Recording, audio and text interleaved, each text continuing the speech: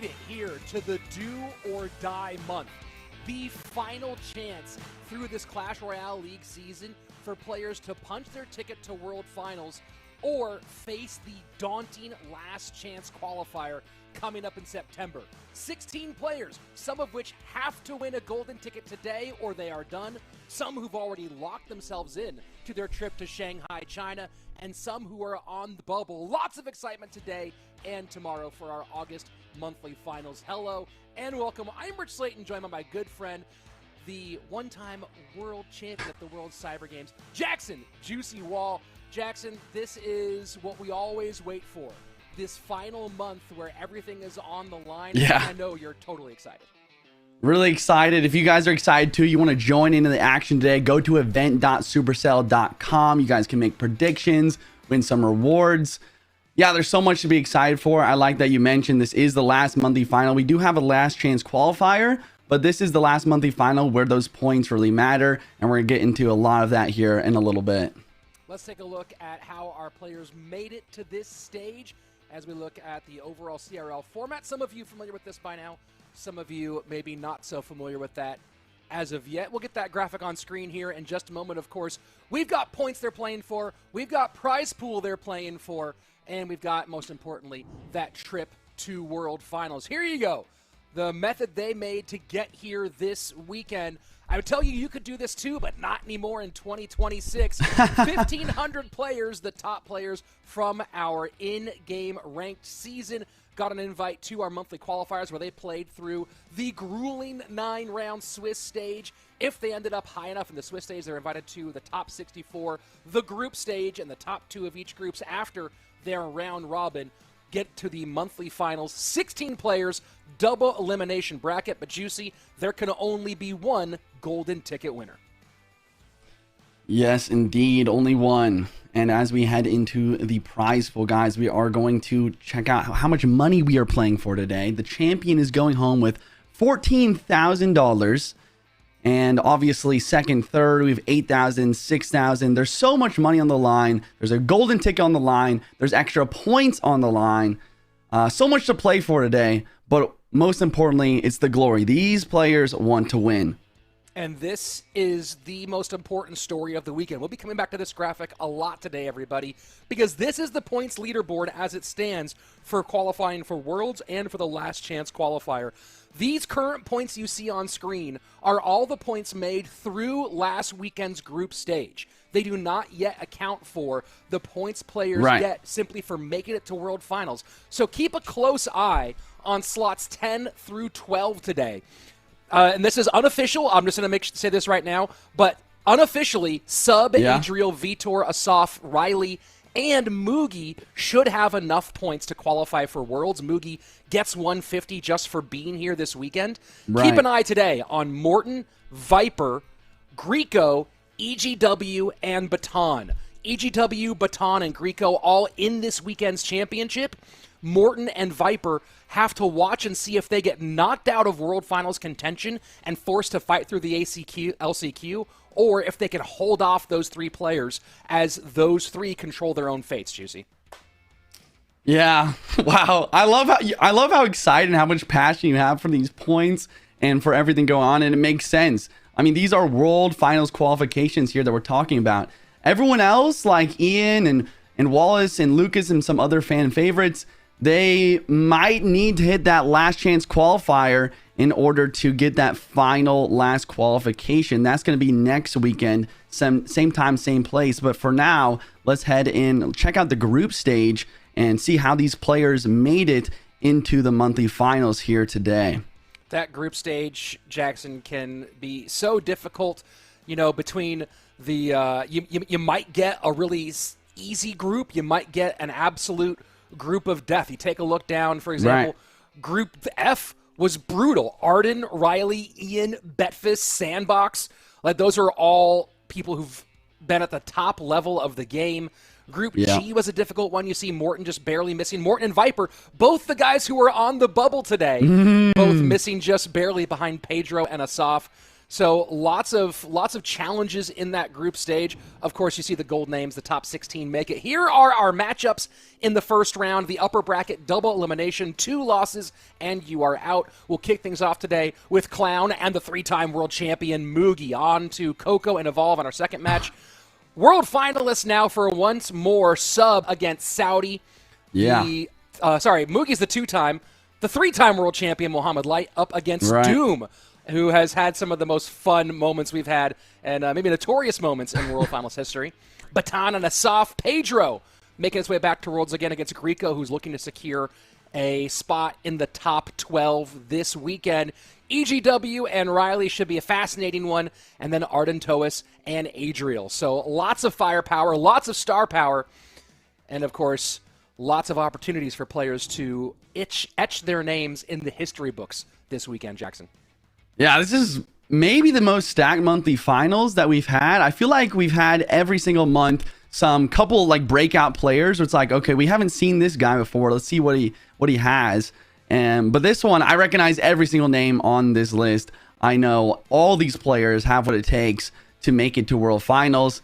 Now the question is, are you going to back that up with the gameplay that you need to bring out here on the final monthly finals? We are heading straight into Clown versus Mugi. This is a tough one. Someone asked me yesterday, like, who do you got to win this first match? You know, they were going on the website. They're trying to get their predictions in. And I was like, my mind says Clown and my heart says Mugi, because I've predicted against Mugi so many times because he's a player who is just so talented but lacks that practice. So I think, you know, whoever's practicing more should win. But Mugi's just that guy. I've predicted against him so many times and been wrong so many times. Well, this is one of the most fascinating pieces here because for the first time ever, we have Clown playing for the position of power. He's already got his golden ticket. He is already in World Finals. Will be making his World Finals debut in Shanghai, China later this year. Can't wait to see that. Mugi has also unofficially qualified on points. So 2 people who are in the World Finals now playing for a combination of money but also seeding, because your placement here in this ranking will matter for who you get for your first round matchups when we get to Shanghai. Awesome. Yeah, well said. That makes a lot of sense. We are heading into the first game. Clown with this Roll Giant Double Spirit Cycle deck, and Mugi with a Mortar Mother Witch Goblinstein deck. Goblinstein, wow, Cannon card locks as well, though. Unbelievable start for Mugi here. So I was going to ask you, Juice, is this an indication that spirits are or are not dead? I was going to say, hey, double spirit deck in this new era of Clash Royale. And, of course, he ends up taking a world of damage early. Yeah. Great question. I think that the spirit nerf is not as impactful as I originally thought it was going to be. The way that I play the spirits is still very similar. They're just less useful aggressively on offense. So that's why we've seen a lot less of those double spirit hyperbait type decks. And a lot more spirits used, I feel like how they were intended to be in Clash Royale, which is in like this kind of deck where you have these spirits to support your pushes, one to heal, one to get that nice crowd control for anything like skeletons or skeleton army and stuff like that. Clown went 3-0 in previous stages using this exact Royal Giant deck with the double spirits. And of course, we see our first CRL appearance of the evolved Royal Elite Barbarians, the E-Barbs. Yeah. Juice, an absolute menace right now, all across all stages of Clash Royale. Yeah, it is insane how good they are. When this update originally came out, I thought that Hero Berserker was going to be the super OP new card. But these Evo E-Barbs have just been dominating the arena. You can pretty much play whatever deck you want and just throw the E-Barbs in and it just works. I was running Evo E-Barb Splash Yard yesterday. It makes no sense, but it was working because they're so good. Final 30 seconds of regulation time. So far, it has been all Mugi. Even there, the Phoenix can't get on tower. Nice fireball value for Clown. But so far, seems unlikely he's going to turn anything into any real damage. Between the defensive setup we've seen and the offensive pressure, and in particular, Clown's inability so far to deal with cannon carts, what do you think of what he needs to do here to get back in game number 1?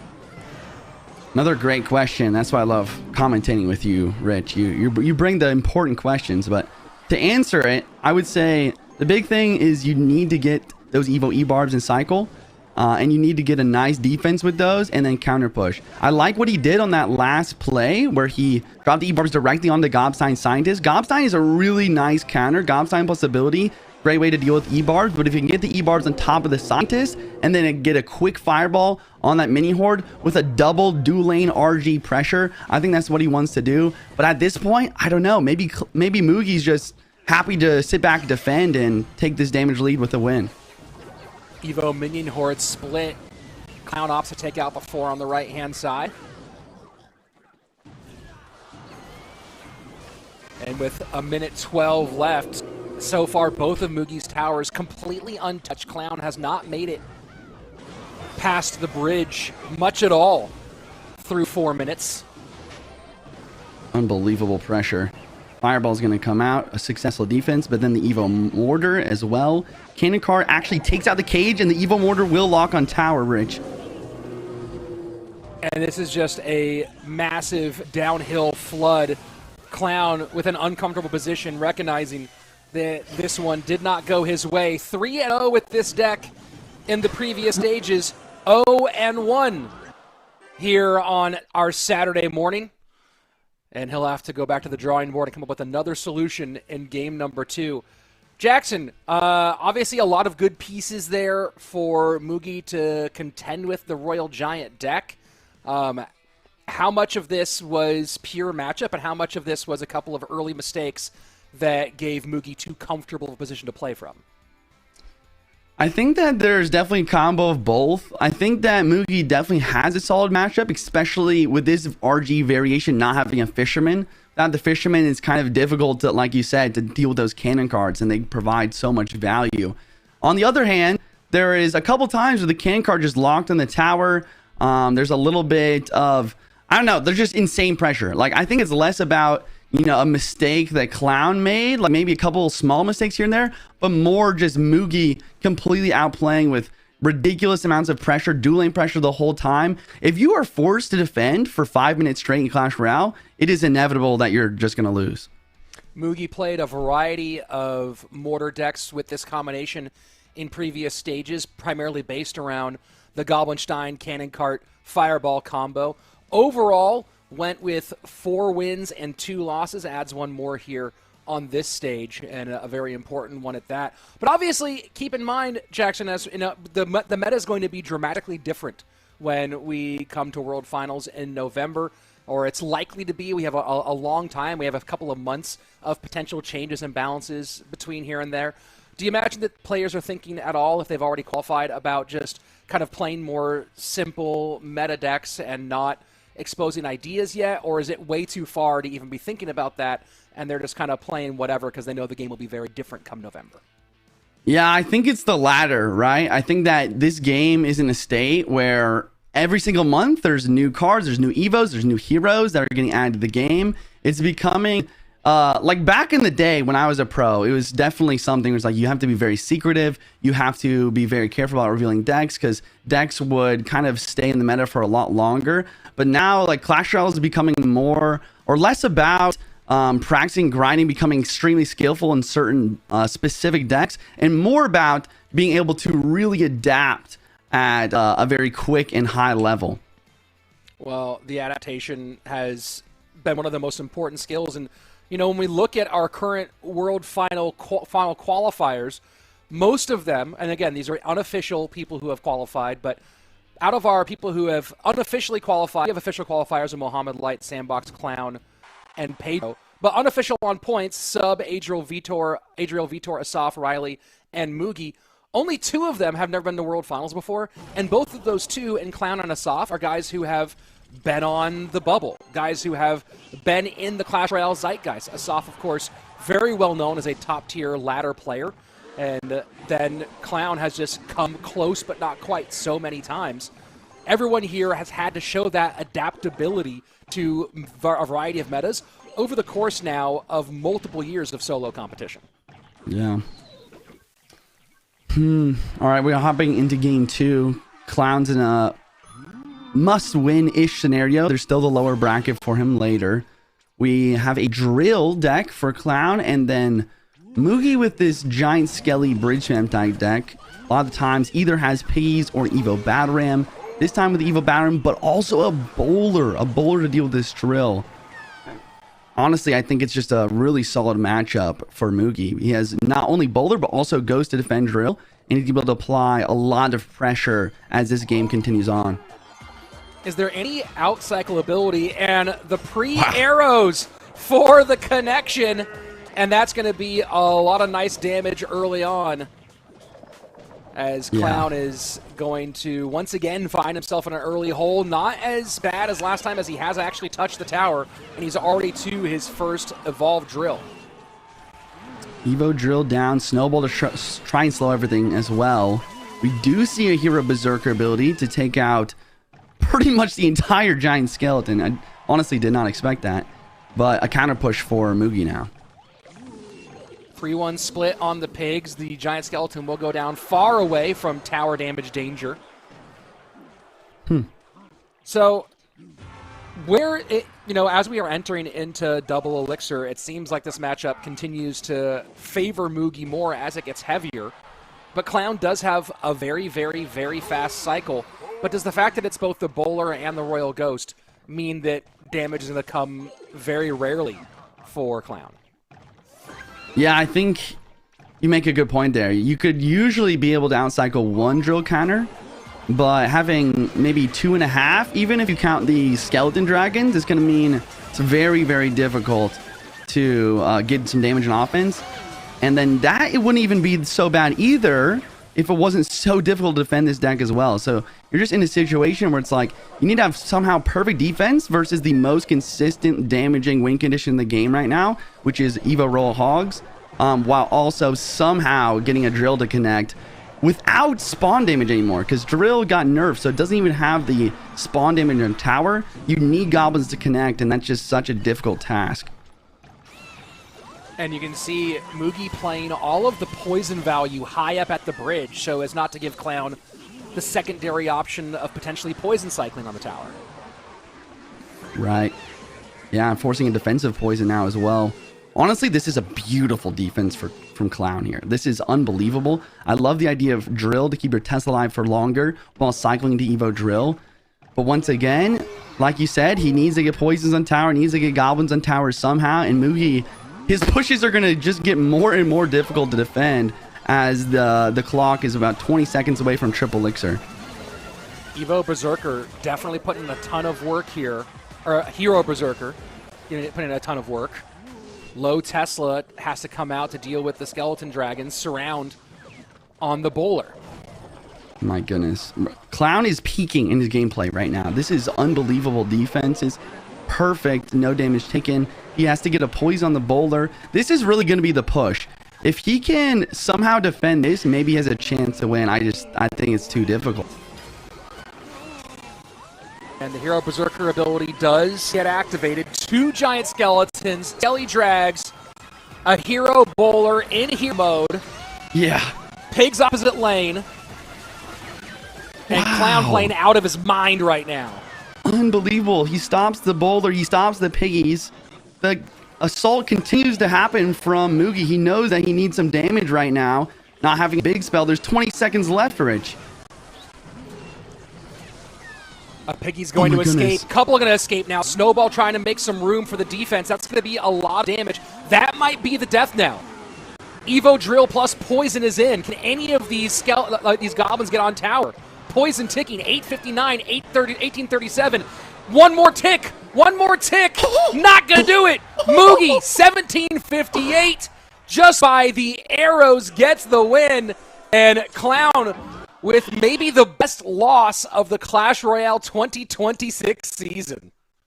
Wow, could not have said it better than you. That was the best gameplay I've seen since the last time I watched a Muhammad Light, maybe. But what a play from perfect defense, but just the end. The Tesla was placed well too low. That made it so one piggy went straight to the tower. The Tesla went down pretty quickly too because he was trying to get the attack at the same time. And then the snowball at the end. If the snowball on offense, I mean, it's hard because he had to cycle back to it, but the snowball offense is 1 second sooner. Maybe push that that fisherman away to get that goblin hit, and then the poison. I mean, everything was insane. All right, let me talk to you about the first matchup here. I mean, these are the decks. I would say the fireball for minion horde is one thing, but you know you can't deal with the cannon cart. And then we talked about the second game. I don't know if there's too much like left to be said here. Mugi just getting some pretty solid matchups, and Clown trying to hold on for dear life, but just not quite enough. Yeah, great work from Mugi. I don't know if he's working with Tight again this year, but that would be my expectation. I haven't gotten confirmation on that, but phenomenal deck picking in both stages for Mugi. And as we said before, had some success with this mortar cannon cart combination in various different variations, and then on to this very heavy pigs deck, and the double shutdown for drill ends up winning.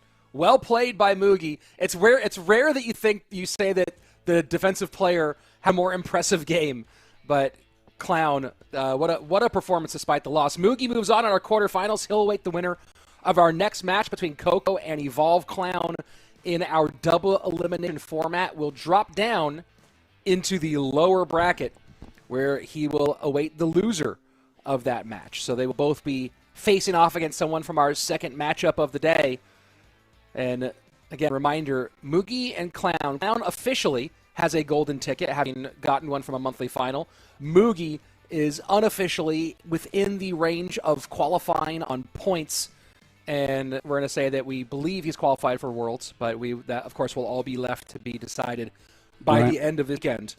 And now we turn our focus, Jackson, to probably, when you look at some of these matchups today, there are a couple that are like the big marquee matchups in our opening round. I think we just had one of them. Coco and Evolve is an interesting one. Coco, somebody who is certainly a top-tier player, but kind of just on the outside of, at least in the Western conversation, the general zeitgeist, despite having been very successful overall throughout his career in Clash Royale. And then Evolve is someone you're talking about, you're knowing everyone on here.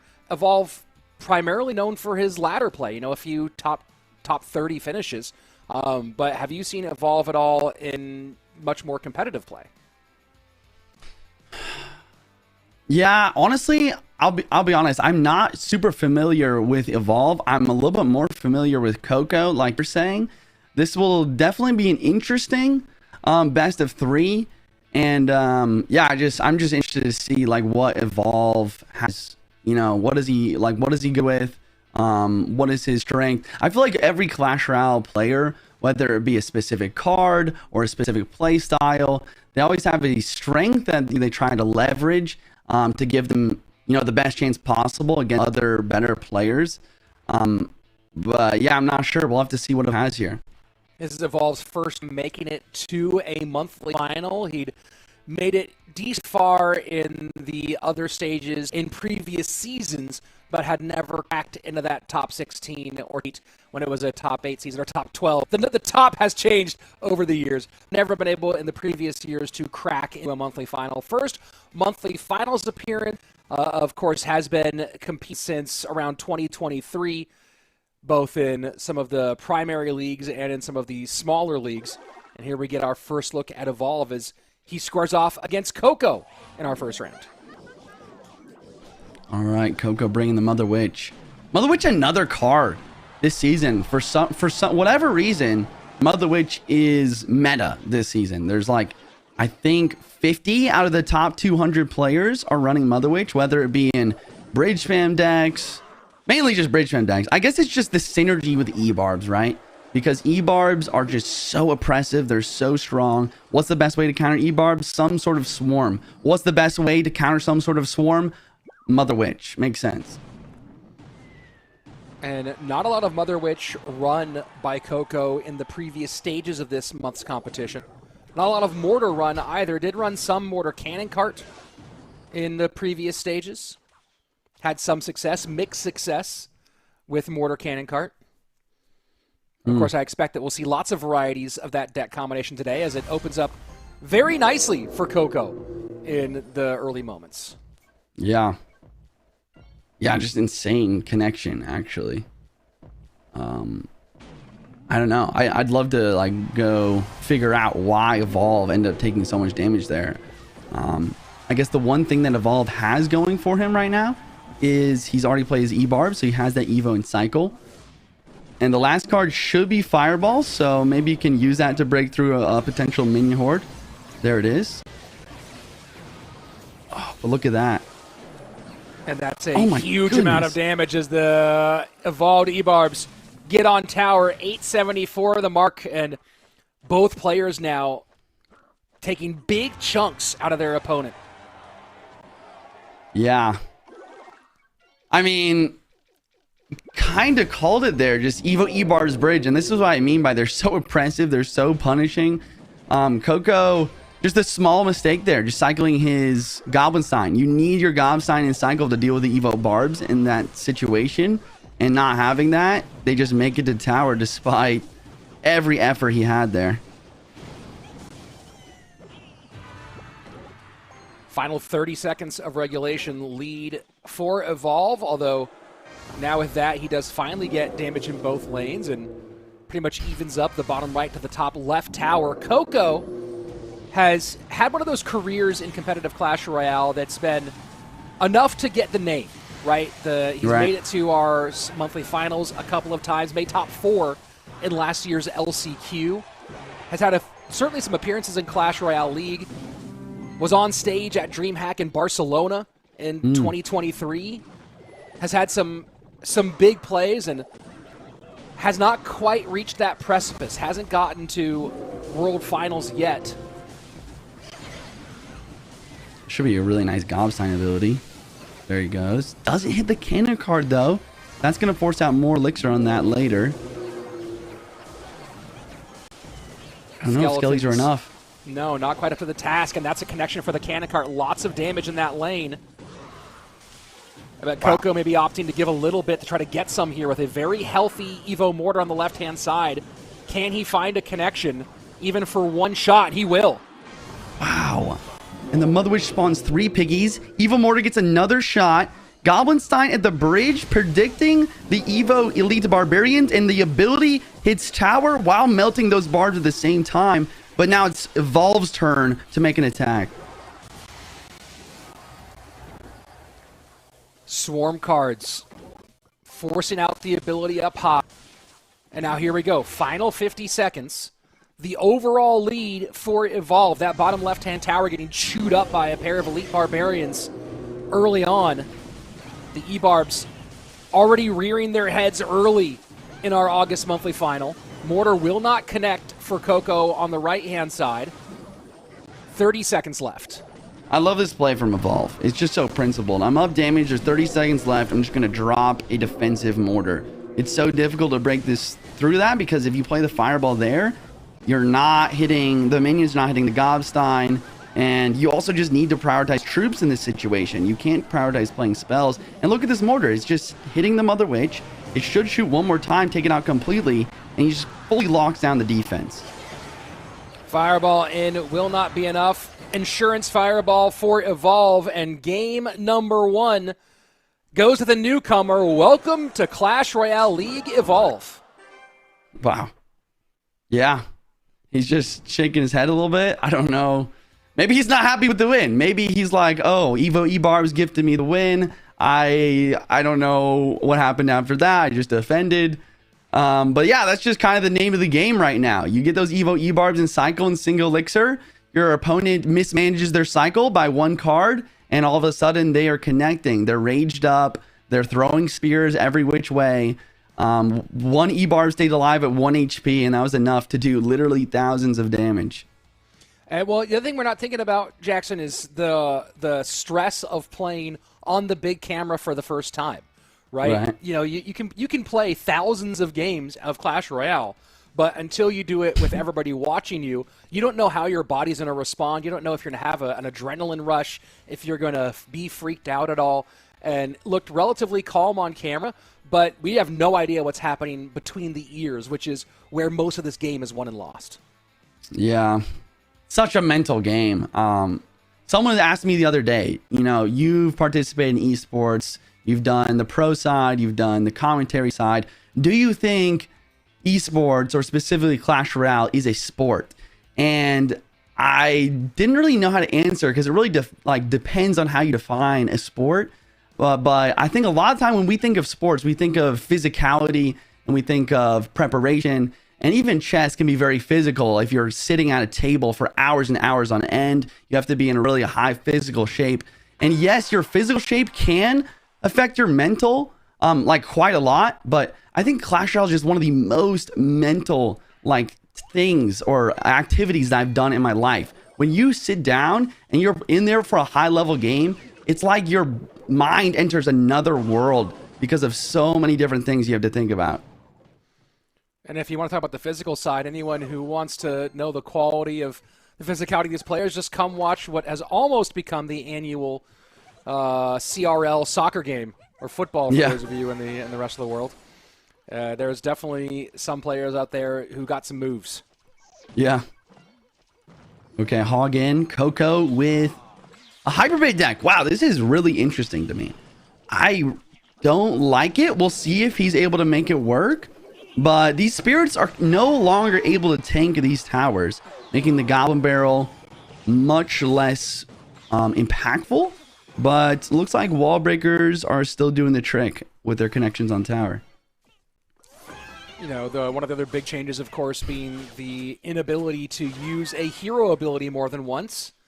Yeah. Besides the, not a hero ability, but besides our boss bandit and our champion side. Right. And it seems like, I know people talk about that being a huge nerf, Juice, but, I'm someone who spams Magic Archers like crazy. Doesn't really feel like it's impacted my Magic Archer play very much. I don't know how often you're looking for most of these heroes to get their ability off more than once. Yeah, I think that's true. I think that for a decent amount of cards... Oh, wow. Tesla just popped up, took on the Ice Spirit. But yeah, for most of Heroes and Champions, it's not making a huge impact. But I do like the fact that now, once you see your opponent play their ability, you never have to worry about it again. It's just kind of a nice... I don't know. It's just a peace of mind thing for the other side of that. Nice little King Tower activation there with Coco. Recognizing that's actually kind of an impactful change, almost a buff to the Electro Spirit. Right. Juice is that it can't tank to the tower anymore because now it's a little bit harder to activate King Tower against it, as we just saw the double drop from Coco to make it happen. Yeah, that was a nice play. And it's a good call as well with the Electro Spirit. I think that, there's a lot more decks that are willing to play an Electro Spirit now because of that fact. Evolve a little bit upset with the Hog Rider not connecting the tower. Once again, going back to that very impressive double drop in order to get the King activation earlier. That's going to be an important thing for the rest of the defense of this game for Coco. King Tower activations they'll reduce an undefended Hog Rider from 7 shots down to 4, if I remember correctly. That's pretty unbelievable. Yeah, it's going to be generally about a 40% reduction in hits. As we head into double elixir overtime and soon triple elixir, I do think that these defenses may get a little bit more difficult for Coco. But the Hero Berserker is here for that very reason. And you can see it right now, not even needing the bomb tower and then completely preventing the lightning value by using this Hero Berserker ability as the main defense. Early damage paying off for Coco as we go into the final 80 seconds. Lightning not going to get on the bomb tower, but will take the Magic Archer off the board, which is almost more of the concern here. Although, Evolve would love to get at least one legitimate Hog connection. I think that's really what it comes down to here, Rich. If Evolve gets one Hog hit, I think he wins. If Coco can somehow keep these defenses rolling, I think he's actually a great chance to just hold this damage lead. And he'll keep applying pressure with Goblin Barrel to get some more chip later, I'm sure, as well. Difficult for Evolve to try to outcycle in this situation.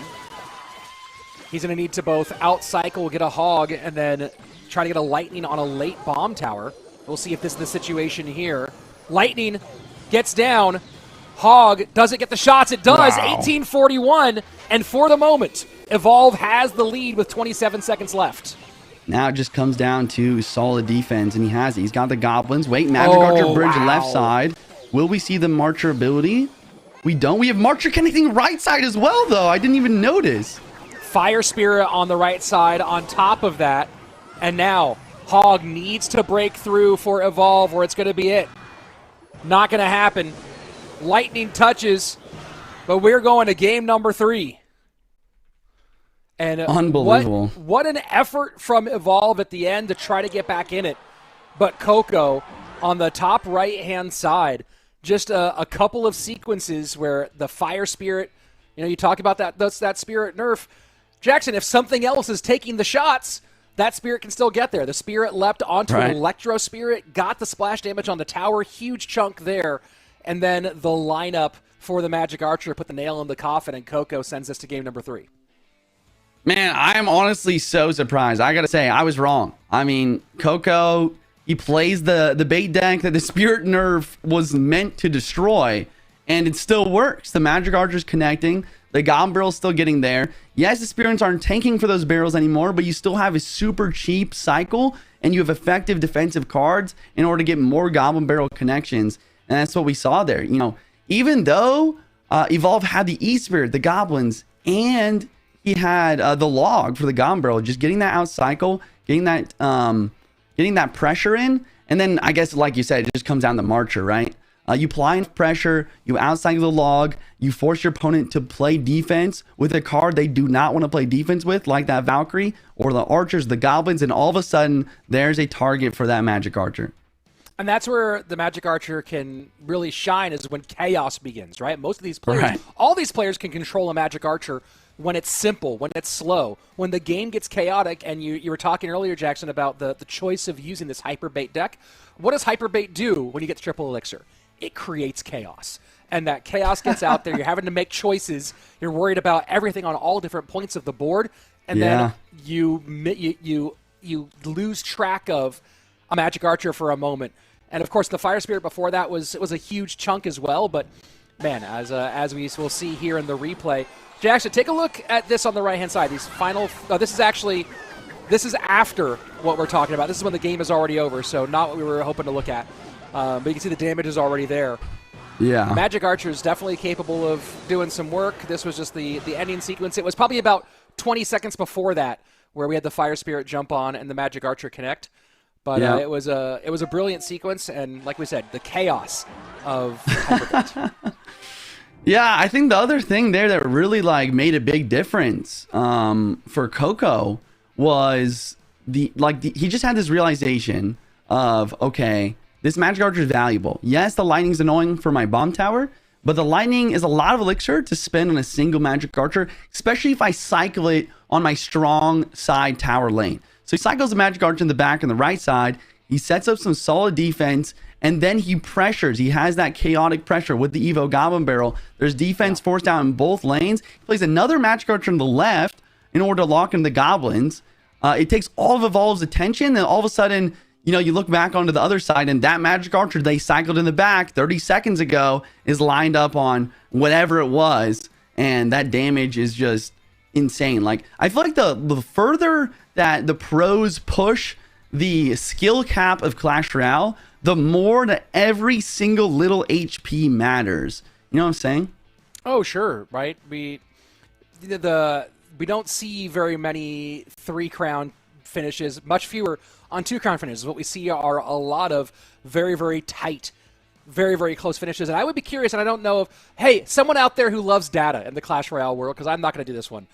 Can we do a chart of the history of the gaps in finishes over the course of CRL?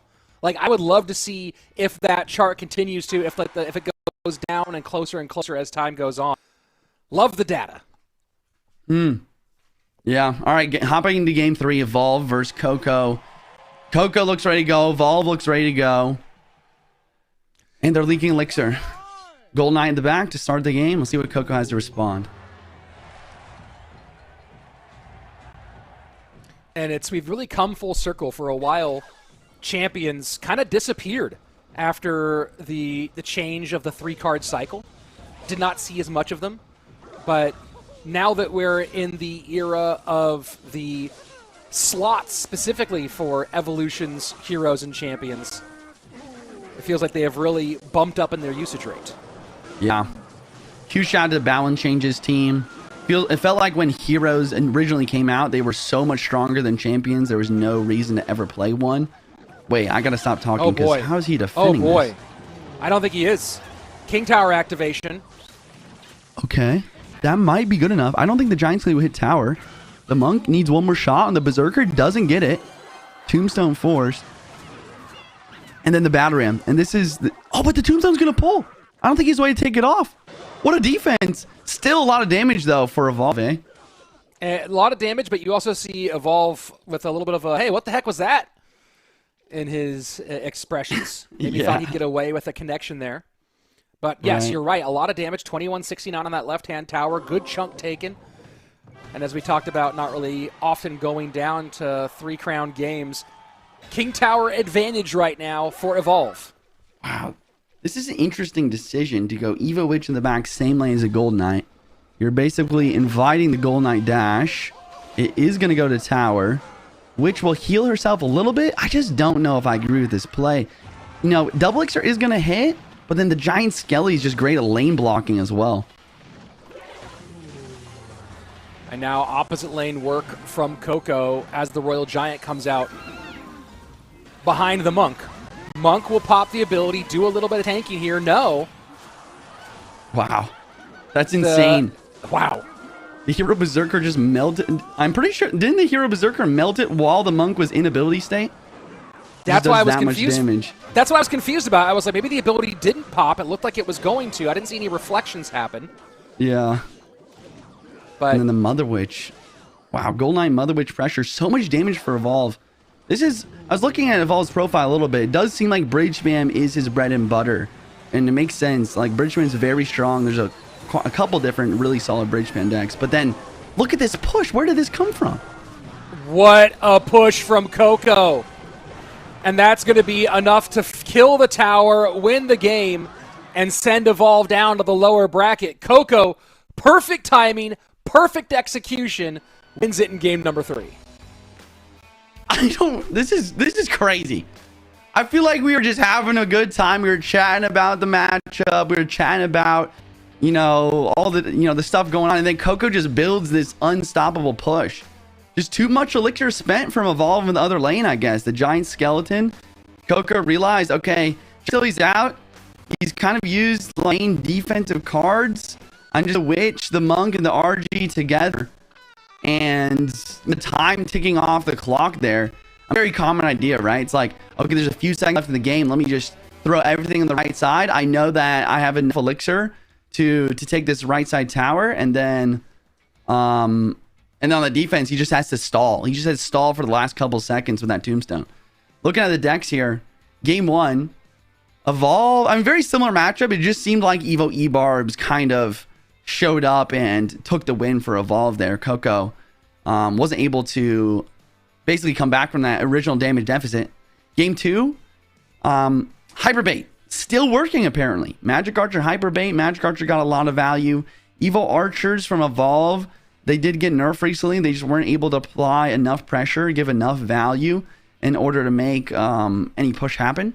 And then game 3, like, it looks like on paper that Evolve should be in a pretty good situation here. Zappies don't get reflected by Golden Knight.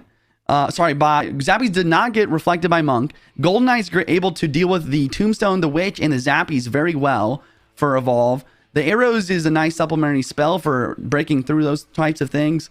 And then Hero's Berserker even is just great defensively. It just seemed like Coco just found the right push at the right time. And Coco opting not to use the Evo E-Barbs at any point in those 3 sets. So not quite into the abuse category quite yet on the day. But we do have our first 2 quarterfinalists. Mugi and Coco will face off in the second round of our upper bracket. And of course, Mugi has likely already qualified for World Finals. Clown and Evolve down on the lower bracket. Clown has assuredly already qualified with his golden ticket win in a previous month. He has that one and will be appearing in Shanghai in November. Evolve on his last legs I don't believe Evolve has enough points to qualify for the last chance qualifier either. So for Evolve, it's a golden ticket or bust weekend here at Clash Royale League. We'll see if he can make an epic lower bracket run, but not going to get the start he wanted to in this one. And then now, Jackson, let's take our attention to our next matchup coming here in just a couple of moments. Sub versus Saudi.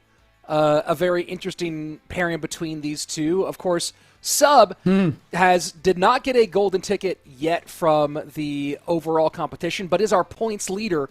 And I'm going to say that it's unofficial, but mathematically he has qualified for World Finals. He is the points leader overall going into the weekend. He will be appearing at World Finals, even if he goes out in 2 in this first one.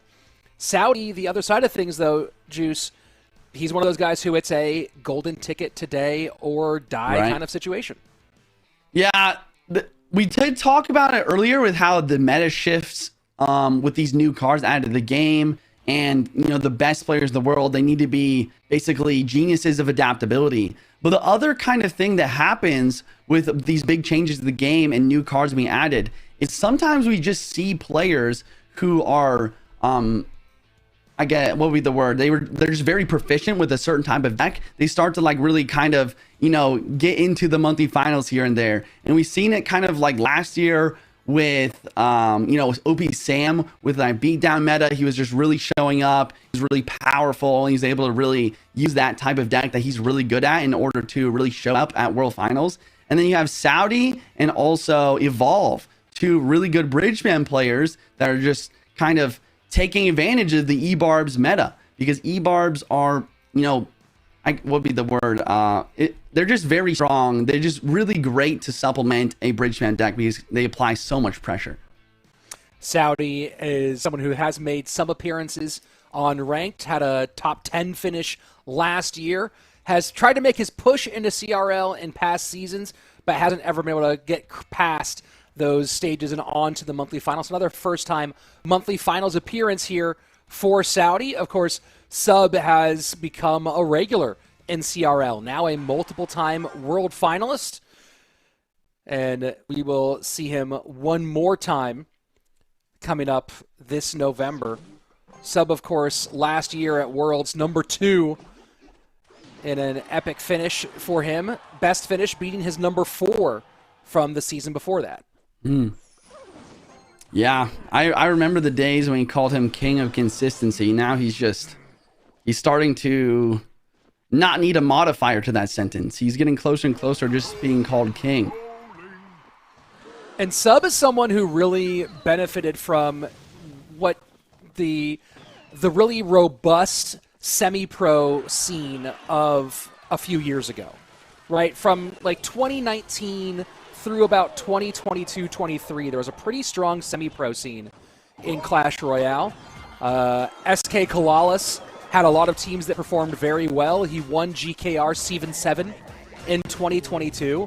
And he was someone who, for those years, like 22-23, you saw Sub in just about every team or solo semi-pro or non-CRL competition until he finally broke through to make World Finals in 2024. And that's one of those things where you talk about the value of a really solid, whether you call it second league system or well-supported semi-pro scene. A lot of the players who we're seeing now as top-tier pros, that's where they were able to really cut their teeth as competitors, and Sub is a great example. Amazing. I didn't know all the backstory. That's what I love about Rich. He's in the know when it comes to these things.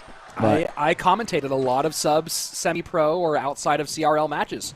Right. A ton of the Supremacy League, Queso Cup stuff, GKR, all those types of competitions.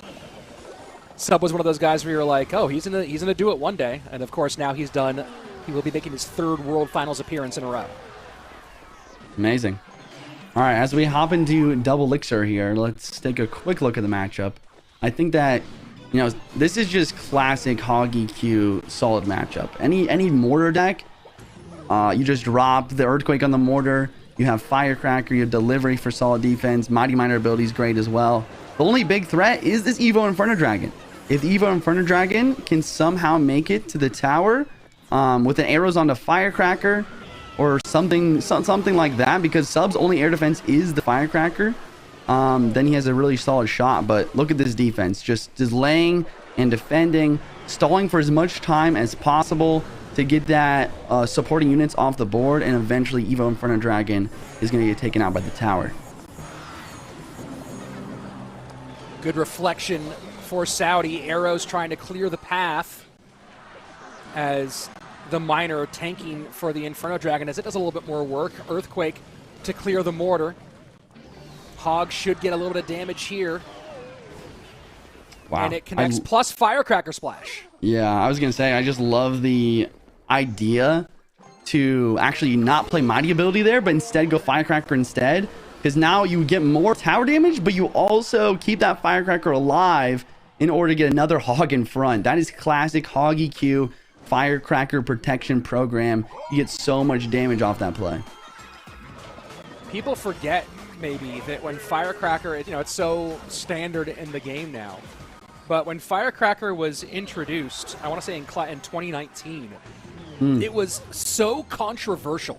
Yeah. Pros were so frustrated about it because it was kind of a paradigm shifting card. This troop that would dodge essentially your shots, which is not something we really had happening other than maybe a bandit being in its dash form as a legendary.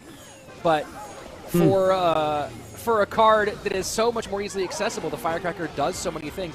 Now we look at it as just a part of Clash Royale, but for a first while, it was one of the most controversial cards ever introduced. Yeah. And now we have Hero Wizard flying in the air, hitting tornadoes, 360 no-scopes. But, yeah, I mean, when it comes down to this game that we're watching right here, none of that's necessary. None of that fanciness is necessary. Just Sub doing Sub things. Firecracker cycling. Firecracker does actually deflect herself from the tower. Wait a second. Pre-arrows? The bowler splashes tower once? Not twice. Does Sub even have the win right now?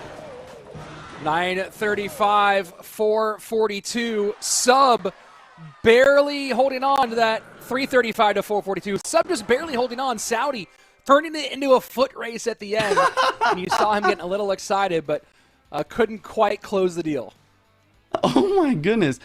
I almost caster cursed him there. I was just like, I was literally about to talk about how he just simply walked down this matchup with Hog EQ, with good Firecrackers, good Hog Riders. As soon as I said that, Monk deflects the Firecracker shot directly in the tower. Every single spec hit that, and it, I don't know, did like hundreds of damage. It was almost like a hunter when it gets too close to the tower. And then that bowler connection, the pre-air's in the middle, and then the Hog Rider doesn't distract the bowler there, because as soon as the Hog Rider jumps over the river, it becomes an air unit in the game code for like 1 second.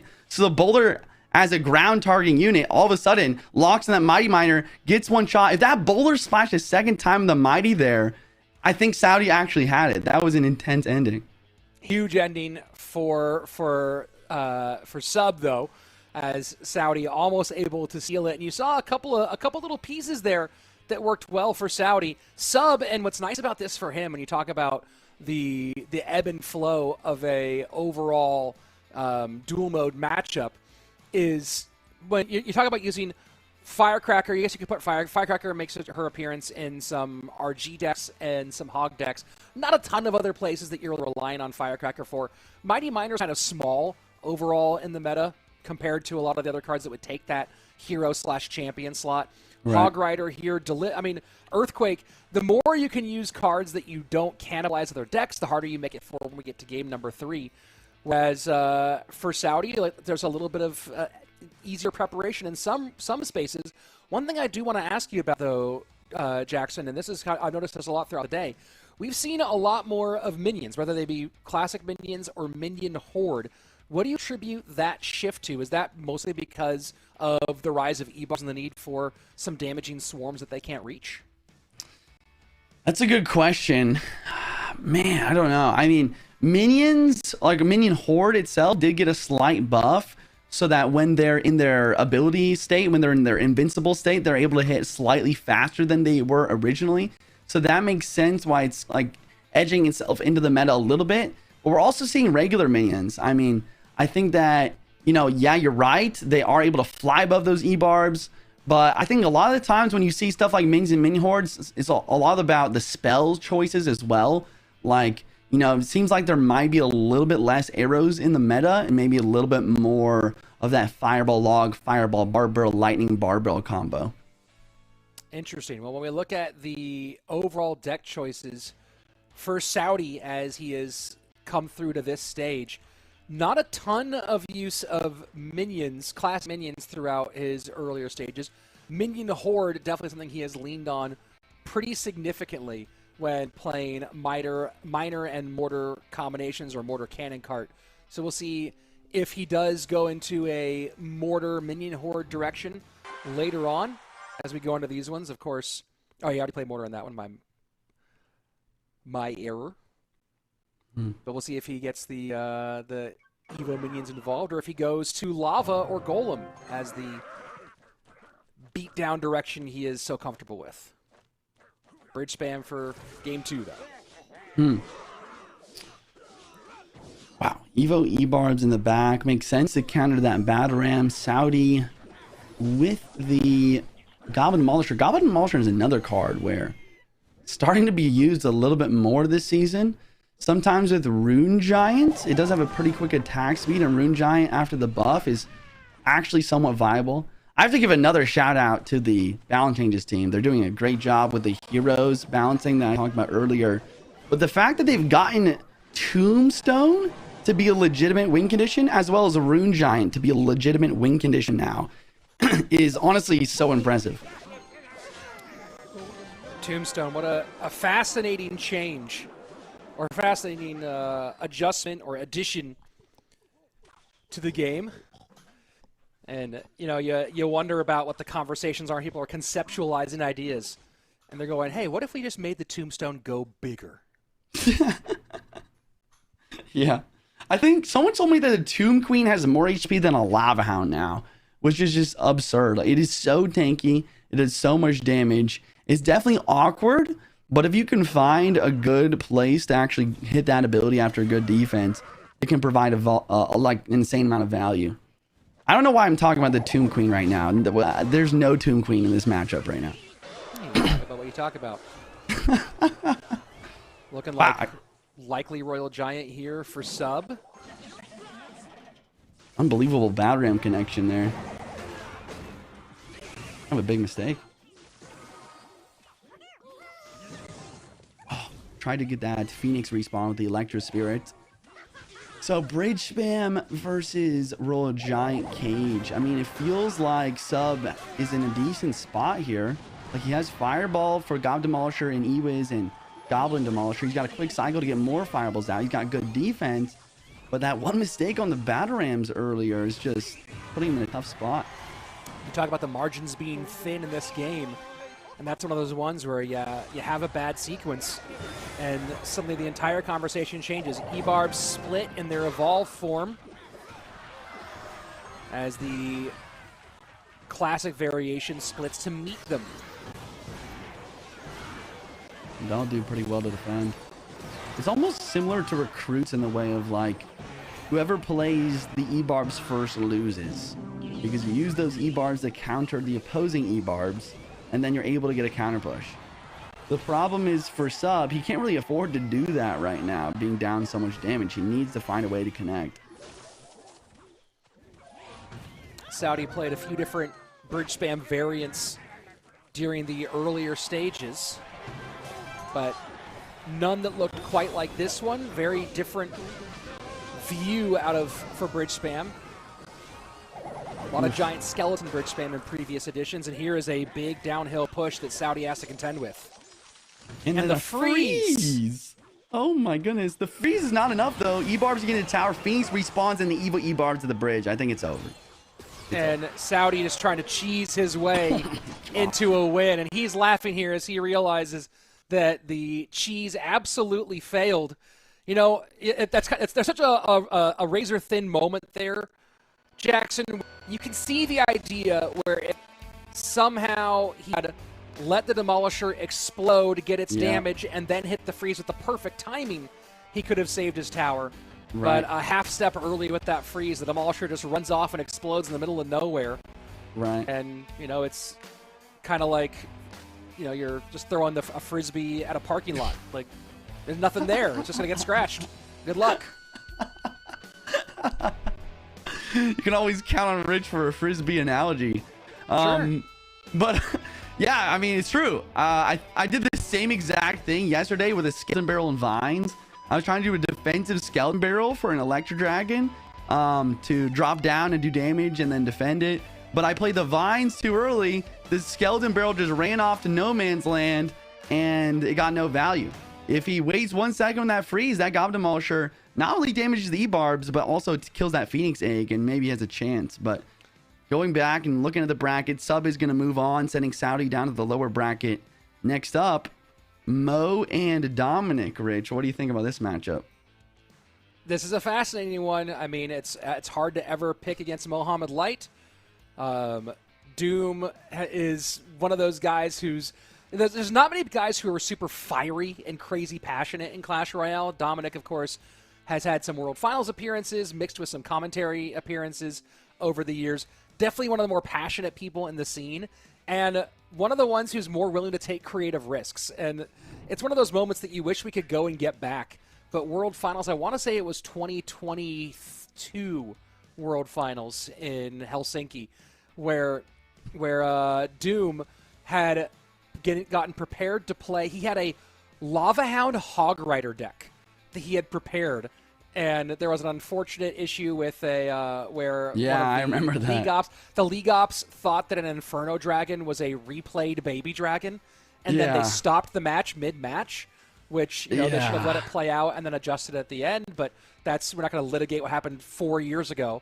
But Doom had this Lava Hound Hog Rider deck that maybe would have popped off. And I remember how frustrated he was in that situation, but I more remember just the willingness, the absolute insanity that you're like, hey, this is World Finals, and I'm going to bust out Lava Hound Hog Rider to try to go for some crazy thing. Kind of similar to what we just saw with out of Saudi trying to go for that bridge spam freeze deck. So I definitely always am excited to see Doom in the mix just because you don't know what he's going to bring. Yeah, especially versus Mo. I think that was part of his strategy is like, I need to surprise this guy. I need to shock this guy. I need to do something wild in order to bring down the best in the world. And I don't know. Maybe we'll see something else right now against Mo. We'll see if Doom is going to make that play, or maybe, I don't know, maybe he'll stick to something a little bit more calm. Both players send the good luck. Let's see what decks they are bringing in. Dominic rocking a pretty nice SK jersey. SK has always had some pretty solid merch. I like the purple. I might have to reach out and see if I can snag one of those. That's got some style to it. Yeah. Furnace from Momo. And Doom just saying, hey, I'm going to play it at some point. Let's play it game number 1. Lava Hound for the longtime Lava player out of Dominic. I like it. Play your best deck. Get a win if you can. Mo's obviously going to be prepared. He's got the Gob Hut, a great air defense. You got Furnace, Electric Spirit. Oh, and the delivery as well. Oh, my goodness. Oh, boy. Of all the... And, Dom is sitting there going, hey, I'm going to play... Like, which game do I play it in? And you gamble, you play it in the first game, and you end up against just the counters. Yeah. He's pretty prepared for Piggies, though. He's got a Dark Prince. Tombstone's pretty solid. Since Momo's last card, or not his last card, but one of his spells is either going to be Fireball or Lightning, right? So not having a log or anything to actually make it to that Tombstone could make that card valuable. And then the other thing that I have to mention is just Doom is just used to this situation.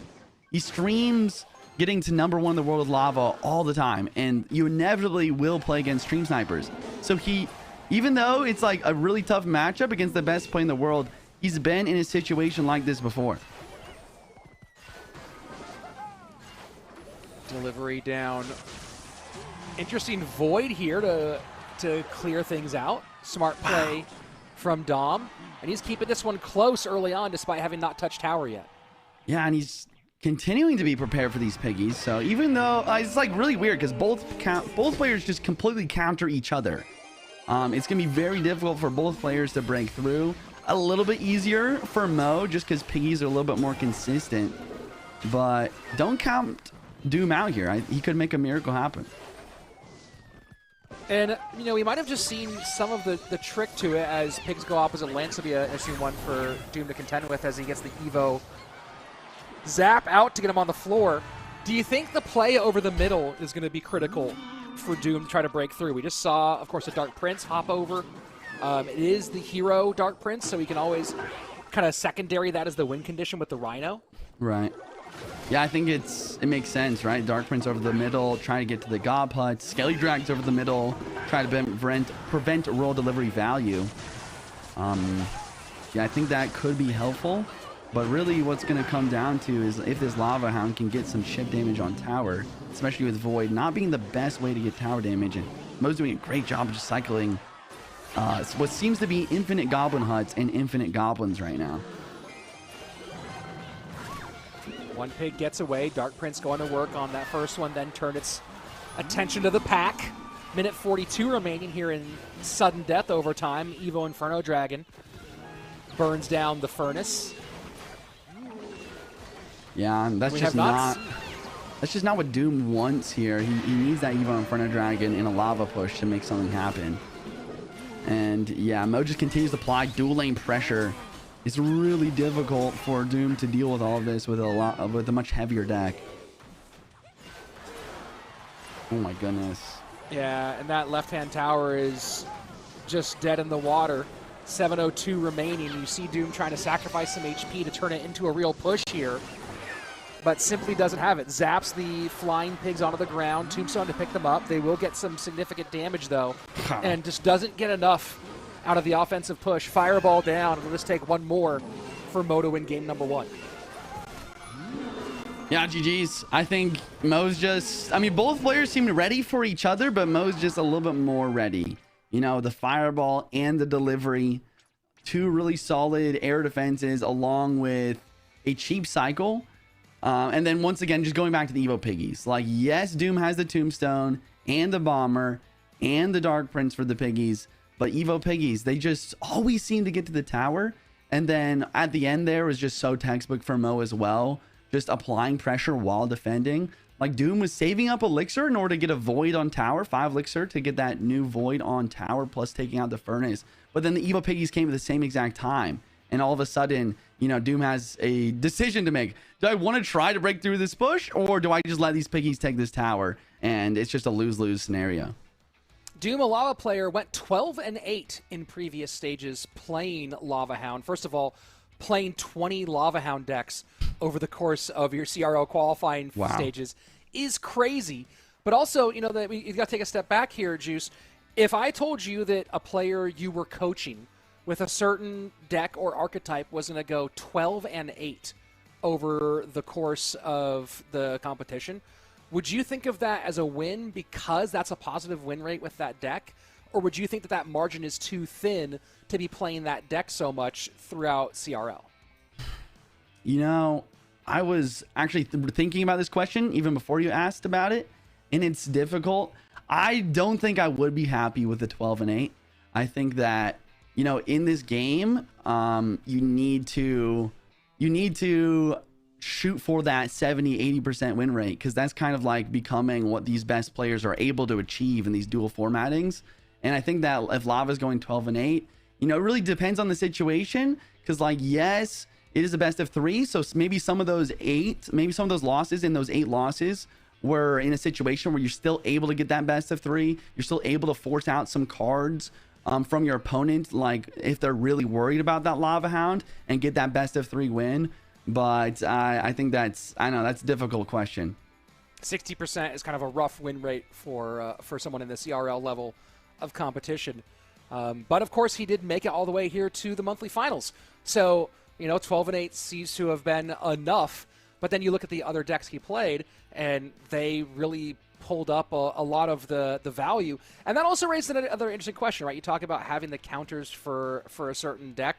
Is the fear of Lava Hound enough to give you someone like Dominic enough information to build the rest of it, right? Because he certainly made up that lack of win rate for Lava Hound with other decks, and you got to wonder how much. I don't know exactly which game he played Lava Hound in each other deck, but you have to wonder how much he was banking on people predicting Lava Hound and trying to play the counter to the counter. Yeah, it's fascinating because, like, I mean, let's just take this situation, for example. He has forced Mo to use delivery and fireball. So now those piggies, he could use those piggies for himself, potentially, as you force out some of those cards. And then the fear of something is definitely something to think about, but it doesn't really apply if you're just going to always play Lava Hound anyways. And then I guess the final point I would make is, like, Dominic is able to take these skills that he has for Lava Hound and translate that to other decks. And I guess we're going to see that right now with Doom going with those piggies with that delivery fireball out. You have to imagine that Mohamed Light and company have had the same thought process you had. Hey, delivery's gone, fireball's gone, great chance for piggies.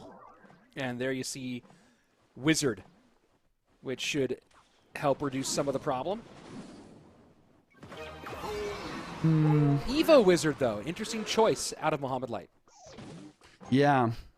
Evo Wizard, I mean, it does make some sense. I like Hero Wizard a lot, honestly, but wow. I mean, Wizard on its own getting some really solid value here.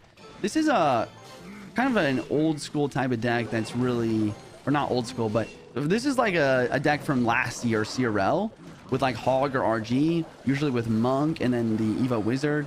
And it's mainly used to just control the spammy, valuable meta decks in any given meta. And it seems like that's what Mo's trying to do right now. Good connection on both sides for the three-time world champion. Left-hand tower for Doom already in pretty significant early trouble. Down to 1539. Right tower chipped up a bit too, down to 2064. And you talk about Doom's history in Clash Royale. Obviously a well-known and talented Lava Hound player. Does have a reasonable competitive history as well. Not just on ranked. Has made a few appearances at monthly finals overall. Ended up making the top 12, getting past the first round in his only World Finals appearance back in 2022. But a lot of top 10 finishes in ranked, in the various versions of ranked. Wow. Inside of Clash Royale. Wizard is just getting so much value in this matchup. It's absurd. And it makes sense. Dominic just doesn't have a big spell. These type of bridge spam giant skelly decks a lot of the time will not have a big spell and have arrows instead. So this Wizard is just locking down defense, and then Mo, super principled. He just continues to he's just so principled. He continues to apply pressure other lane. It's just so important versus these types of decks. I think a lot of players would just try to hyper focus one lane. But wow, another Hog-Rider connection, and Doom is in a really tough spot. Evo Wizard setting up very far behind the Mighty Miner. Pigs into the left-hand lane. Evo Cannon cleans those up fairly easily. Hog-Rider looking to break through. Zappy's behind the bowler. That will shut down this Hog-Rider. And for the first time, Mohamed Light has a real serious push to contend with. We'll see if Doom can double down behind it. Sets up the bowler. Pretty healthy Mighty Miner goes to the opposite lane. I wouldn't be surprised if he just lightnings the bowler. Yeah, exactly. Because now I think you still need 2 more lightnings, to be fair. But being able to just take that bowler off the board, which is like one of the biggest threats of this deck, super clean. Mohamed Light playing defense on the left-hand side. Has to work against these pigs. Playing it nice and conservatively. Giant Skeleton was tanking for the piggies, so it goes down up high, and now Mohamed Light puts it within 1 HP. When I said I think you need 2 more lightnings to take this tower, I did not realize it was going to be 1 HP left. Mo not having a small spell, need to cycle back to 1 more lightning. This gives potential for Doom to lightning block with either Zappies or Piggies. We'll see if he's going to be able to do that. He attempts to do it. Mo's keeping track of cycle, though. He knows that those cards are in hand, and once they're not, he's free to lightning, and that's going to be a clean win for Mo.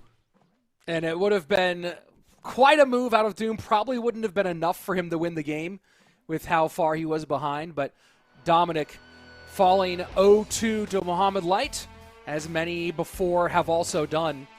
And that will move the three-time world champion up into our quarterfinal round, where he will face off against the man he won his third championship against in sub.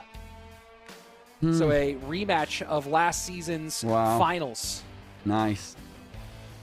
Oh, man. I feel like Doom has now tried both options versus Mo. You know, at that World Finals, he tried to surprise him, got kind of unlucky, and now this time he just goes to what makes sense. He goes to his bread and butter in the lava. He goes to a really nice Piggies deck after that with some counters taken out. But Mo is just so ready for both of those games. Not only is his gameplay so solid, but he's always working with some great coaches in order to get those great matchups. And I mean, I love the idea there. It's just like, okay, it makes a lot of sense for Doom to play Piggies here. Let me just be ready with a Evo Wizard. And the Evo Wizard specifically makes a lot of sense there, because a lot of the times it's like, okay, you know, these spells to counter the Piggies are out. So let me now go for a lightning with my Piggies in order to break through any sort of other option that my opponent might bring. And he's just ready with a wizard that has a shield on it. He didn't end up needing that, but still the wizard got so much value in that last matchup. I think Dominic's also a really good example, Jackson, of the difference between being a good ranked player and a good competitive player. And Dominic is a fine competitive player, right? He's made World Finals. There's a very small list of people who've ever done that in their careers. He's made the monthly finals more than once. Again, a very small list of people who've ever done that in their careers. Right. But he's still playing. He's put up multiple top 10 finishes on ranked this year here in 2026. His last number one was in 2024, but he's had, I think, 3 top 10 finishes, 2 in the same season in January with our Path of Legend, with our ranked system. And it just kind of shows like, hey, we know that he's one of the best Lava Hound players to ever play. Clearly very, very good at playing in that system. But that doesn't necessarily translate to the same level of unpredictability, and you've mentioned it, adaptability, that you need to win against all of the other greats in CRL. Right. Yeah, I like the way that you use the word, like, translate. Like, how can I translate this skill to another skill?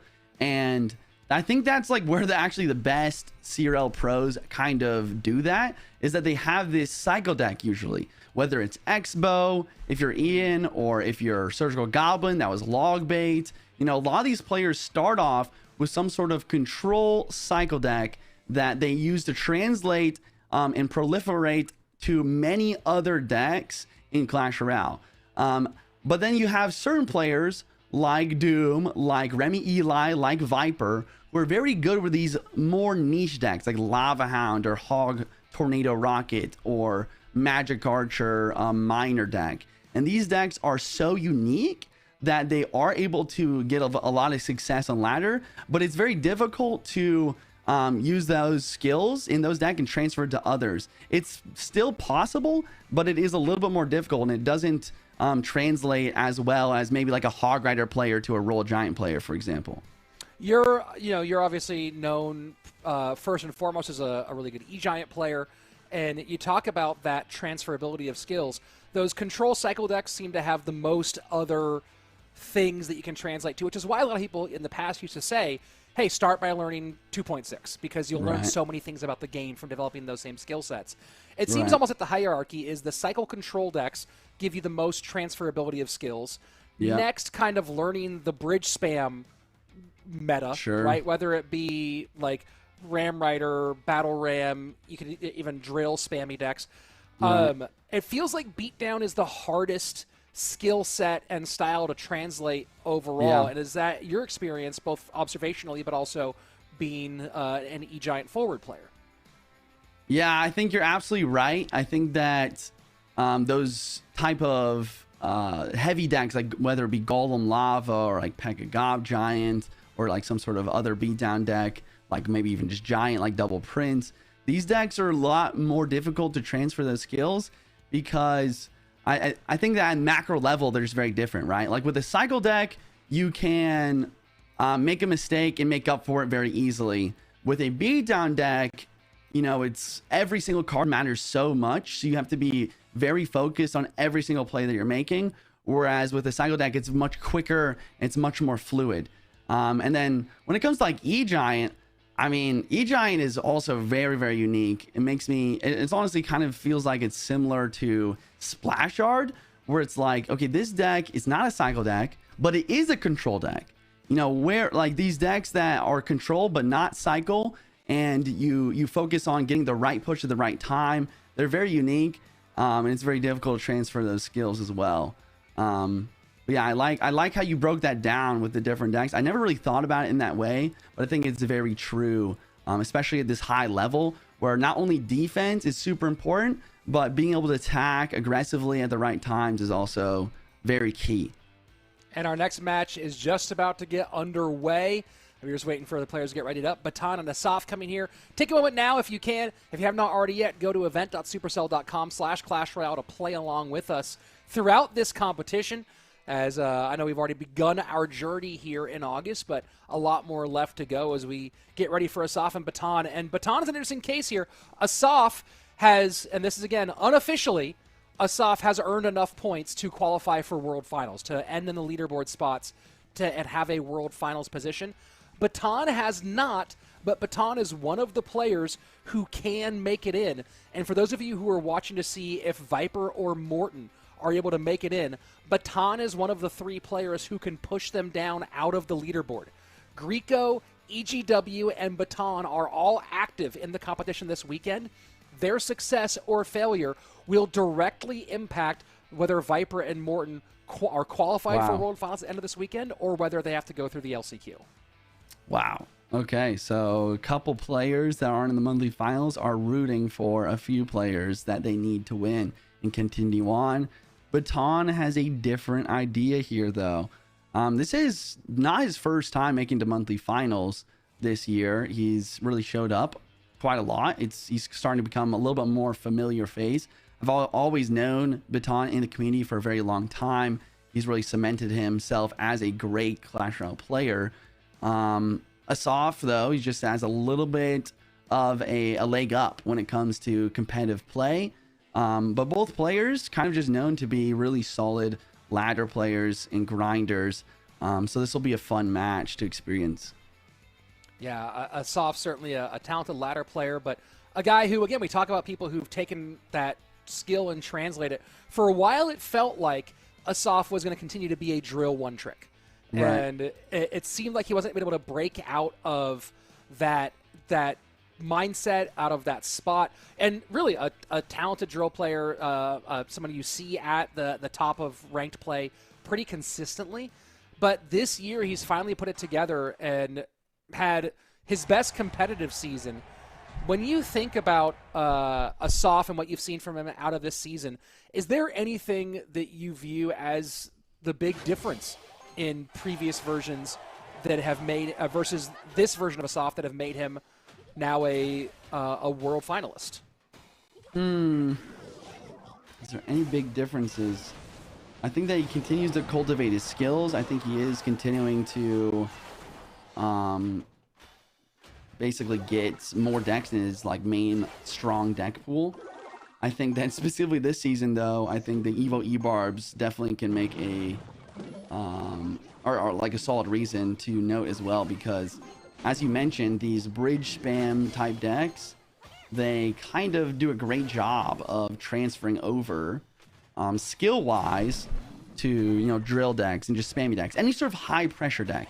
And that's what Asaf is really good at. So Evo E-Barbs, I'm sure, is something that's going to help him not only in this matchup but in this monthly final. You talk about his popular decks, that very popular Mortar Cannon Cart Goblinstein E-Barb decks that we've already seen today, and if you've been playing around, you've seen it a bunch. He is 5-0 with that deck throughout the competition. Bridge spam, Battle Ram spam with the Evo E-Barb's Giant Skeleton went 3-2 with that. So a few other Evo E-Barbs decks that he's had some success with, and including a Rune Giant base deck. So lots of different ways he's utilized Clash Royale's newest hot figure. Okay. So Mortar versus Piggies. Last card for Baton should be some sort of building like Goblin Hut. Nice E-Spirit there, preventing the Gobstein monster from hitting the tower. Still goes for the ability to try and take the furnace off. It is successful and spawns a Piggy. Wow. I didn't think that was going to be a good play, but he makes it work quite well. Fireball does not get the full minion horde. Baton may be a little loose with that one.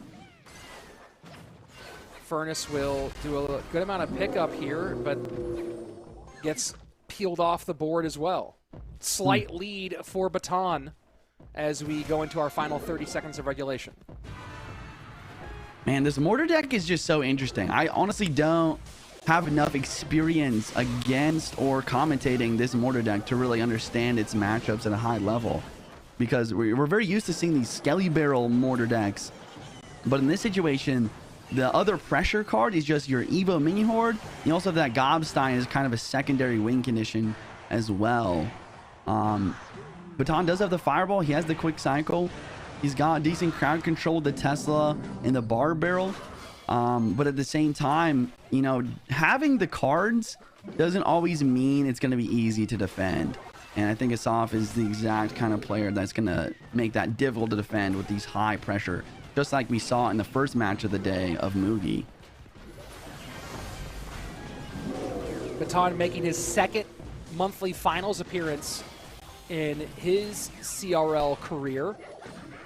Last season, he appeared in the first monthly final, the Dragon League Gold Edition, where he was able to beat OP Sam in the first round and then lost consecutively to Adriel and Igor, aka Hazard.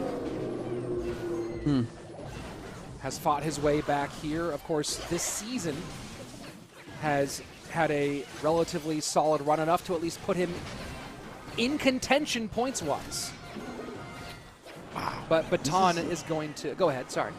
I mean, just is insane pressure. He applies enough pressure. He gets the Evo Mortar to lock. Fireball has to drop down, but the Goblin's being tanked by a Barbarian and another shot. I don't know if this gets one more. If it does, could be Raps. And this is what I'm talking about. It's like this deck is literally... This Mortar deck is literally just... I don't know, like you're like throwing three or four half win conditions together, and then with all of that, you're just applying so much dual lane pressure that your opponent just falls apart.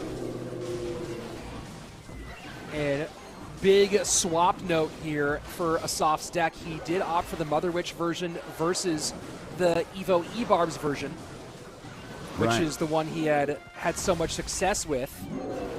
Mother Witch obviously paying off here, and of course he will have the powerful Evo E-Barbs available for Game 2, or if needed, Game 3. But right now, Game number 1 in the books for Asaf, and Baton's World Finals chances definitely hanging a little bit here. Not quite by a thread, as it is a double elimination tournament, but every single win you get is a big one here. And Juice, when we're talking about what they need to qualify for World Finals, points-wise, Baton needs a minimum top 4 finish, I believe, if the numbers are correct here. Minimum top 4 finish to have a shot at qualifying for World Finals on points. He would lock in with points World Finals with a top 2 finish. The top 4 finish would depend on how other people perform on this weekend. No matter where he finishes, though, he will qualify for our last chance qualifier, I believe. Again, everything I'm saying unofficial. But if he wants to lock in World Finals, he's got a long road ahead of him. Yeah.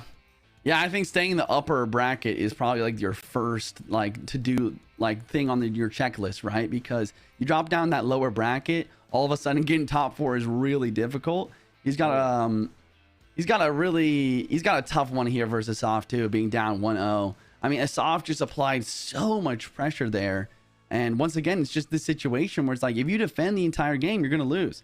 Like, your opponent's going to do damage and you're not. And that's why playing against that Mortar deck is so frustrating, because they're just constantly attacking. And not only are they attacking, but those attacks are forcing out so much elixir. and cleaning up your counter push to the point where you feel like you never have a chance to go in. And then when you do go in, that Mother Wish just drops down and starts turning your cards into more piggies to counter push again. And you fireball that, then the Evo Minion Horde comes through. So insane pressure, great plays from Asaf. Baton's really going to have to turn it around here.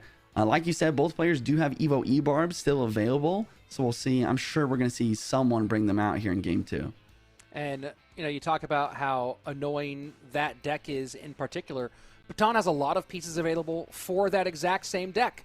So he could come and turn it around and run the Mortar Cannon Cart deck in reverse, something he did do during the other phases of this competition. He leaned primarily on Royal Hogs. That was probably the biggest thing he went to. A lot of Hog Rider from Baton. He also, a deck that we saw a lot last season, but didn't see as much in the qualifying stages, that minor Evo Executioner, Giant Skeleton, Hero Balloon deck that was so popular last season. He got a few good wins, ended up going 6-0 during qualifying stages with that Loon deck. So something out of the direction he might go in. Wow, yeah. I don't even know. This is a fascinating best of 3. I don't know why. It's just two players that are really good at bridge spam. I mean, it's kind of a bridge spam player versus a control player, but it seems like bridge spam is just a little bit better in this meta, which is kind of odd when it comes to CRL. A lot of the times that control kind of takes the cake, but these offensive cards, like as defensive cards continue to get nerfed, like we've seen buildings nerfs, we've seen spells nerfed, we've seen now we've seen spirits nerfed. It just seems like these pressure cards are starting to become a little bit more successful. And Baton, I think, is a great example. Or sorry, Asaf is a great example of that because he's so good at these high pressure type decks. For those of you who are also, as we get into the next 3 games where Baton, Greco, and EGW are playing in this game and the next 2 following it in these matchups, here's the implications of how they could affect if you're following Morten right now or following Viper, for those of you who are fans of the Frenchman. For Morten, if 2 of the following 3 things happen, Greco making top 12, EGW making top 6, or Baton making second, maybe third, depending on how tiebreakers work out. If 2 of those things happen, Morten is out, unless certain players get a golden ticket. So if people who are above Morten, like Mugi, Sub, Adriel, Asaf, Riley, get a golden ticket, then all 3 of those things need to happen. For Viper, it's a little bit thinner on the margins, though. For Viper, he will miss World Finals if either Greco makes top 12, EGW makes top 6, or Baton makes top 3. Again, unless someone above him in this weekend's competition gets a golden ticket, then 2 of those things have to happen. So a lot of moving parts here. We might not know until the final 5 minutes of gameplay whether Morten and or Viper qualify versus these 3 players who are in today. Thanks for breaking that down. Okay, we're heading into game 2. Baton in a big situation where he really needs... I mean, I'm not going to say he needs to win because there's the lower bracket, but if he needs to get top 4 to qualify for Worlds, he needs to... I mean, yeah, he kind of needs to win this. So we'll see. We'll see. He has the Hog Rider Bridge Swim deck. He's taking a drink of something mid-game, feeling comfortable maybe. I'm assuming Baton's probably going to have either P.E.K.K.A. or Giant Skeleton with this deck. If it is a P.E.K.K.A., I think could be in a really solid spot to deal with these boulders and these Giant Skellies. Mega Knight instead, still pretty decent. Of course, not a ton of P.E.K.K.A. for a time for how central P.E.K.K.A. has been throughout the history of Clash Royale. Big Mama not getting as much love in the modern era. True. Yeah, a lot of Giant Skellies and Mega Knights instead, which I guess it kind of makes sense. Like those type of cards just end up applying a little bit more pressure and a little bit more difficult to defend compared to that P.E.K.K.A. who was easily distracted. Lots to counter here with a Fisherman plus the Lumberjack play to hold off the Hog Rider. Mother Witch now working into the Bowler Giant Skeleton combo. Golden Knight gets a huge dash connection, opening up a lead for Baton as we approach the final 30 seconds of regulation.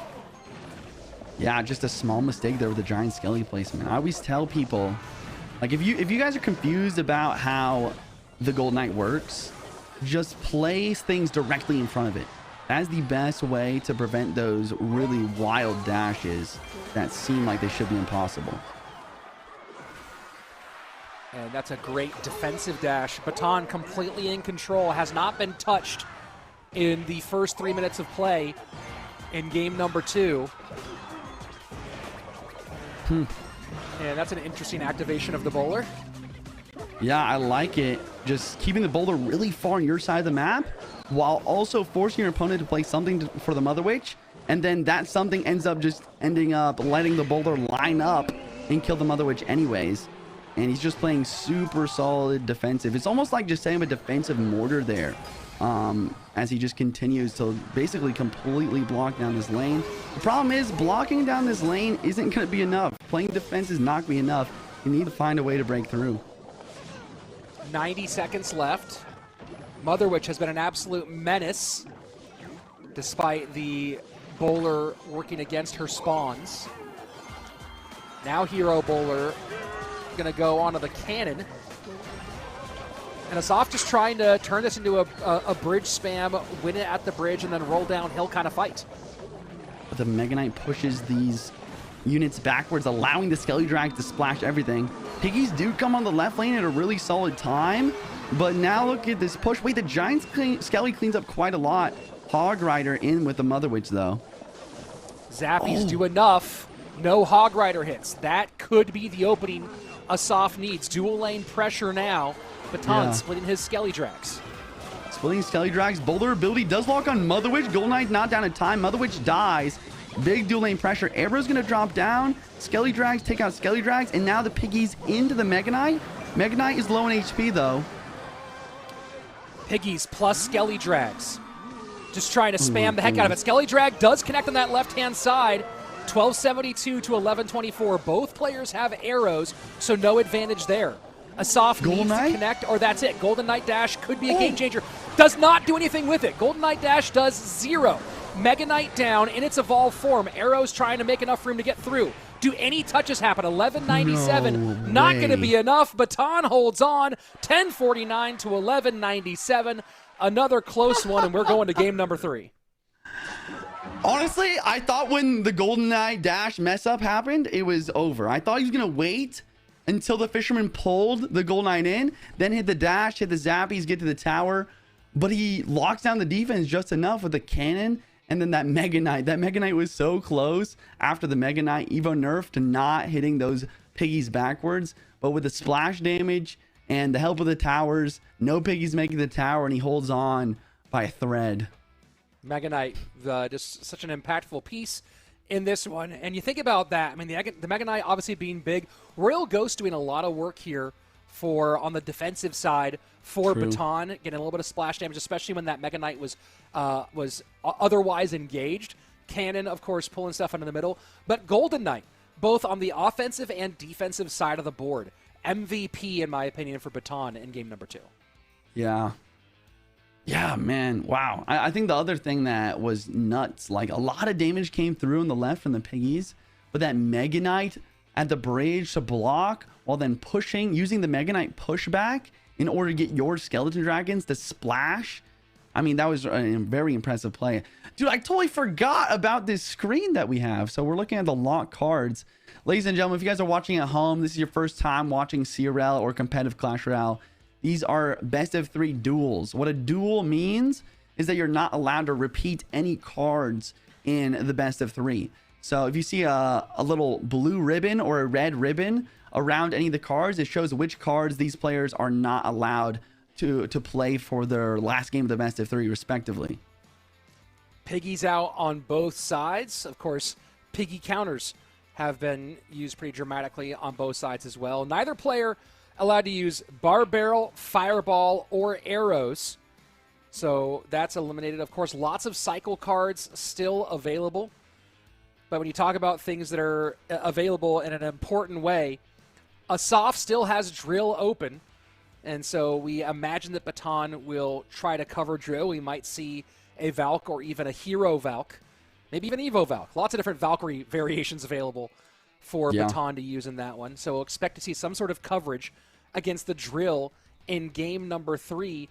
But the other big piece here is that the Evo E-Barbs still available for both of these players. So, Juice, we have drill available for Asaf, we have counters available for Baton, but we have Evo E-Barbs open for both players. Yeah, and then also Batterim available. So both players are very good at the Evo E-Barbs Batterim deck with Zappies. Mother Witch has been used by both players though, so that's definitely something where it's like, okay, maybe we won't see the E-Barbs without that Mother Witch to combo, but there's still so many other options to combo with that. And the other fascinating thing that I just have to point out, this is the first time I've seen this screen since the Spirit nerf. I feel like in the best of 3, it was pretty common to see all the spirits used by game 3 sometimes even, especially with, or at least all the spirits except for maybe Heal Spirit. But a lot of spirits are still open. Really interesting to see how this meta is shifting with this very impactful change. Yeah, pretty significant change indeed, and we'll see if they do go into a more cycle-heavy direction. Only 1 spirit out of 8 possible spirits used in the first 2 games. That's a pretty significant difference from our previous points. Now, also the same thing, you think about little impacts and the reverberations. In the first 2 games, Snowball, Log, not used at all in those first couple of games, and usually you'd see at least a few of those iterations having been pulled. So it's one of my favorite things to think about is the way in which a nerf or a buff impacts heavily down. And of course, here we go. No big surprises. Asaf does go drill in game number 3. Let's see what Baton did in preparation for the counters. That one ended up being played perfectly. Roll Giant and a double sphere to counter the drill. Roll Giant counter pushes, but straight into guards. I love the guards pick. I don't understand why we don't see more guards, not only in CRL, but also in ladder. Like, E-Barbs are so strong. Bring out the guards. And that's what Asaf's doing here. Might end up working out for him. I mean, we have seen the Evo. No, I mean, both Evos used already by Baton, actually. He's used Evo Roll Giant and Evo Cage, so not going for the for those E-Barbs at all, and neither is Asaf. We'll see if Asaf is able to break through with his drill push. And the use of the Berserker in that last sequence, you heard me scoff as the Berserker ability took out the Cage, took out the Brawler, and still got damage on tower, despite there being a troop able to put some damage on it. Just absolutely insane ability. And we might even see kind of an idea here. Keep an eye on this for Asaf in this drill deck, as we just saw him play the Berserker tanking for the drill, and depending on his elixir availability, we might see him do that same move where the Berserker tanks a little bit, and then he pops the ability late to try to get some extra value out of it. Yeah, the only drawback is this Berserker ability is very expensive, and we see Baton up, I think, around 6 elixir here. Going to force out a lot of RG counters with the RG in the back. Very common idea, and then another RG can come through. I do wonder if he plays in the back or at the bridge. Bomber does one-shot spirits now, which is an important note. He's kind of struggling to deal with this. Hero Berserker or Hero Valkyrie ability plus RG. Wow, I just learned something new, Rich. I didn't realize that the Valkyrie ability doesn't, like, the timer doesn't actually start with the Valkyrie ability until she starts actually starting to swing. So you can actually pop that ability early to start that run. That's so fascinating. And you saw that run basically taking on a 5K all the way from the back there. Yeah. And this is, we talked about covering the drill. Hero Valk certainly going to do a lot of work covering the drill, although you've seen it now be used more in an offensive capacity. Soft just continue to lock down these defenses, though. It'll be interesting to see if the Hero Valkyrie has what it takes to help this RG break through. A quick lightning, but a Berserker ability predicting that lightning to keep that Berserker on the board, immortal at 1 HP, just melting absolutely everything. Evo drill all the way into the back. And Snowball looking to make a little bit of room for damage, and it does. Significant damage here for Asaf, 1764.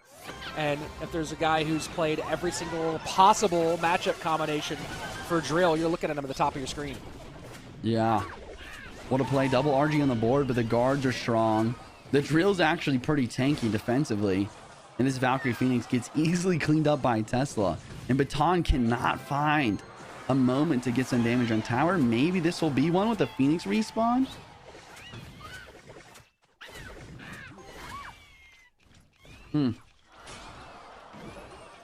Like, yeah, sure, he got a hit, but I don't know. Like, is that going to be enough? Look at the damage differential.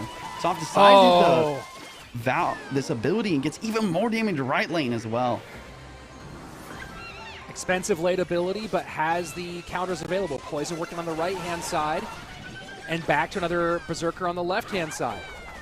Val trying to break on through. Poison has to come out defensively. Defensive Evo Snowball, but back to Royal Giant right now as Baton with 40 seconds left. Berserker ability drops again. Iceberg's trying to slow that down for a second. RG is locked. Tesla did not distract in time. This is some important damage. There might be a window of opportunity. Valkyrie ability tries to make it to tower, but the Berserker up high does help defend. Ooh, the offensive drill here. Tesla does come out in time. Little forced to spend a lot on that right-hand lane is Baton. Poison down. Drill trying to work. 1668. I think Baton knows it's over. Wow. And there you go. Asaf drills his way into the next round after game number 3. Beautiful. Beautiful plays from Asaf. Applies pressure. The Berserker abilities were melting those Royal Giants. I saw the vision from Baton. He finally got an RG connection.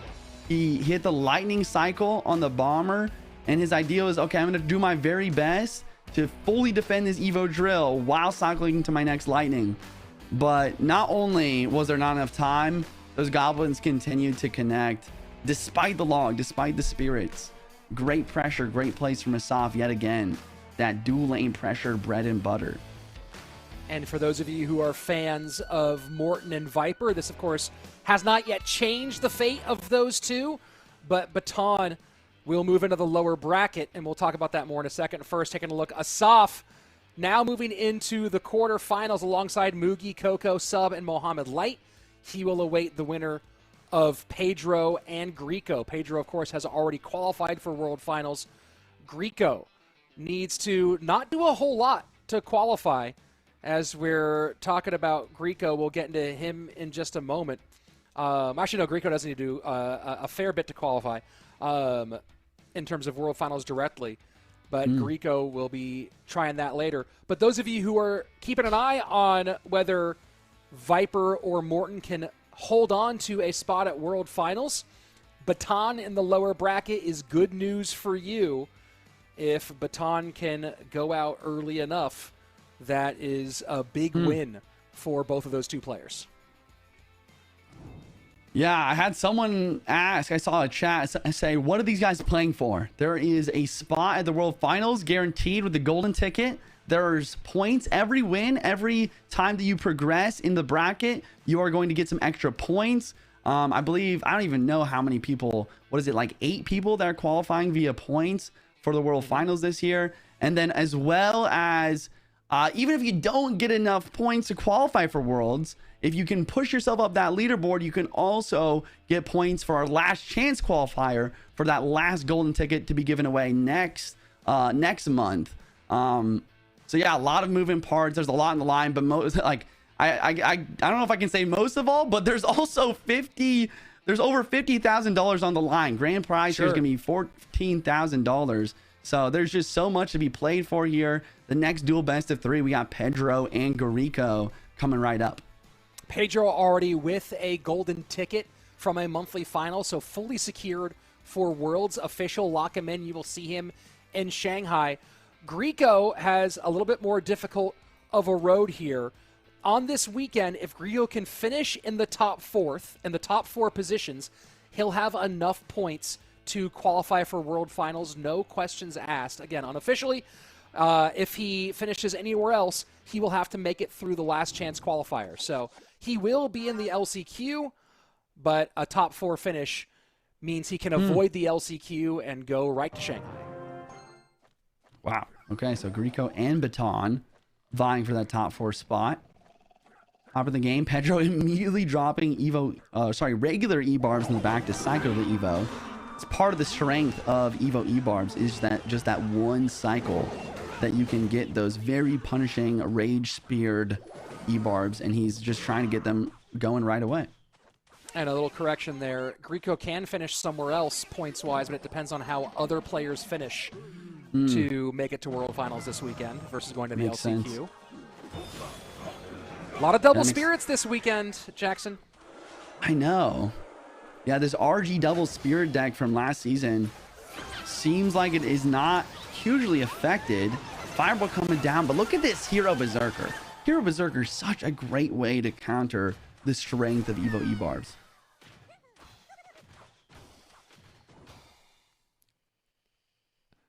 So first minute and change away.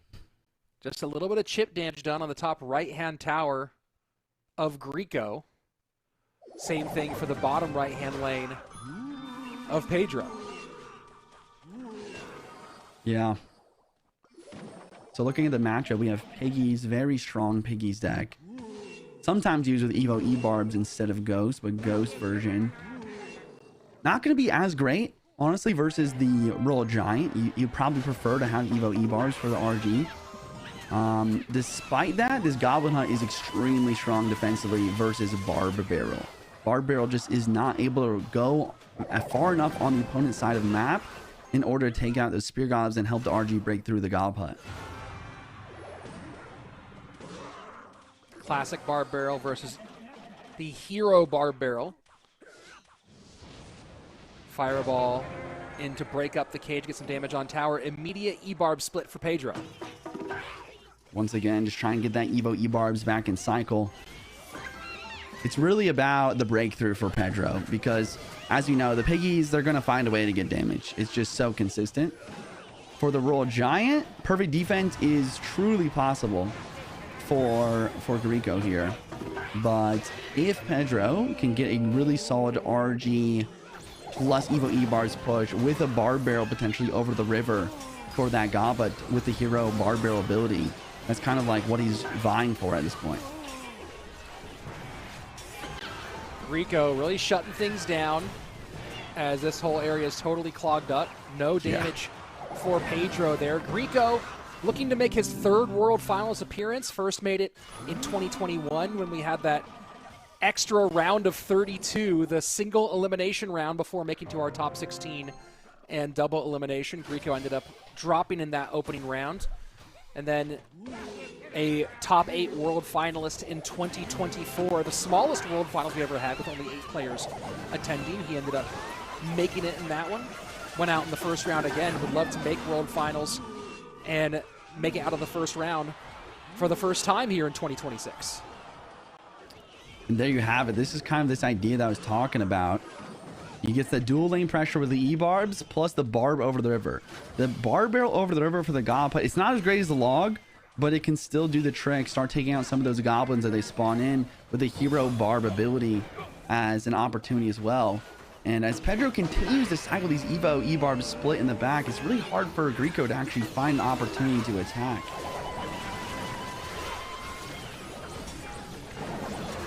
The RG just cannot survive against the absolute buzzsaw that is the Hero Berserker ability.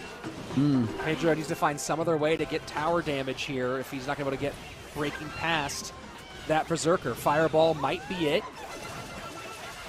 Yep. There you go. But Piggies are going to come on to the counter push. Barb Barrel to clean up Spear Gobs.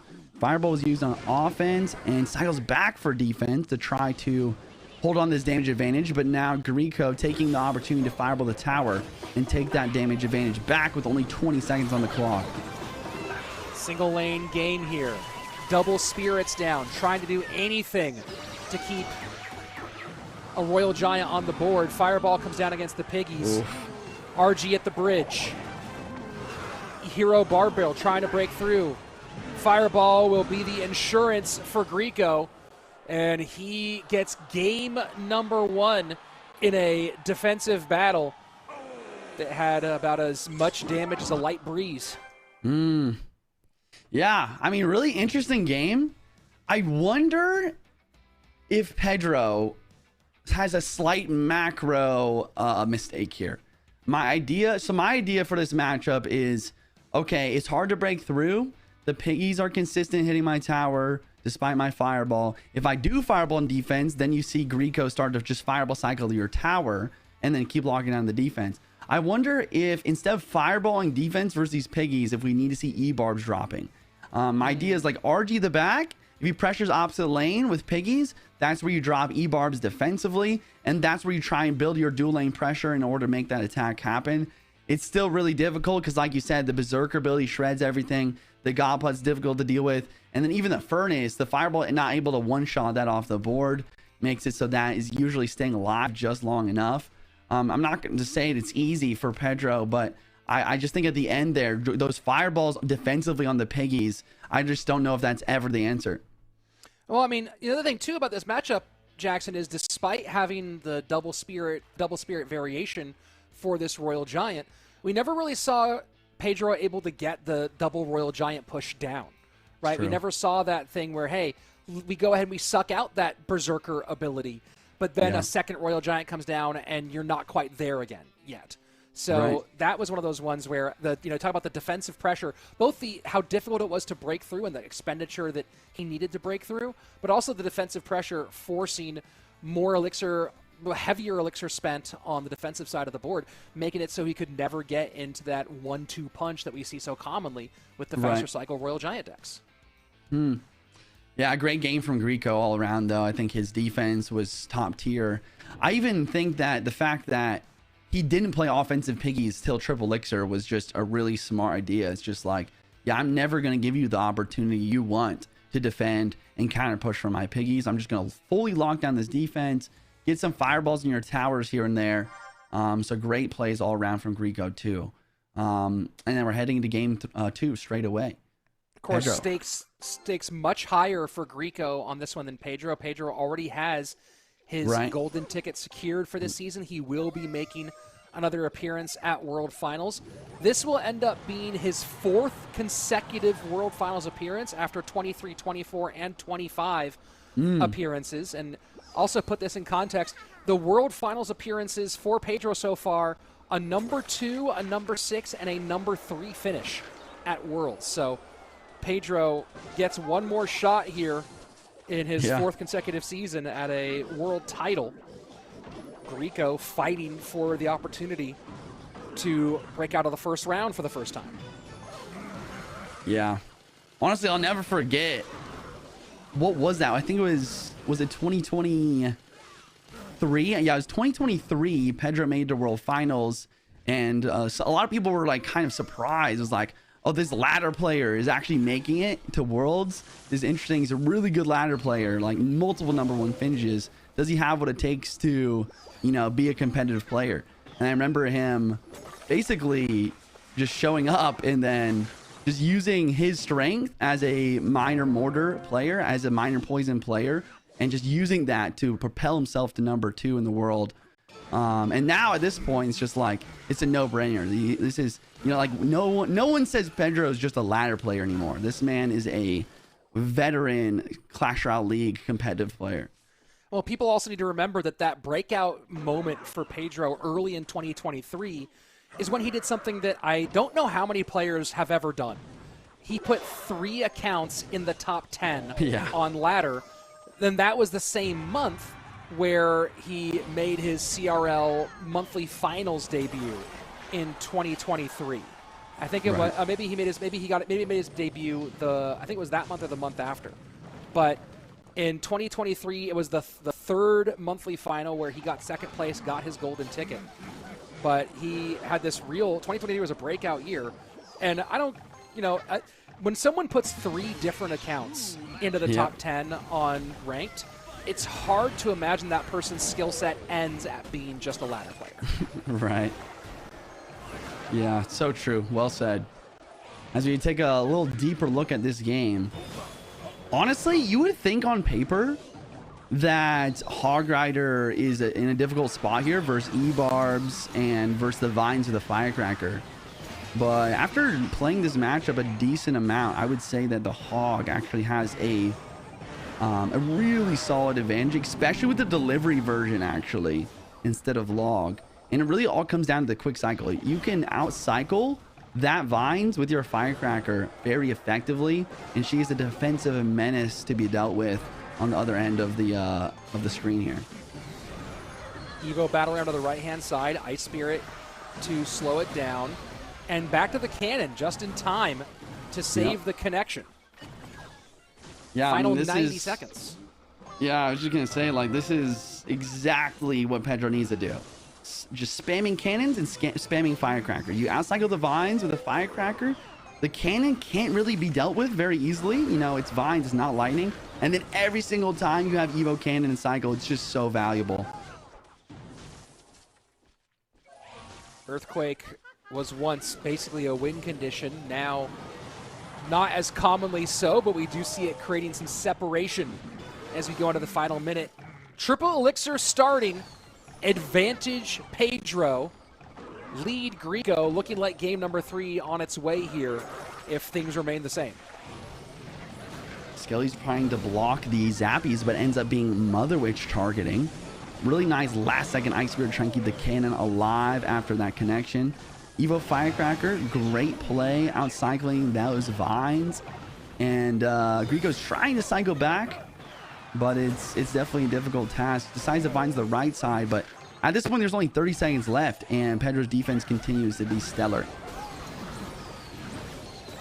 Giant Skellies in both lanes. Now the battle ram behind on the right-hand side. Cannons are stacked.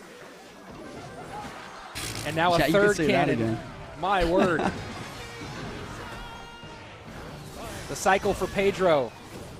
Unbeatable here as he cruises his way to a win in game number 2. I mean, that was just textbook. That was a beautiful watch. Pedro, I don't know. He just got a couple hog hits. He Firecracker as much as possible. At one point, for a split second there, 3 cannons on the board. And there's just not much that Greco can do. I mean, he did his best. He got himself in a situation in the final moments of the game where he had both Evo E-Barbs and Evo Batter in the cycle, trying to make the best dual lane pressure he could. Even had good Mother Witches to try and predict those skeletons. But in the end, the multiple cannons, the Firecrackers, cycles, and then specifically also that roll delivery, just completely shutting everything down. So we'll get our look at the cards that are and are not available for game number 3 here in just a couple of moments. Reminder that you can go to event.supercell.com/Clash Royale to follow along and participate in the action on your own. And of course, you can participate by making your way to World Finals this year. I don't have information on when tickets are available yet.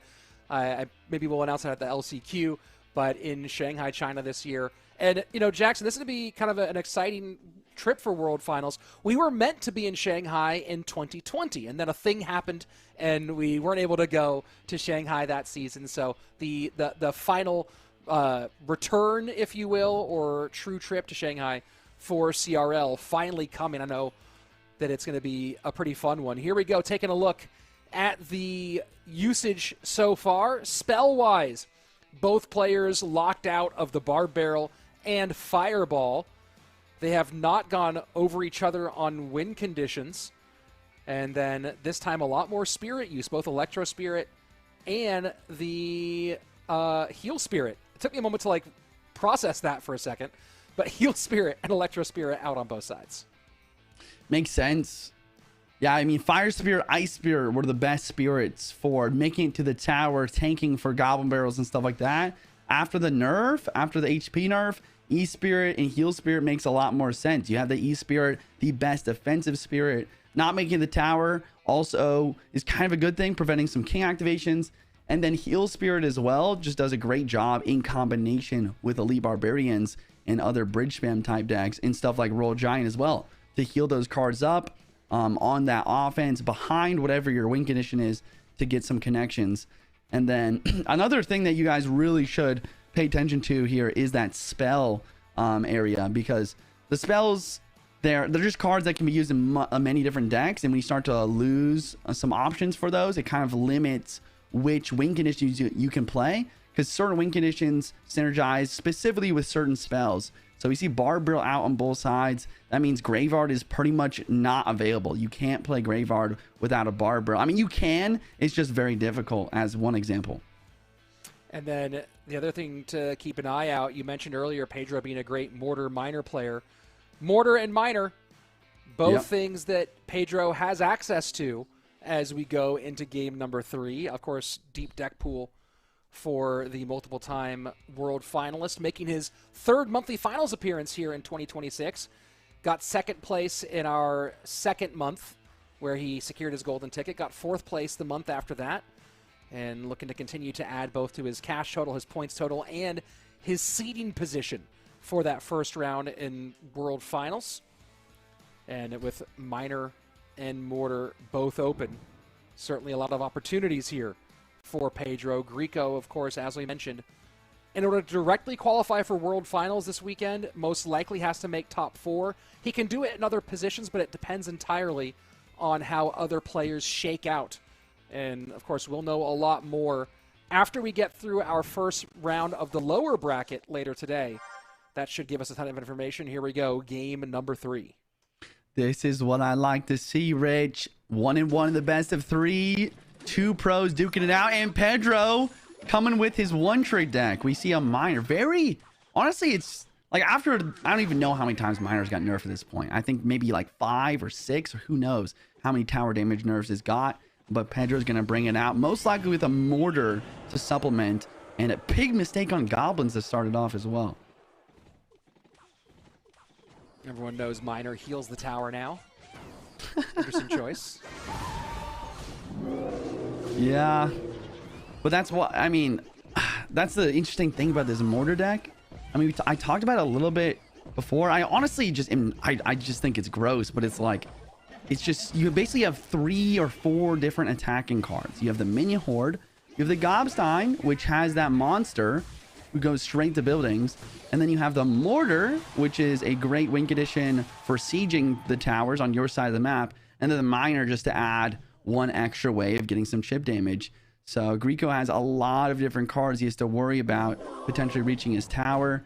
And then on top of that, you have to somehow connect with your own win condition as well. Yeah, and what's the order of operations for Grieco getting connections in this one, right? The Mortar's going to be difficult to break through. There's some swarm out there. The cannon cart, great single target damage. Of course, you know, you have the swarm on the ground, but also the swarm in the air. How do you envision Grieco connecting with that Royal Giant? You know, it's difficult because a lot of the times in these kind of matchups, you want to go for an RG in the back. But you absolutely cannot do this here, because then you'll just run into a cannon cart in the back, same lane. It's one of the best cards for locking down a lane, similar to Bowler, for example. So you can't RG in the back, and you also need the RG to help defend against these Mortars. So in order to break through, I guess what you're looking for is defense, and then you're looking for a counter push, most likely with the hero Valkyrie, plus whatever spell he has. Most likely going to use a Fireball on top of either like a Mother Witch or a Minion Horde in order to get some sort of connection. But it's honestly really tough. And this is a lot coming down the lane. Double Spirits trying to work. Cannon Cart going to get stuck. Good lightning value here. But after all that effort, a Mortar connection and a connection from 1 minion and the Miner on tower. So Grieco, great effort, and look what he has to show for it. Literally. Not like, and this is what we're talking about once again. It's like a good defense, a truly good defense in Clash Royale is not a defense where you keep your towers healthy. It's a defense where you keep your towers healthy while also having troops that stay on the board that you can counter push with. And that seems to be the biggest struggle versus this Mortar deck, is to, like, it seems like every time you try to defend, all your cards just get melted by a cannon cart, by a minion horde, by whatever it might be. And Pedro has been really, really patient. Has not been popping these doctor abilities. He's had the lightning rod drop down in space a number of times and has just shown so much restraint. Here we go. Royal Giant might get its first connection, and it does finally, in sudden death overtime, get one shot, but a lot more than that to make up. Really nice spirit there. He has to play something down before the cage dies, so the mortar has something else to lock onto. This is going to be onto that brawler for a second. RG playing the other lane, but look at this beautiful placement of the cannon cart in this situation. After it's done defending the left lane, it's going to turn around and start hitting really solid DPS on the right. RG does get some damage. I'm just not sure it's enough. And now the Doctor activates the lightning ability, the electricity ability.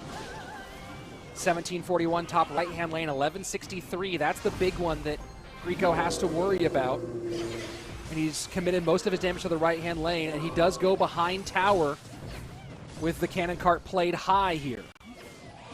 The cannon cart. Wow, I thought it locked on tower. It actually didn't, but look at this Gobstein ability. Hero Valkyrie trying to melt, and it's not enough. Gobstein scientist stays alive. Log here does kill goblins, but at this point, there's another scientist literally pushing the Royal Giant backwards away from the tower. And even with the lightning, it's not enough with the mini horde just shredding everything on his side of the map. And absolutely no way to deal with minion hordes for Grieco throughout this matchup. Did his best, but you look at the board and you go, well, I don't know what I would do with that either. Pedro, great pick here in game number 2, and now he puts Grieco and Baton against each other in the lower bracket. Great news for those of you who are Morton and Viper fans. One of the two dangers will be eliminated in our next lower bracket round. More on that in a little bit. Right now, it's all about Pedro, who, despite getting his golden ticket early in the season, still looks to be in great form. Yeah. We've seen a lot of this double spear RG deck today, and I don't know, it's kind of, I don't know, I'm not super impressed by it, honestly. And we're looking at the bracket now. Pedro is going to be moving forward. Next matchup, we have EGW and Riley. That's a pretty important match. Riley is in a pretty safe spot points-wise. And as you continue to mention, there's some of these players like EGW that really need a breakout, strong point accumulation in this monthly final in order to make it to Worlds. Yeah, we'll see where they go. Let's take a look at the lower bracket.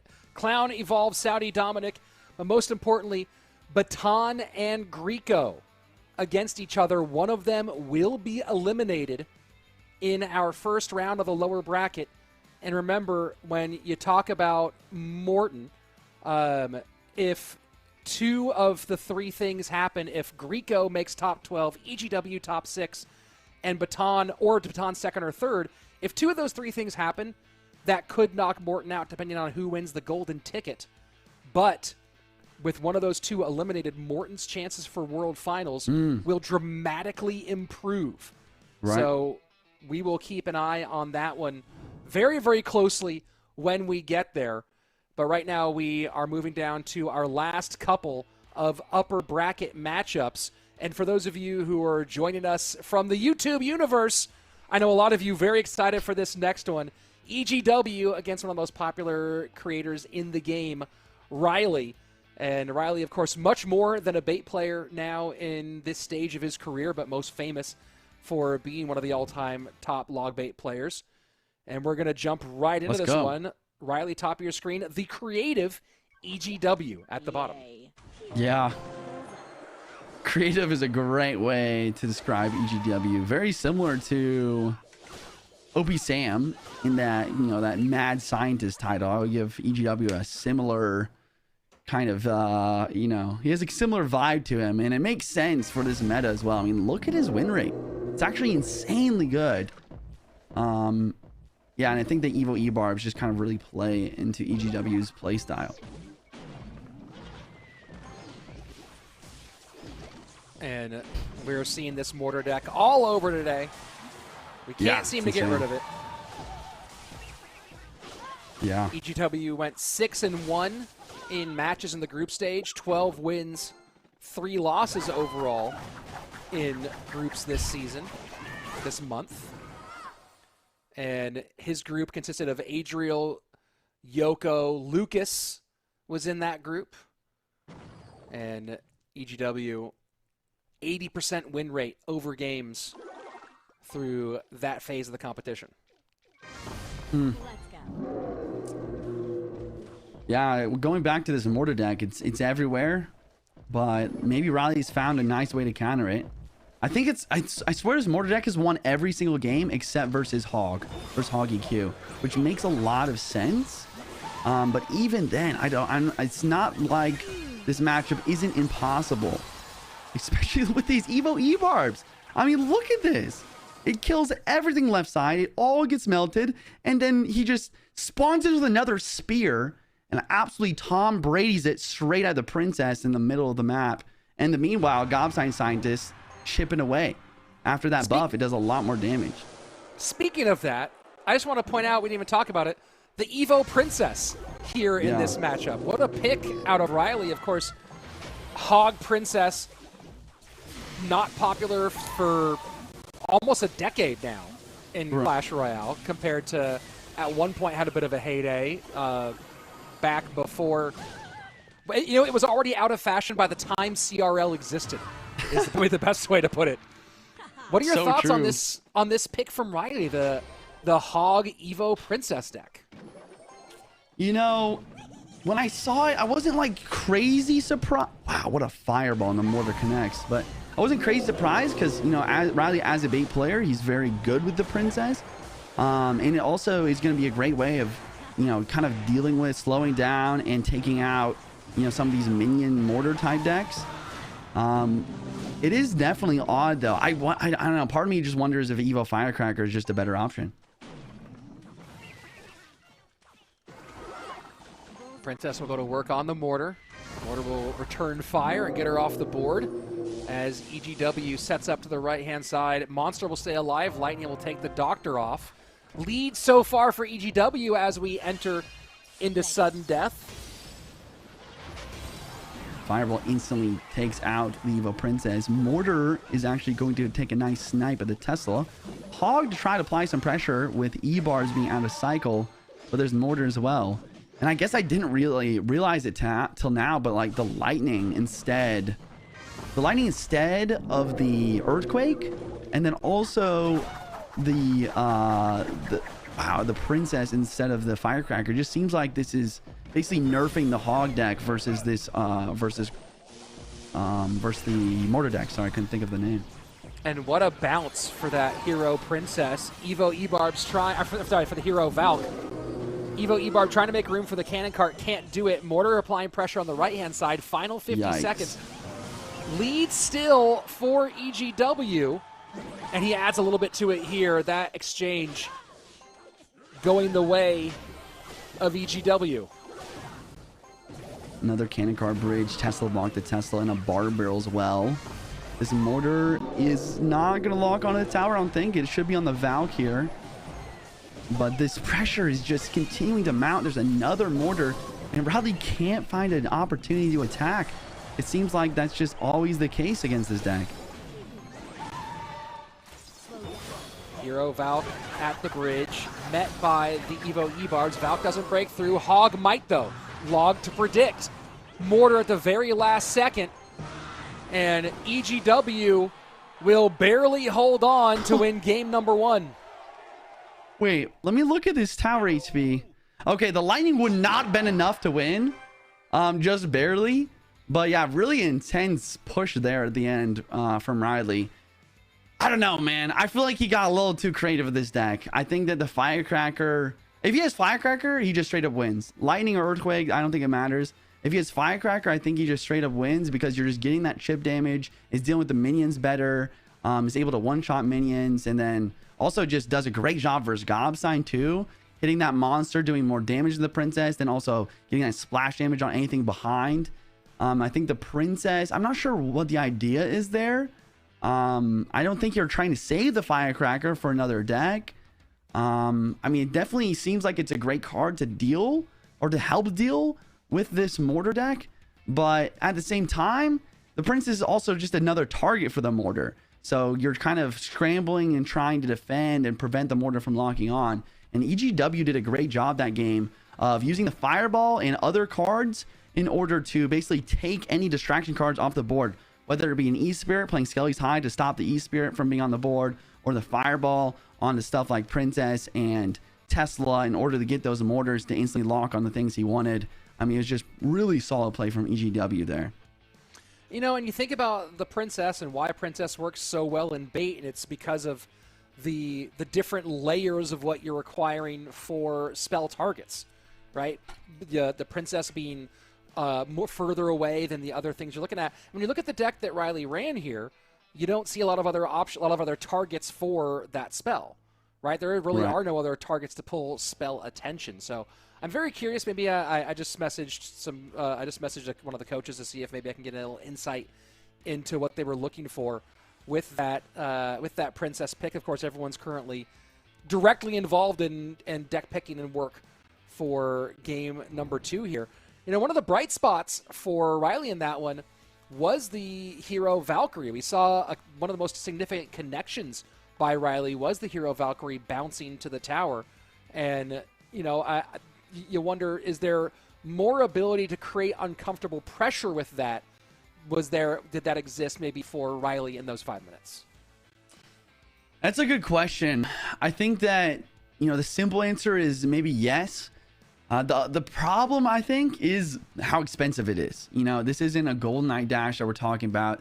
This is a 3 elixir ability where you have to somehow, once again, like that's the difficulty with this deck, once again, is how can I defend these mortar pushes, these dueling mortar pushes, not only in a cost-effective manner in order to have enough elixir to use that Valkyrie ability in offense, but also how can I do it in a way that my Valkyrie even survives the cannon cart, for example. Because, you know, it's not like a Berserker where it's like when you play the ability, that invincibility happens where it can't die in the ability state. It's still very susceptible to these high DPS cards like minions and cannon cart and stuff. So it's definitely a really difficult situation, no matter how you look at it. And getting a little insight here from one of the all-time great coaches in Alan, who I don't know if he's necessarily helping Rye on this one. I'll double-check on that one. But said that the target there for, especially, and makes sense against EGW, knowing EGW plays a lot of heavy decks as well, the hero Princess looking to target minion horde mortar and take care of the minion hordes, and if not, then covering RG Golem and some other beatdown decks with that slowdown with the ability. Yeah, it makes sense. It really makes a lot of sense on paper. And I honestly, when I saw the deck, I thought that Riley was winning that game, especially if he had that Earthquake for mortar and stuff. But the lightning was a difficult one. It just seemed like maybe Riley was trying to cover too many bases. But no matter what, that game's done. We got to focus on this one.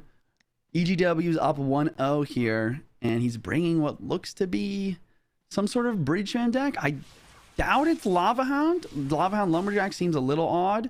I'm assuming it's some sort of Golem deck here, and Riley bringing this just monstrous mortar deck, this almost undefeated mortar deck on the day.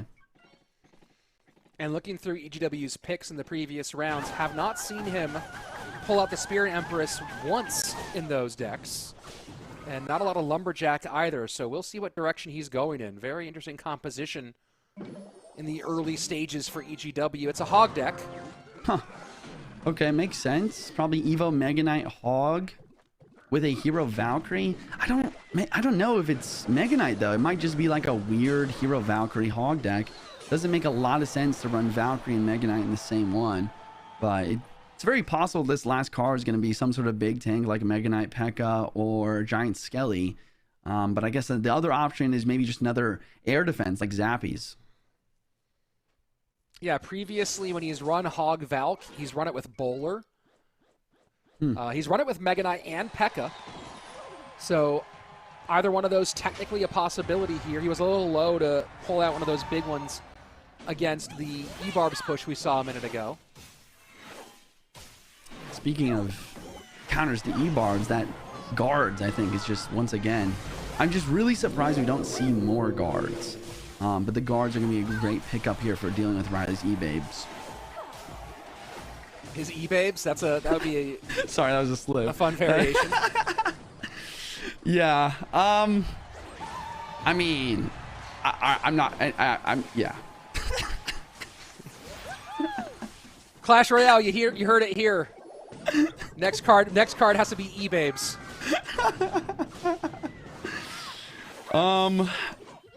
Lumberjack doing a great job dealing with the mortar here. Evo as well. And there is the Mega Knight we were looking for. This is a nice play.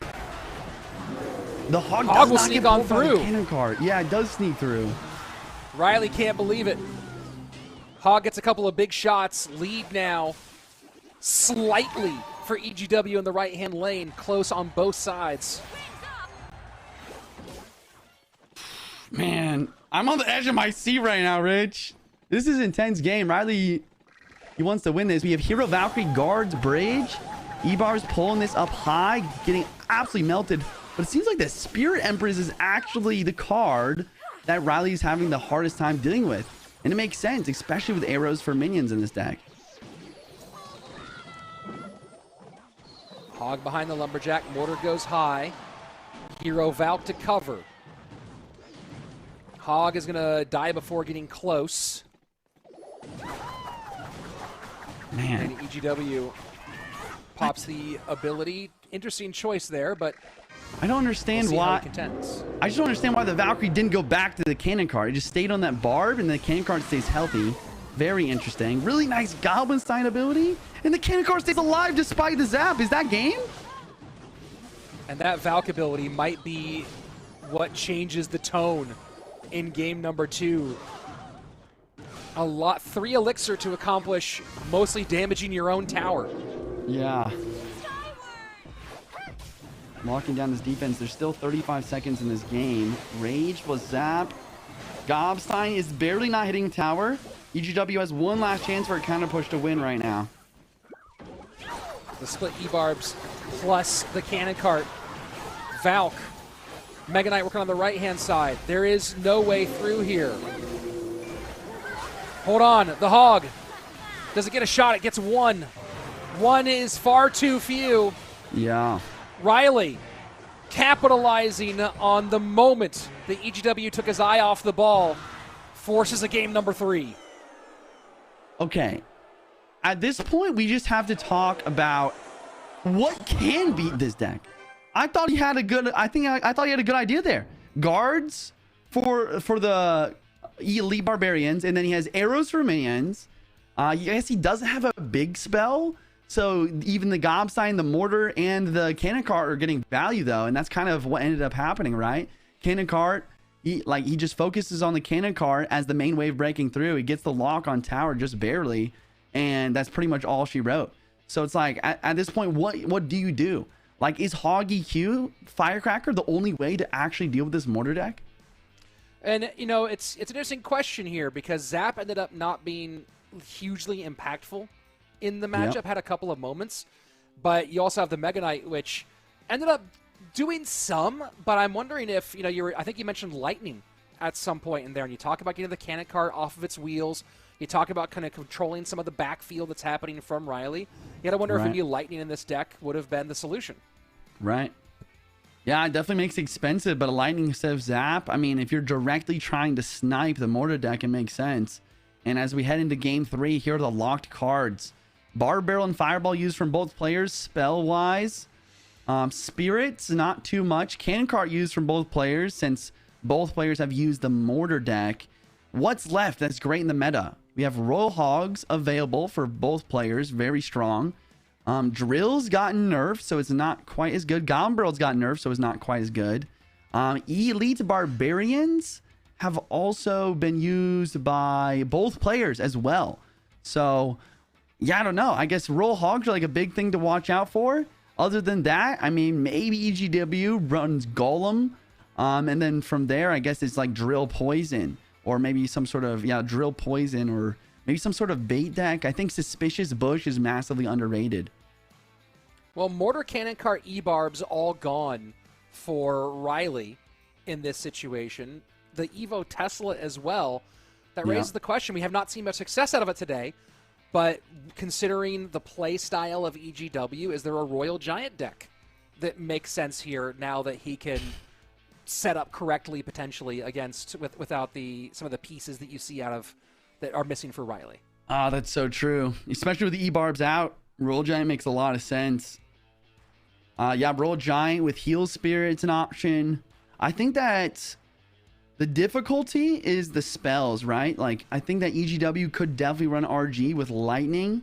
Riley, without having Lightning or Fireball available, yeah, you can't really run RG. Maybe like an RG Vines or Void deck, but it starts to be difficult. Feels like Riley's really getting pushed into a corner where he's forced to play some sort of drill rocket, or more likely a drill poison deck. But that can be easily counterable because EGW has Ghost, Dark Prince, and Bowler available. So if he really wants to cover bases versus RG, he has lots of options. A lot of splash counters available for EGW in this situation. Also, only one building played, so pretty much the entire building meta available for EGW as well. Riley, we'll see what he has cooking. Game number 3, loser heads down to the lower bracket, where they will face the loser of Arden Toas versus Adriel. Snowball from EGW. Kind of signaling that he's most likely playing Drilled and a Poison as well. So EGW with Drill and then Riley with a Furnace. Maybe Furnace RG, but more likely going to be Royal Hogs in this situation. And right into the Bowler plus Dark Prince combination. So smart. So smart because you basically cover, by doing this, you cover Piggies and Drill, the two best win condition options for Riley. Because like we talked about, he didn't have Fireball or Lightning available, so RG is pretty much impossible to play. So EGW is in a great spot right now. Interesting to see Classic Bowler being played here. And there you go. That's why the Evo Furnace, the last piece of the special modified cards for EGW. And a Goblin Head as well. So what does Riley have to break through? Does he have Poison? Like, what's his spell here? Because Piggies without Fireball Lightning is also kind of strange. So we might see Riley either using Poison or maybe a heavier kind of deck, like a giant Skelly Arrows type of thing. Keep in mind this is unofficial, but Riley, from our calculations, does have enough points to finish inside of World Finals qualification. So if you see some strange things out of Riley, that might be some of the reasons why he's taken some bigger swings. Right. Evo Furnace on the board. I like this placement up high. It prevents poison value on the tower. Nice anti-poison placement. Gonna deal with it with a Mother Witch, though. That does get the job done. Evo Piggies from Riley. Dual lane pressure. Dealt with. Yeah. What a nice way to deal with Evo Piggies. That Evo Snowball. Evo for Evo. Sometimes that is the only way to defend with Evo Piggies is tracking and keeping your Evo, defensive Evo, in cycle with it. A lot of the times, either Cannon or Snowball trying to match that cycle. Entering the next phase of gameplay, sudden death 20 seconds away. So far, the lead by a hair for Riley in that left-hand lane. EGW has not turned this into offense yet.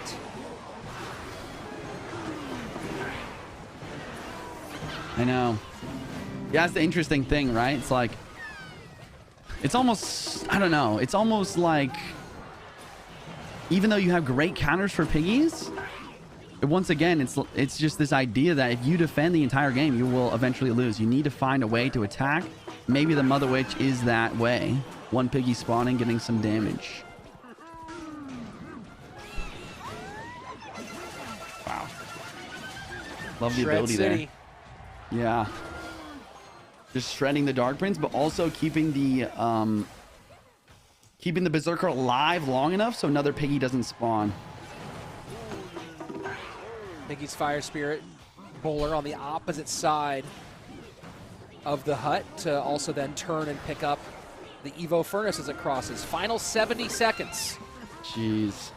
EGW barely in the lead. One mistake changes everything in Game 3.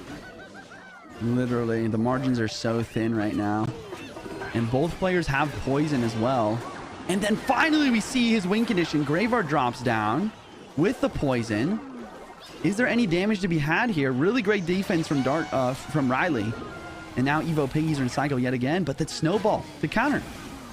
And you see why EGW is comfortable to finally pop him. He hit triple elixir. He knows he can get back around. Has the Evo snowball and cycle for the inevitable counter push.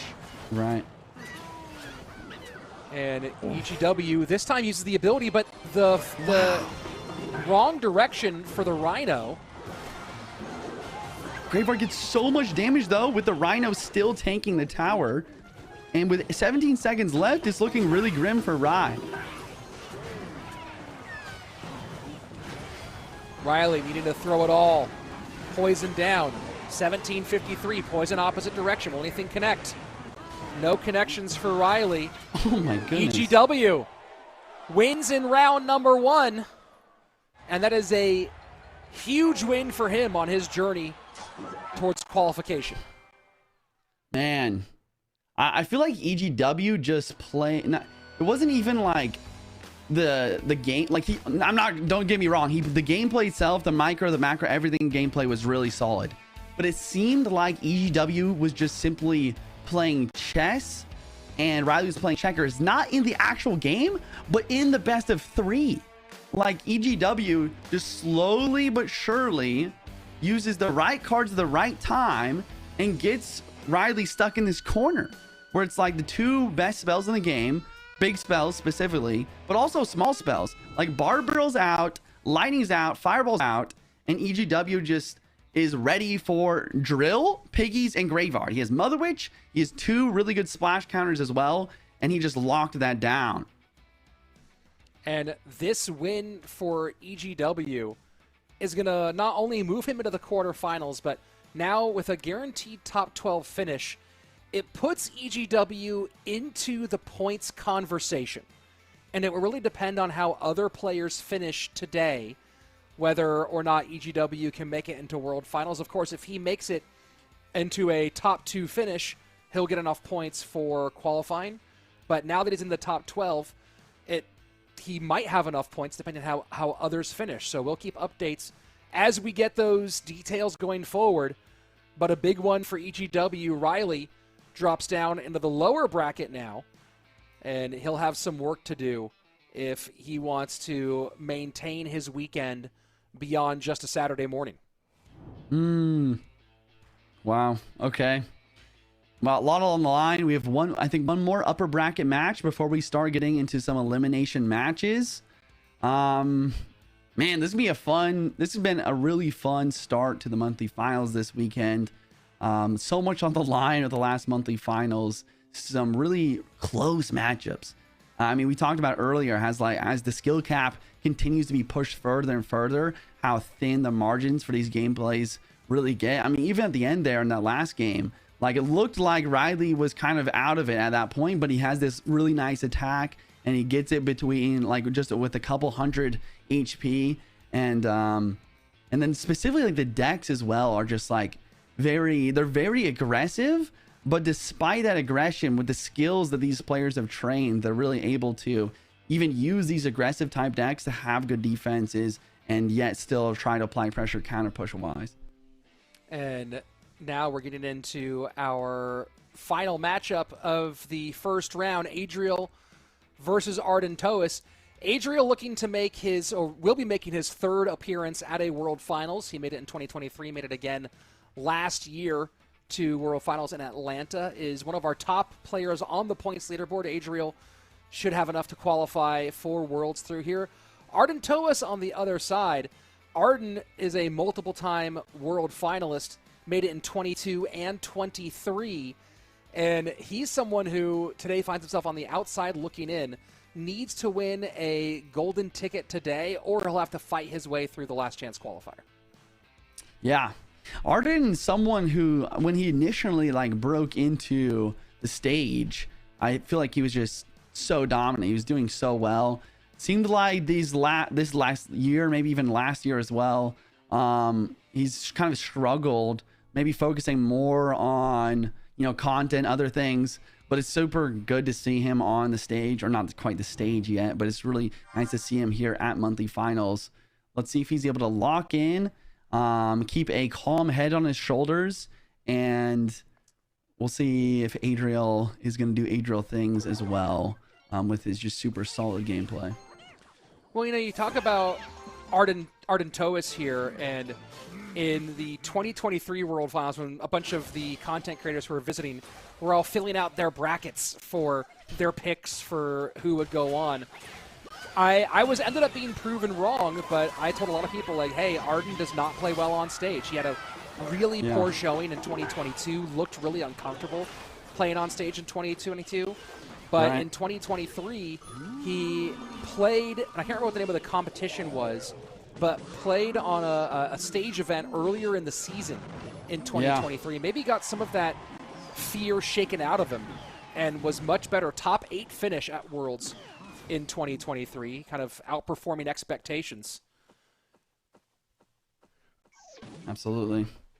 Looking at the match here, we have Hog Firecracker versus... Ooh, really nice fireball preventing Hog hit. Firecracker does get some damage. But yeah, Piggies, this is just a super standard Piggies Gob Hut Ghost deck at this point. It's kind of starting to cement itself in the meta as just the Piggies deck compared to the old Piggies Archer Queen Earthquake deck. And then Hog EQ, though, just never changes. Super solid. Matchup wise, I do feel like I would rather have Hog EQ in this matchup. You have the EQ, you have the Firecracker, which is difficult to deal with, but the Evo Piggies, you have to be careful. That's where matching the cycle, once again, matching your cycle with your cannon in order to always have Evo Cannon for Evo Piggies is very important. Fireball to clear, Barb Barrel to cover. 2589 on the left-hand tower of Adriel.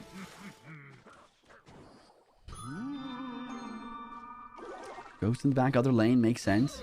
Mighty Miner is definitely another card where I feel like it was impacted the most by this change where champions and heroes no longer have multiple abilities. You only play it once, other than Boss Bandit, of course.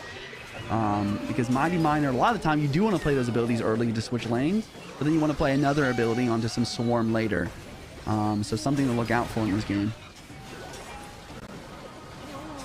Adriel, and I believe I'm correct here, the only player out of the Dominican Republic to ever make it to World Finals in Clash Royale.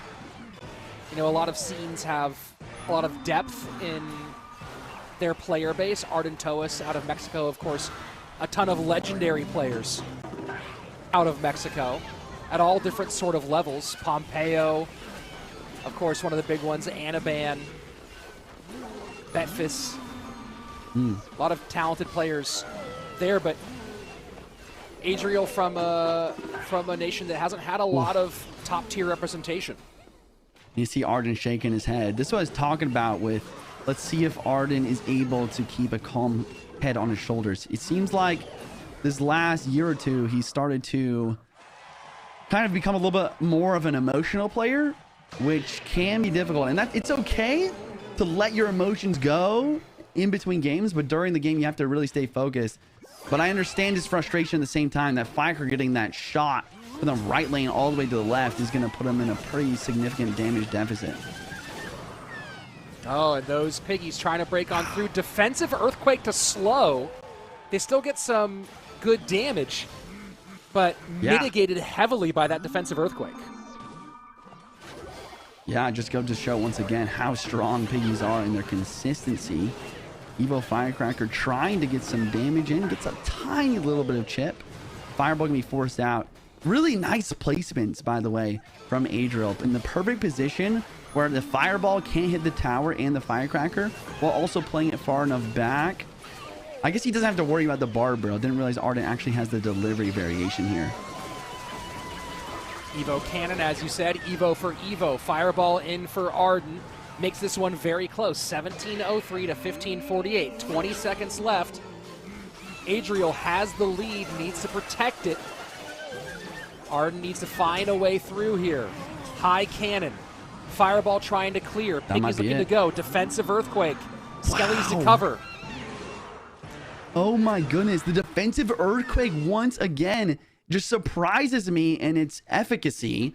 It just slows down, damages those piggies, prevents any connection. And with the Fireball being dropped on top of the Cannon Firecracker instead of Tower, you just see Adriel take a very clean win here in game 1. Yeah, I mean, when you talk about Earthquake, the defensive capability of the slow on the Earthquake is something we don't discuss very often, right? You're always thinking about, let me use that to break through, let me use that for only 3 elixir to get some tower damage. There was a previous era of Earthquake where it did a lot more damage, and you could just do Earthquake cycle to win these games, and Hog was more of a distraction than anything else. Right. But in this case, one of the better examples of defensive Earthquake play that I've seen in CRL competition. Yeah. I also just love like the awareness from Adriel. I feel like that's something he's just great at, is just understanding the minute like importance of every situation.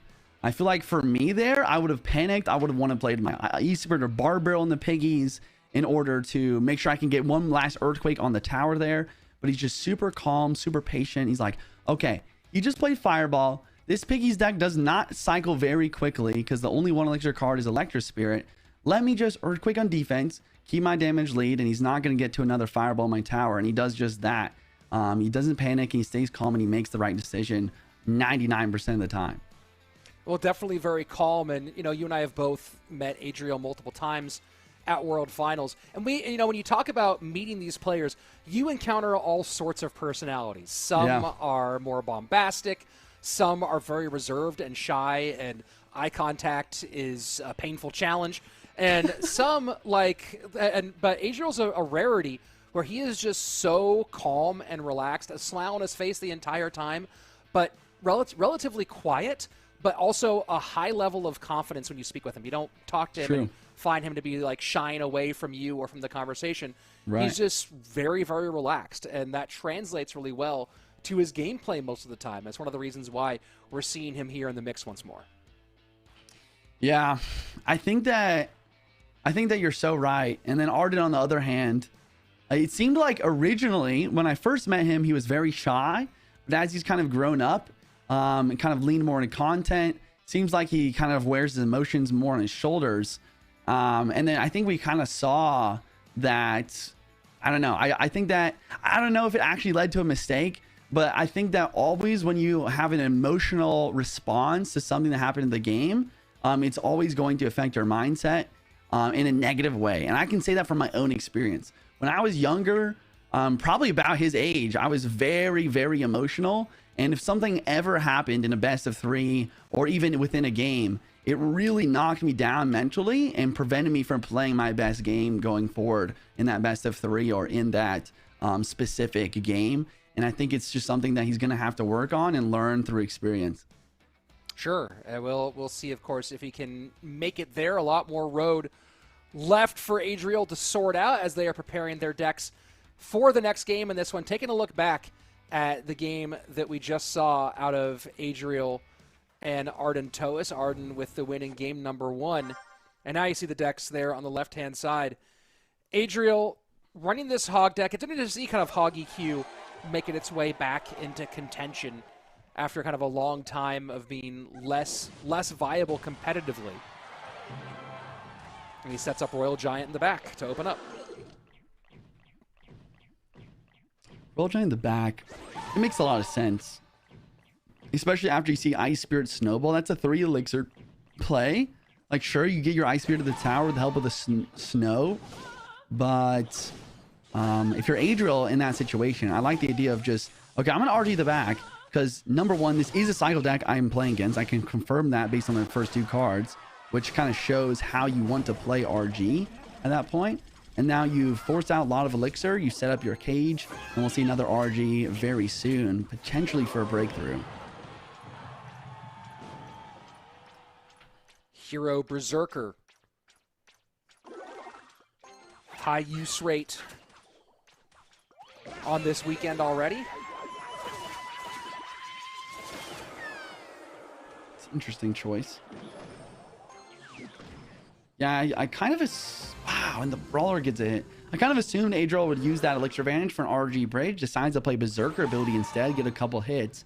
But then the brawler, this is the second time today where we've just seen the smallest mistake lead to a brawler hit, which you really can't afford. And then Tesla, once again after the nerf, is just going to lose all of its HP before it's able to kind of deal with his RG. So that's going to force Arden to poison Valkyrie and Bomber to deal with that RG. And I wouldn't be surprised to see another one soon from Adriel after that. Hero Berserker with the highest use rate of heroes so far on the competition, not just for the weekend, or on this weekend, sorry, in our finals. 21% usage rate so far today, 50% win rate. Hero Valk will get her first win in this game, 13% use rate through our first round, 0 wins. So we will finally, since we see Hero Valk versus Hero Valk, see one get a win. Right. Valkyrie's dropping on offense and defense. We see an ability from Adriel trying to help the RG break through.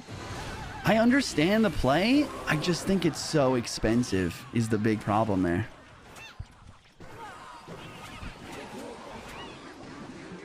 Evo Drill with the poison, getting some work done. Evo Drill, 5% usage rate so far, 50% win rate on the weekend. Also dropping down defense right before the RG is about middle of the way through, so we'll stay alive. See a Valkyrie ability, which makes a lot of sense because it can't be stopped even by a freeze or vines or... Actually, I don't know about the vines, but it seems like once the ability happens, nothing else is stopping that from going off. Final minute 40 as we have entered into sudden death. And Arden has made his case. One more extra swipe on that left-hand tower. Sorry, I'm just laughing because as soon as that swipe happened, Adriel just like had his little eyebrows poke up for 1 second. He was like, oh, really? That got a hit, huh? But he's just so calm. He doesn't really, I don't know, it doesn't affect him too much. He just continues to play on. And the big question is like, once again, how do you break through? And it seems like that is the question with this Royal Giant deck today. It seems like these players are really struggling to figure out a way to get the RG connect. And it makes sense. Without the Fisherman, I think it's really tough. Evo Royal Giant on a 33% win rate so far today. Wow. When you take the entire August journey, Evo Royal Giant with a 49% win rate, that has struggled today in our mini meta. Drill, on the other hand, just even after the damage or the spawn damage no longer being available, nerf, seems like it's still one of the most consistent ways to get to that tower. Despite the Valkyrie and the log, these goblins are finding a way. Evo snowballs a clear, gonna get some good damage. And in final 10 seconds, Arden widens the gap, sends us to game number 3. Great plays from Arden. He's feeling good. He's pumped up. Nice win. The question is, can Adriel bounce back? I think it's a resounding yes. He's already thinking about the next game. He knows this was a difficult one, but he's preparing his next deck. Think about this RG deck once again. It just seems really difficult. I think that historically, even this matchup is actually very good for RG. But once again, without the Fisherman, you just don't have the availability. You don't have that option to pull those Valkyries away from the RG. So all of a sudden, all you really have to do to defend is get a Tesla down with a Valkyrie and Ice Spirit. And this RG is not making the tower. I think the other big thing that we're not seeing is, like you mentioned, the dual lane RG pressure. Because I think maybe once or maybe even twice, Adriel went for the double RG push. But that just means a more Valkyrie splash, more Bomber splash value. If you get the dual lane pressure, all of a sudden you kind of force out some more possible mistakes from your opponent. So I would like to see that. And honestly, I would just like to see Fisherman be added to the deck again. I think the Evo Cage after the nerf just doesn't make so much sense. Well, I'm going to give you a little numbers here that might help paint some of that picture for the Evo RG, Jackson. And they both have, the Evo RG and the Cannon Cart both have the same use rate, 17.5% so far this weekend.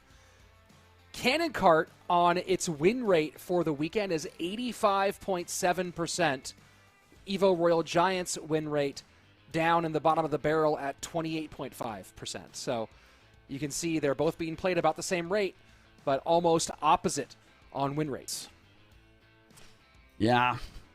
Yeah, it makes a lot of sense. All right, looking at the lock cards, game 3. Once again, Fireball used from both players. Lightning is available, though. So those win conditions that need instant damage from a Fireball Lightning, like Roll a Giant or like Roll Hogs or Hog Rider, those are still going to be options for both players. Evo E-Barbs have not been used by either player either, I believe. Yes, that is correct. And then spells, small spells specifically. Bard Barrel is just by far the best small spell right now. So that's going to give Arden a slight advantage there as well. But still, once again, I do not envy the job of the coaches here to really have to figure out, based on all of these different moving parts, all the different cards of the game, what the opponent may play. Yeah, most of the cycle cards, the primary cycle cards being out, you have the Heal Spirit and the Fire Spirit both available. When you think about the Heal Spirit in the modern, and like in this new meta though, Juice, do you think about the Heal Spirit pairing it with the Fire Spirit primarily? You think about it mostly with like the Electro Spirit or the Ice Spirit for the control and then counter push balance? I think that's a good question. I think that usually the Heal Spirit will be paired with an Electro Spirit because it does fail in its crowd control completely compared to a Fire Spirit or Electro Spirit. Fire Spirit's still an available option. It's pretty solid at crowd control, but then you kind of lose the fact that you don't have that stun or that freeze effect from like the Ice and the Electro. So I think Electro Spirit makes the most sense synergy-wise. And you also are not forced to use another Spirit. Like if you want to go for a cycle deck, you could use Berserker Skeletons. In this situation, both of those have already been used. You can also use it just by itself if you're having a more heavier beatdown or a more heavier bridge spam type deck.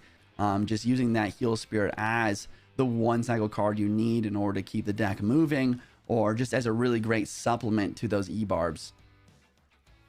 Oh, both players working on their final construction. Here we go. Game number 3. Adriel again has already unofficially secured his trip to World Finals due to points. Arden needs to win a golden ticket today or make it to our LCQ, which he has also not locked down yet, and qualify through that. Okay. A lot of stakes, a lot of money, a lot of positioning on the line. $14,000 grand prize and a lot of points. And we are in our last game of the best of 3. Arden going to Hog. I think it's really consistent. Makes a lot of sense. We do see a lightning on the E-Barbs. Very aggressive. I think Adriel might try to make something happen now. Wow. And gets the connection. Unbelievable. I know. Unbelievable for 2 reasons. Sorry, I was just going to say, like, the guards with that position, a lot of time will push the Bad Ram to the cannon, which didn't happen. And then a lot of times, guards are just a sufficient counter to E-Barbs, none like by themselves anyways. So kind of an unbelievable connection there. Arden just simply can't believe the connection here. This is probably going to be running Vines and the Hero Wizard. We'll see if that ends up being the case for Adriel.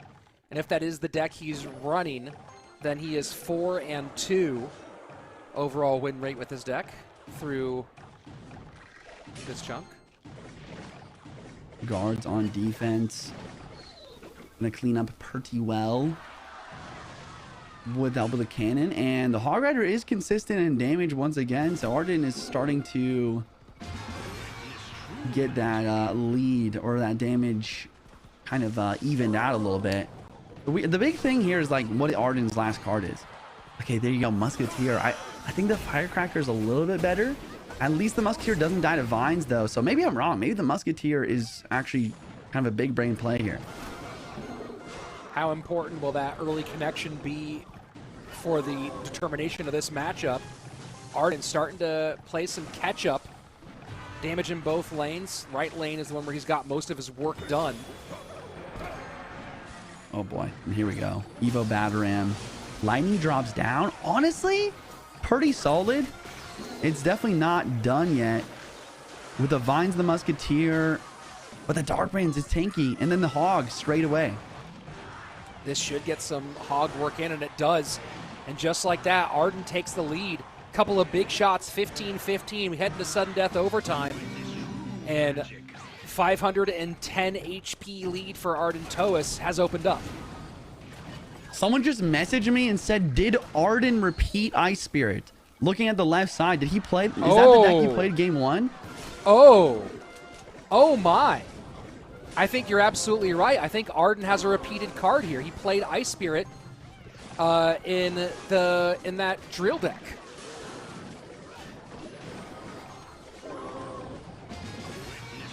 I'm kind of speechless. Yeah, I don't really know what to say. Is that the? I mean, we've had some glitches with the previous decks before. I know. I'm just gonna. So, can someone? Yeah, I'm gonna look on Really PI right now. Yeah, I've already got it up. Give me 1 second here, and I'll confirm for you. But it does appear, yes, it does appear that Arden has repeated a card in the Ice Spirit. Wow. What an unbelievable mistake. Yeah, that is terrible. That is not that is the last way you want to lose a game of Clash Royale. Just to lose a set of Clash Royale at this level of the game. To repeat a card in a duel best of 3. And the worst part is Arden is playing this amazing. He has a great matchup, but just simply the smallest mistake of using an Ice Spirit instead of an Electro Spirit will lose you the entire set. Well, he also didn't have Electro Spirit available. He had neither of them available. Right. He had to use Fire Spirit or Heal Spirit if he wanted to use a Spirit in this one. Right. Which, obviously, I mean, neither one of those really function phenomenally in this deck compared to the two Control Spirits. True. Very true. Yeah, you really like to have the E-Spirit or Ice Spirit in order to counter Bataram and stop those charges. And Arden, he doesn't know. He's celebrating. This is awful. I don't know if Adriel knows either. I think that both of them are so locked in. They might get information here in a second. Good game said in both directions, but and for those of you who are going, what are we talking about? You're not allowed to repeat any cards in a best of 3 in CRL using the dual mode format. Arden Toas used the Ice Spirit in a previous game and now has used it again here. And so that's a automatic loss in the game and a win for Adriel. Wow. Oh man, I'm just an unbiased caster, you know? Like, but wow, this is heart-wrenching. Like this is truly heart-wrenching. Because I mean, yes, you'd rather have the Ice Spirit or the E-Spirit, but it's not necessary for winning the game. You know, you can use a Fire Spirit in that deck and still win that matchup almost every single time. He has the guards for defense. The Musketeer is unkillable. Vines doesn't really take it out. I mean, what a brutal best of 3 finish. An absolutely rough one for him. Let's take a look at the brackets. As you know, if you're Arden Toas, you expected to be up there in the quarterfinal. Instead, Adriel finds his way in the quarterfinals, guaranteed top 12th or higher for Adriel now, and he will go up against EGW, who had a fascinating matchup against Riley. We have our upper bracket and elimination brackets set for our next round. Down on the elimination side, Clown and Evolve, Saudi and Dominic, Baton and Greco, which that elimination of one of those two will be hugely impactful to the fates of the other players in this competition, especially Morton and Viper watching from home. And then Riley and Arden Toas, an elimination matchup where Riley has already secured World Finals on points unofficially. Arden Toas, it's golden ticket or get enough points for the LCQ which he currently doesn't have enough points to make it to the last chance qualifier either. So Arden now goes from what could have been a pretty significant position to fighting for even having the outside shot at Worlds. Yeah. All right. Guys, we're going to take a quick break since we just finished up the upper bracket. We're going to do a 3-minute video. So we'll be coming right back and start our elimination matches on day 1 of this weekend of Clash Royale League. There's drama. There's great gameplay. There's repeated cards. We'll be right back in 1 moment.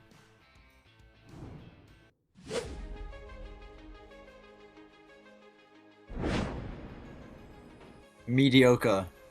I've definitely underperformed when I should have done better. But we'll see at the end of this month. Maybe my opinion will change. I think it was good. It was not the result I wanted, to be honest. I mean, 4 monthly finals is good, but I had 2 top 12, so I wasn't happy about that. But this month I hope I can do it. Eu acho que boa. Classifiquei de 5 mensais, classifiquei em 4 para as finais, então acho que boa. Só o primeiro mês que não foi bom, mas fora isso foi bom. Então eu considero até agora uma excelente.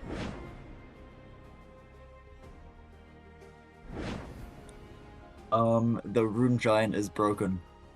I didn't grind like this year, last year, so I think that's the way I improved this year. Acho que todo ano que passa você aprende alguma coisa ou outra, mas eu acho que tentar enxergar mais os erros, o que eu errei para mim aprender. Então eu assisti alguma coisa ou outra que eu sei que eu errei, para mim na próxima partida não errar mais. A seguir intentándolo. Yo a veces me frustro porque pues todo me sale mal. Por ejemplo, el año pasado también me quedé muy cerca de clasificar a Worlds por puntos, de problemas de la visa, muchas cosas. Yo siento que pues tienes que enfocarte pues en lo bueno, no en lo malo. No sirve de nada enfocarte en lo malo, simplemente te van a salir peor las cosas. Siempre ser positivo y pues echarle ganas, no queda de otra.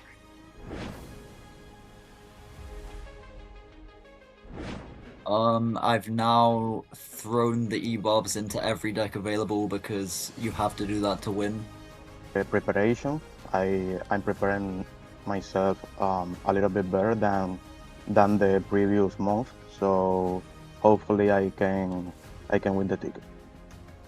Eu acho que não muito, porque são meses, então você tem um mês ali para se adaptar a um novo meta, então geralmente a gente tem que só se dedicar. E é isso, você se adaptando ao meta, você já está em um bom nível para competir. Le estoy metiendo más disciplina, me lo estoy tomando, o sea, entrené más, estoy jugando más Clash Royale, estoy empezando a ser más disciplinado, pues, o sea, clasifiqué estas finales porque pues empecé a jugar más Clash, empecé a ser mejor mentalmente, a echarle más ganas y se notó, pues, creo que la diferencia.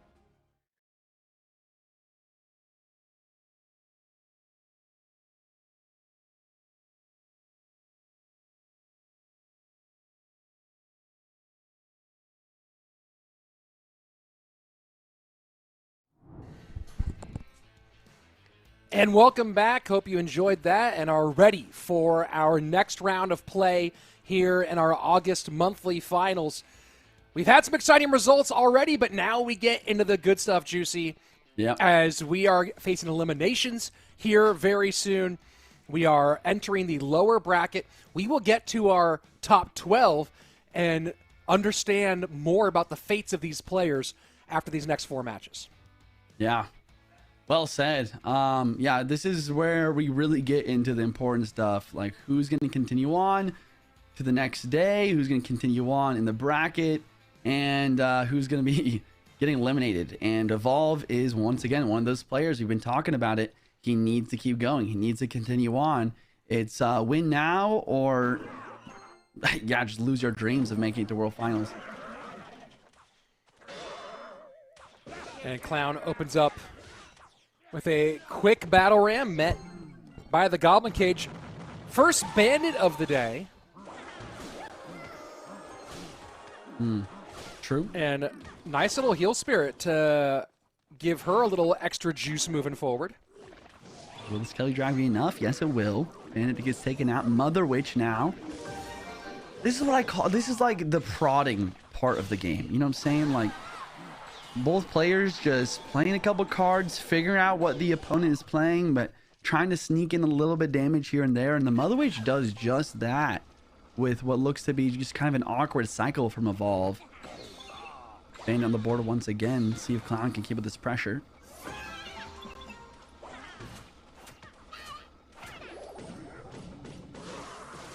First minute away, and little back and forth battle to open up the damage in that left-hand lane. Clown sets up Battle Ram way here in the back. And talk to me about the logic behind that Battle Ram placement early on here.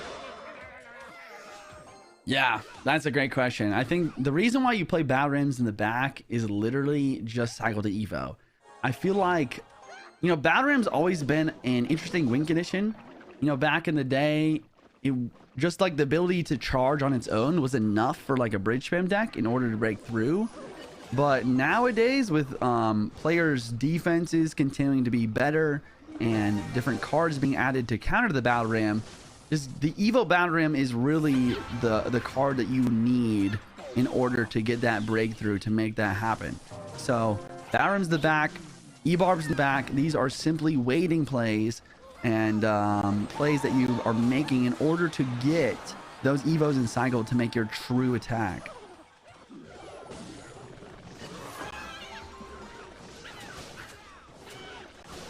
.1202 on the left-hand side as Evolve continues to find ways to break through and touch that second level. Here we go. Evo E-Barbs plus Bandit Heal Spirit trying to go through. Does not get hit by the Barb Barrel, but doesn't heal anything either. Bandit connects as well. And we didn't even see the Evo Battle Ram, but now it's Evolve's turn for a counter attack. And that was huge for the Bandit connection. Evolve not loving what he ran into there. And Clown not going to take any damage from the Magic Archer on that left-hand tower. Everything lined up perfectly, but he will get some damage on the right-hand side as the Evo Battle Ram connects. That was the best Hero Valkyrie ability that I've seen since the card came out. That was unbelievable. Really nice defense with the Valkyrie and the Piggies. Then finds the opportunity to go Evo Battle Ram Bridge with the Hero Valkyrie. And she just goes straight into the middle of the map and starts putting everything that Evolve tried to defend with into a blender.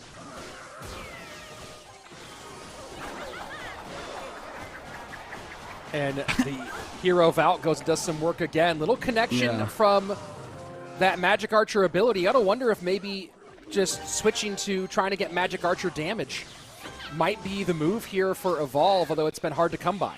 Right. I like the idea from Clown. It's kind of a high risk, high reward play to try and predict those Piggies with the E-Barbs.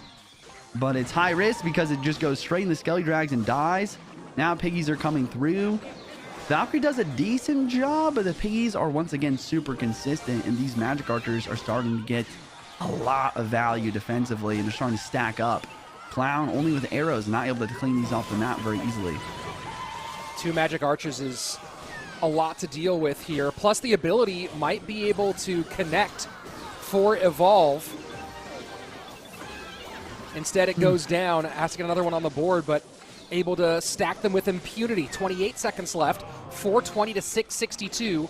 Very tight, and Clown has not been able to put the pressure back on.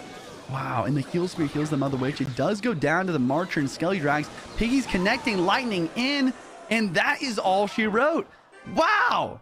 Are you kidding me? Clown, he's frustrated, and I would be too. He did everything he could. He spent the last 2 minutes of the game just blocking this lane with the E-Barbs, Mother Witch, Zappies, Valkyries, but one out cycle on the Valkyrie with a lightning with those Evo Piggies coming through, and that's just so much damage instantly. That's why Evo Piggies are, in my opinion, the best win condition in the game right now. Absolutely devastating. Clown just so frustrated, having thought he'd kind of opened up enough for the win. But we haven't seen a ton of Magic Archer today. More importantly, we haven't seen Magic Archer in a situation where you really have no answer for it whatsoever. And once you start getting 2 Magic Archers on the board at the same time, it starts to draw a lot of attention, draw a lot of need, and then of course, every second that Magic Archer stays on the board past the first few, you're just essentially getting free elixir in the bank. You're getting like double, triple value out of it. And next thing you know, you see a game that seemed to be in hand for Clown, completely swing to Evolve, who is one of our players today. Right now, when we look at players who have to get a golden ticket today to have a shot at World Finals, that includes a lot of players who are currently on the chopping block. Evolve, Saudi. I think that Dominic might be able to make it to the LCQ. Yeah, Dominic can make it to the LCQ, but Evolve could make it to the LCQ as well. So pretty tight for them, but more likely than not, it's you need to at least have a good showing to qualify for the LCQ this weekend. So Evolve does not want a first round exit, or his World Finals hopes are done. Right. Yeah, and then Clown, on the other hand, he's just kind of in this situation where he should be good to go. I mean, definitely is good to go. He's got a golden ticket. He's ranked number 3 on the leaderboard. Evolve, yeah, I mean, it's just his make or break, and he's making it. He's making it happen. I love the patience in that last game. He just consistently, slowly, like you said, stacked up the Magic Archers, found the correct moments to go for the roll hogs, and then speaking of patience, like the lightning specifically, he saved on the lightning for literally like 4 minutes and 40 seconds. The last 10, 20 seconds of the game drops it down for enough damage to win. And now he's in a position where he might be taking down the current number 3 ranked player in the world, despite, I believe, his first monthly finals.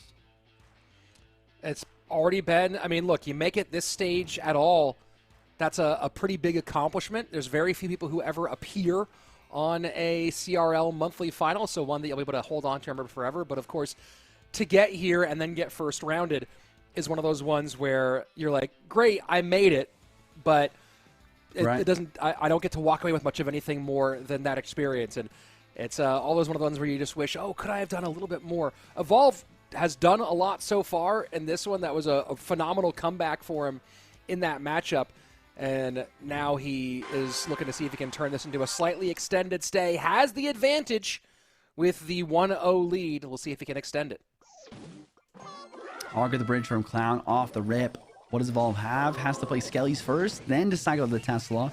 Log's not going to be coming through quick enough, or it's just not enough in general to get the Hog to connect. But Evolve, I wouldn't say panicking with Electro Spirit, because it's still a good play in order to cycle back your Tesla quickly to defend. But I like Clown's situation right now. Just applying pressure, has momentum. And Rocket. Interesting wrinkle out of Evolve. And hey, the value is there. 5 elixir target and that wizard.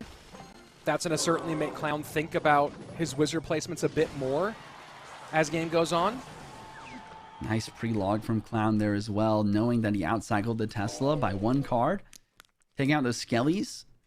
And I think that's really Clown's main goal right now. I know my way around Hog pretty well. I think in this situation, all I'm thinking about is how can I get to that next Hog Rider and finally outcycle this Tesla.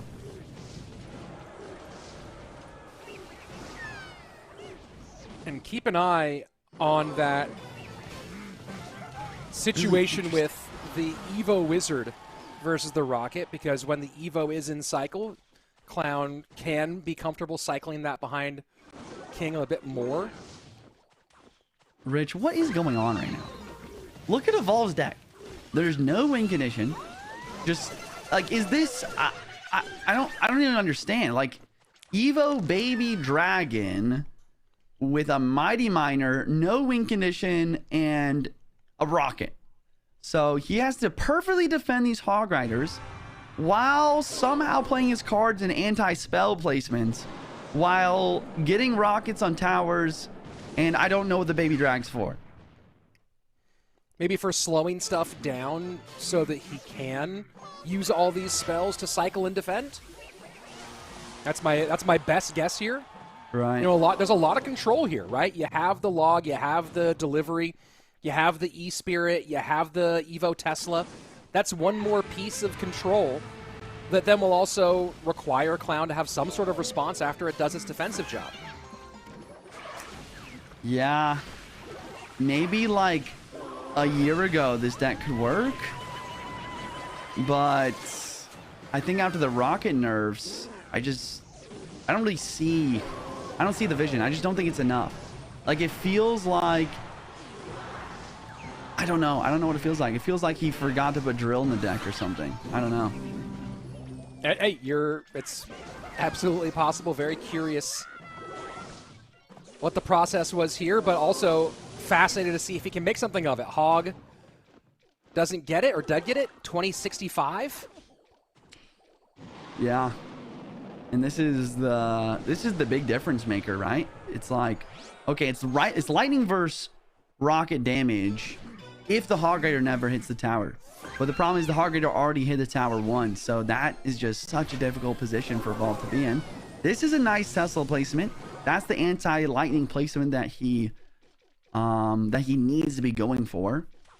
If he wins this game, man, I'm gonna be so impressed.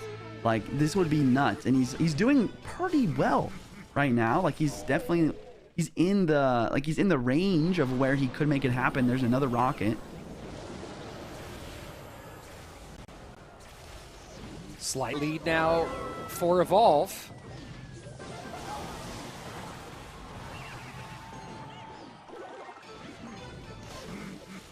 And then another Hog, though. Evo Baby Dragon, like you said, used to slow everything down, but that is a lot of lightning value, and the lightnings are very comparable to the rocket right now. It's close. And Evolve has run this deck. But this is not something this is not an accidental deck here, Juice. This is something that they are planning for. Right. And right now, keeping it tight. Tesla's taking out Tesla. Rocket cycle dropping down. Lightning cycle from Clown.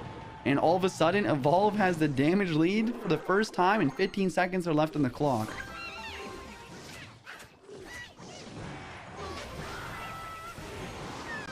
Rocket in.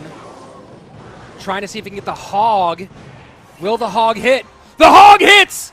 But it's not enough! Wow. Evolve rocket cycles his way to a win over Clown and stays alive. Have you seen something like this? I am absolutely flabbergasted. What a performance. Wow. And then you can see on his face too, like how much this win meant to him.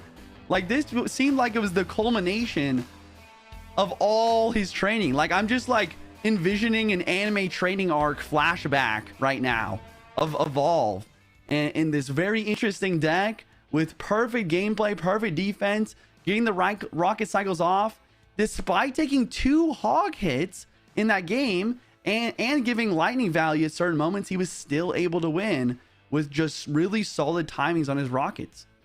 And apparently, when practicing this deck, typically instead of Baby Dragon, this was run with Princess, which does provide a little bit more pressure at the bridge, which does also maybe in this situation could have forced some of the logs to the opposite lane away from the damage lane where they were fighting for position.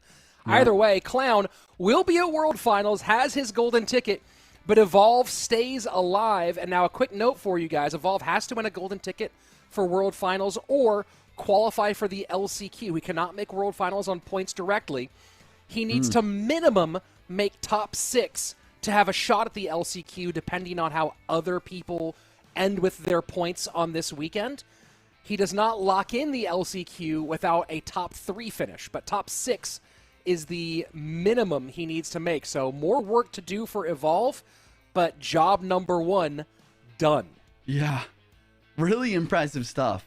The 2 games that I've seen from Evolve is just honestly absurd. Played really well. He did lose the first round. He played really well. Here's a look at the point system, everyone. You can see the plus 150. next to the current players' games. This is how many points they would get if they lost right now in the current bracket. But still, so many more points to be had with every single win as they progress through this bracket. So notice that Evolve is not on this list because he is Golden Ticket or LCQ. There's only two options right now. But you also, same thing, you don't see Saudi or Dominic on this one. And they're an elimination matchup here in a moment where one of them will be out and probably be KO'd overall with the first rounding. I need to see if either of them have locked in at least an LCQ position. LCQ, no, neither of them have LCQ locked, so that's going to be an interesting one. But then, again, keep a look at number 13, number 16, and number 18 on this list. Number 13, 16, and 18. Those are the players who are still in the mix. Greco, EGW, and Baton, who can knock out Morton and Viper from making it into World Finals. The combinations of them that have to pass Morton and Viper. At the same time, if one of the players above Morton or Viper qualify with a golden ticket, they win this weekend, then that could also then move them back up. So two pieces of play here. The performance of Greco, EGW, and Baton with points, and the possibility of a golden ticket for Sub, Adriel, Asaf, Riley, or Mugi. All of those things in play for whether Morton or Viper qualify for World Finals at the end of tomorrow. Next up, we have Saudi versus Doom. If you guys have not yet already predicted on these matches, go to event.supercell.com, get your predictions in, win some rewards. I don't know who I'd pick here. I think that Dominic is maybe a slightly better player, slightly more what would be the word? I mean, he just has more points. He has more experience. He's a little bit more experienced. Saudi seems like his play style is a little bit more it's just better in this meta with the E-barbs and the bridge spam type of thing. So we'll see what both these players will run as we hop into this best of 3. Early mortar connection for Dominic as he's going back to the dominant deck on the weekend. Yeah, makes sense, Saudi right? lost earlier to Sub, 2-0'd in that matchup. He ran Bridge Spam, and he ran a Mortar Miner Inferno Dragon deck, so new look for Saudi in the first game of this matchup with Dominic. Wow. E-barbs at the bridge, no guards in cycle, I guess. Go for it. Forcing out a Valkyrie and a Spear Empress. Problem is Saudi doesn't have much elixir to actually counter push here. I wonder if Saudi has the play here to pre-arrows. Man, maybe no arrows in the deck. Would have loved to see a pre-arrows there.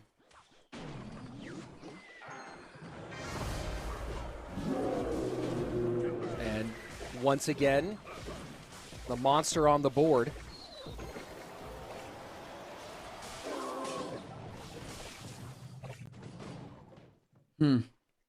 Gobstein's just so good after the buff. Like, technically a rework, I guess, because, you know, you don't get multiple abilities anymore, and then maybe a slight reduction in Goblinstein monster HP, if I remember, but maybe it was even an increase. But then the big thing is just the fact that the scientist actually does more damage.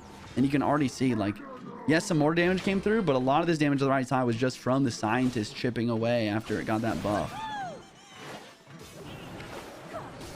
This looks very similar. This might be that hog deck that we saw take a loss earlier today. It's like it's the same, 7 of the same pieces.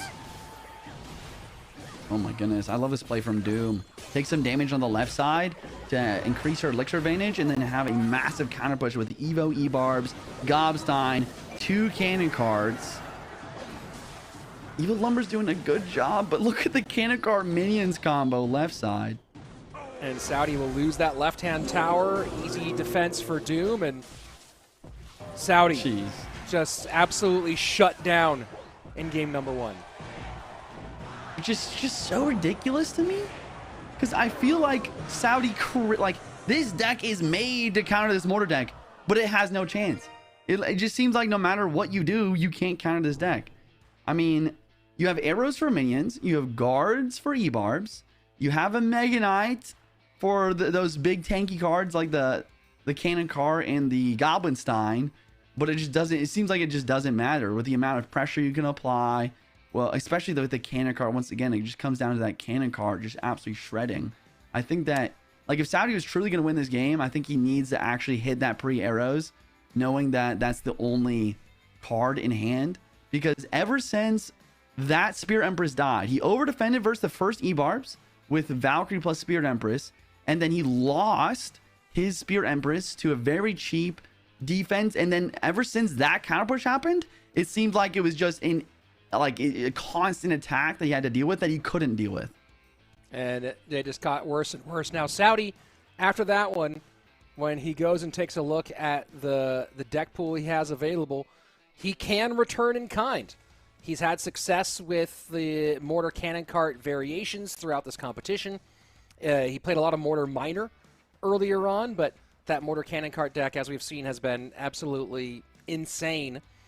There's also the option for Saudi to go heavy, right? Saudi's had a lot of success going heavy throughout his Clash Royale career overall, and in this competition, Golem and Lava have actually both done really well for him, undefeated with both Golem and Lava Hound through the earlier stages of competition. So we'll see if he decides to go for the dominant deck of the weekend that he just faced, or switch things up and try to go beat down against the beatdown specialist in Dominic. You know, when you think about facing Dominic, if you are considering going beatdown, what are the do's and don'ts deck picking wise when you think you could potentially end up against Dom playing Lava Hound? I think the do's are roll delivery. I think that a roll delivery instead of a bar barrel or a log, whether it be a Hog Rider deck or a roll hogs deck, makes a lot of sense. I think the don'ts are probably, I don't know, any deck that you only have one air defense in is just like the only really big don't in my book. Like, there's some drill decks that have no air defense. There's some hog decks that only have Firecracker for air defense. If you're using Cannon instead of Tesla, for example, I think those are some easy mistakes that you can easily avoid just by using, for example, Goblin Hunter Tesla instead of a Cannon in some situations. Well, we'll see what they put together on Saudi's side of things. And again, as we look at the stakes for these two, Saudi is not guaranteed a position in the LCQ. An elimination here, I believe, would be enough. Would mean he did not get enough points to qualify for the last chance qualifier. Dominic, I think, only needs one match win. I'm going to confirm that one to qualify for the last chance qualifier. High chance of making the LCQ where he is on points. So I'm going to make sure I go ahead and get that information sorted out. But both these guys need the win here, I believe, to make it into the LCQ. Like you mentioned, Mortar off the rip from Saudi. Wizard Hero from Dominic to counter perhaps the Bridge Spam deck. It is going to be the Bridge Spam deck.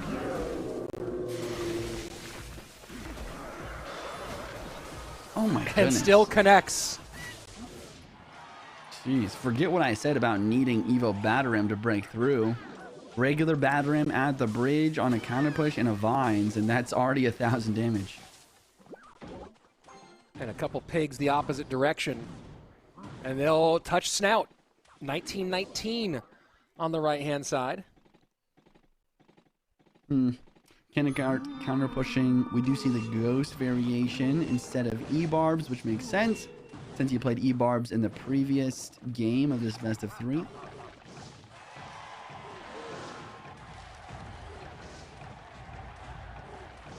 Man, the other thing that Doom did pretty well is using that poison instead of Fireball in game 1, because that's just going to allow him to potentially run Roll Hogs or RG, which are two decks that Doom is very seasoned with in game 3 if it goes to that. And that was maybe half a tile away from absolute disaster for Saudi. Still terrible for him with Dominic in great shape on both towers, and Saudi playing far from behind. Man, this is just not the gameplay from Saudi. Like, I don't mean to be rude in any way, but I think he's in a great spot here. Like, Dominic does not have a big spell for Mortar or Cannon Cart or Gobstein or Skelly Drags.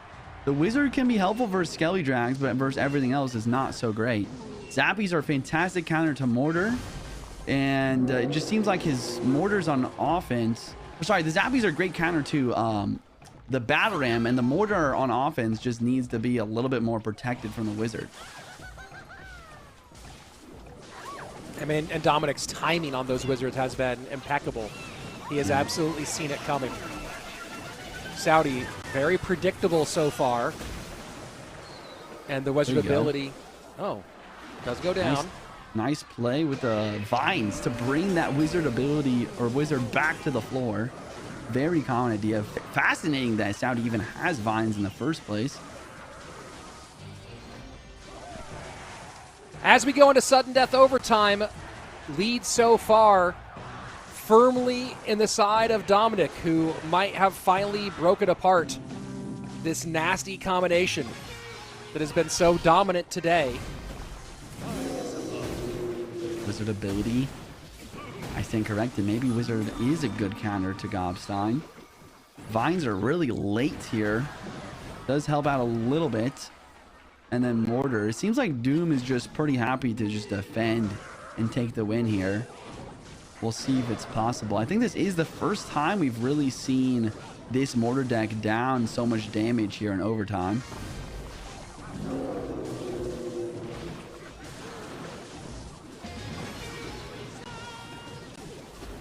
Wow, prediction onto the Wizard. I don't know if it's enough, but the Giant Skelly probably is enough on its own, realistically. And this is just pure control for an archetype that is so about being aggressive. Dominic with a great read that he had done enough early on to really shut things down and has switched to pure control mode. So far, working out perfectly as Saudi has had the unenviable position of trying to win Mortar Minor from behind. Yeah. Mortar just dies immediately. 40 seconds on the clock. Gobstein here trying to make something happen. But there's just so many mistakes here. But the biggest biggest mistake is the fact that he's just throwing everything down this lane. And it's literally just double hero Wizard, tornado, splash damage, wiping everything out. Mortar is a deck that is meant to be played in a dual lane pressure, and Saudi is just not doing that right now. And a huge win for Dominic. Just devastating pressure the entire time, and he has not guaranteed himself a spot in our LCQ, but he has taken one big step closer. Not to mention another step towards potentially making the big run for a golden ticket here at World Finals, or here for World Finals and our monthly championship. So we'll see if he can make all of the magic happen. Keep in mind, everybody, that they're now with Clown out. There are only 2 golden ticket holders still in on the weekend right now with Mohamed Light and Pedro. A Mohamed Light Pedro final would mean the third place person wins a golden ticket. So that's also a crazy thing to keep an eye on, is that you have who wins the golden ticket. Mo and Pedro both already have one, but they could end up being in the finals. This is, I love the last weekend of the regular season every single year. Doom moves on. Saudi is out. And there's, again, a look at that upper side of things. Mugi's already qualified. Sub is qualified. Mo and Pedro officially have golden tickets. Asaf and Adriel on points. EGW and Coco, the 2 lone players on the upper bracket side, who don't already have enough to make it to World Finals, but they find themselves on the proper side of things for that chance. But you do see that Mo and Pedro are on opposite sides of the upper bracket, so they could end up in the upper bracket final. And if that's the case, then things get real crazy real fast as we parse through all the possible results and fallout from those results. But now we move on to a pretty critical one here, Juice, for our elimination matchup between Baton and Greco. Both of those players could qualify on points for Worlds today or this weekend with a good enough performance, but one of them will not. One of them will be forced into the LCQ today. So that's big. On top of that, how they finish directly impacts both Morten and Viper, with Greco having more points than Baton. If Greco makes top 12, he puts pressure on Viper and Morten. Suddenly, their position becomes more tenuous because of where he is on points. He is currently, I believe, 13th on the record. So a win for Greco might be enough to knock Viper out of World Finals and into the LCQ. Whereas if Baton can beat Greco, the pressure on both Morten and Viper suddenly diminishes dramatically. Yeah. But then you just have to go back to Baton, though. Like, Baton in his first game, we talked about how impressive his loss. I mean, he did lose, but he played so well. He really showed up. Greco, I mean, he's been in this kind of situation a million times. He's been monthly finals quite a lot. He's kind of a known player. But Baton showing up here, and then there's, like you said, there's so much stakes in the line. So both players are really going to have to work with their coaches, bring their best decks, and bring their best gameplay. And I don't actually fully remember how Greco's match went earlier, but it feels like Baton is kind of, I don't know, he's kind of stealing my heart for like a dark horse pick at this point. Sure. And a couple more updates for you, for those of you who are curious following at home. Players who are now officially out based on points, or unofficially, sorry, who are unofficially out based on points, results all to be verified later. Samuel Basoto can no longer qualify for World Finals or the LCQ. He was in the running before those points came in. And Saudi, with his elimination now, has no chance at the LCQ or World Finals. So his dream is done here. Right now, Greco and Baton in a match that has implications up and down the rankings. Everyone watching to see who wins here and how that impacts multiple other players in this competition. Valkyrie Furnace is not enough to stop the Hog Rider. Hog Rider showing why he's just one of the best. He's just one of the best, most consistent ways of getting to the tower. A little bit overshadowed by Piggies recently. But that's just because Piggies have an Evo. Once Hog has an Evo or a hero, you know, it's going to be a different story. Dude, if Hog gets a hero or an Evo, can you imagine what the Clash Royale subreddit will look like? It's already, I mean, the percentage of posts that are already complaining about Hog is at least in the double digits. That's absurd. It's like... I don't envy the Clash Royale Reddit mods if Hog ever gets an Evo or a hero. That'd be bonkers. Oh, wow. Well, let's see if it's going to be enough without that in this game. And then Baton, on the other hand, I'm trying to figure, is he playing Graveyard? This might be a Graveyard Evo E-Barbs deck, just going to show that you really can put Evo E-Barbs in any deck. I mean, they're like garlic. They just go with everything. Straight up. And we're going to see why that is probably right now. Evo Firecracker might be enough. Skellies to distract those spears. Honestly, fantastic play from Greco. Yes, the Evo E-Barbs are in cycle. They're scary to deal with counter push.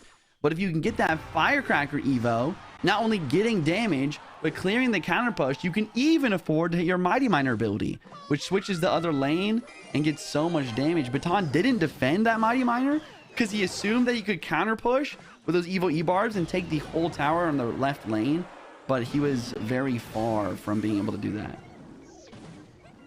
Little adjustment of his position from Greco. Vines to hold.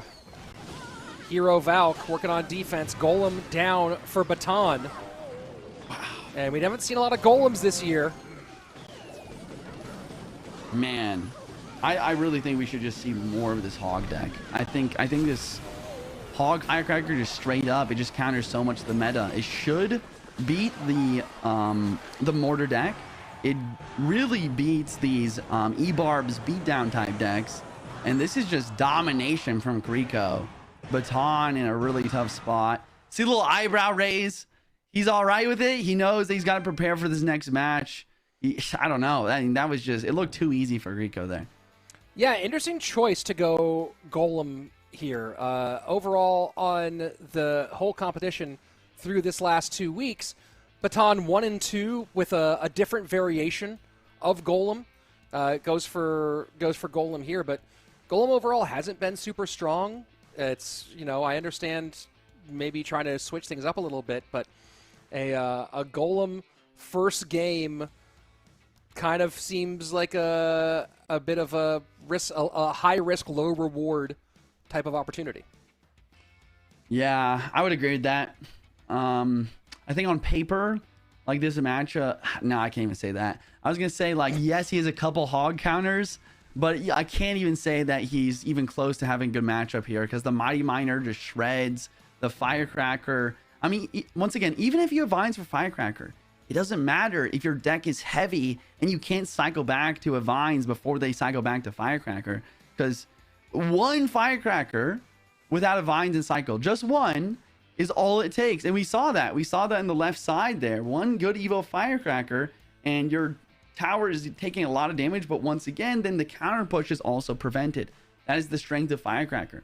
That is ideal offense. We talked about an ideal defense where your opponent is not only protecting, like, an ideal defense is to protect your towers, yet also have a counter push. An ideal offense is to have damage on offense while preventing your opponent from having a counter push. And that's exactly what Grieco did in that game. Golem with a 45% win rate overall throughout the couple of weeks of competition for our August turn. Low use rate, but 45% kind of within that margin range, but still not exactly what you're hoping for as you go through all of this. And looking at the point situation there, that ranking, those rankings are not counting the points that they have from making it this far at all. They both get 150 on top of that, as you've seen in our other graphic. So Grieco with a win here suddenly changes things a lot. In particular, as we were talking about, Viper is the one who will be in a lot of trouble. If Grieco gets a win here, that would put Grieco over Viper on points. That would be enough to put Viper in the, outside of the top 12, and then he would be relying on either on one of the players above him to win a golden ticket, whether it's Grieco or Mugi or Sub or Adriel or Asaf or Riley. He has to get at least one of those two to win a golden ticket if Grieco ties things up here. So Viper watching this one very closely and hoping that that Baton can turn things around. Man, what a terrible, like, difficult situation to be in for Viper and Morton to be watching this monthly finals and having your results and on what's going to happen next for you be on other people's shoulders. But at least there's always going to be a clear person to root for in a situation like that. Yeah, on the other hand, I mean, just think about these players themselves. It's just like they want to win. They have no ulterior motives. They just not only want to win for more points, for more chances to win the golden ticket, but for more cash as well. Every single time you're pushing forward in these brackets, you're going to get hundreds, if not thousands of more dollars in your wallet. Here we go. Do or die for qualification today for Baton. Has to reverse sweep Grieco to keep that alive. Of course, the LCQ in Baton's future, but no one wants to go through that gauntlet where only one survives, and that's coming in September. Interesting to see Evo Ghost with a cannon. A lot of the time with Evo Ghost, you see a Goblin Hut because the Goblin Hut is able to actually have counter-pushing units, which Ghost is usually played with because it's a kind of a high-pressure card. But Baton going for a very odd yet interesting control-based bridge spam deck using a cannon. We'll see if it's going to work out for him here.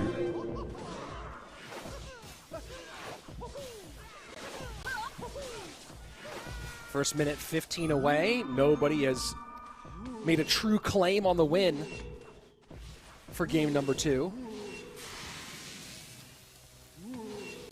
Kind of a mistake from Greco. Yes, you take out the ghost, but it's not on the tower. The electricity is not hitting the tower from the Gobstein. Great cannon and log. Solid defense. That should keep everything in range of both towers long enough for the Piggy to not connect. So, start to see a little bit more of the deck. We have Baton with kind of a control bridgeman variation. He's continuing to cycle to his Evo Ghost and Evo Battering in order to make a good push. And then Greco, on the other hand, just a really solid, like we've seen this deck before, Evo Archers, Gobstein, Piggy's control. Last card is going to be Lightning for Greco, which honestly is probably pretty helpful to deal with Spear Empresses and Cannons for a breakthrough. Evo Archers splitting.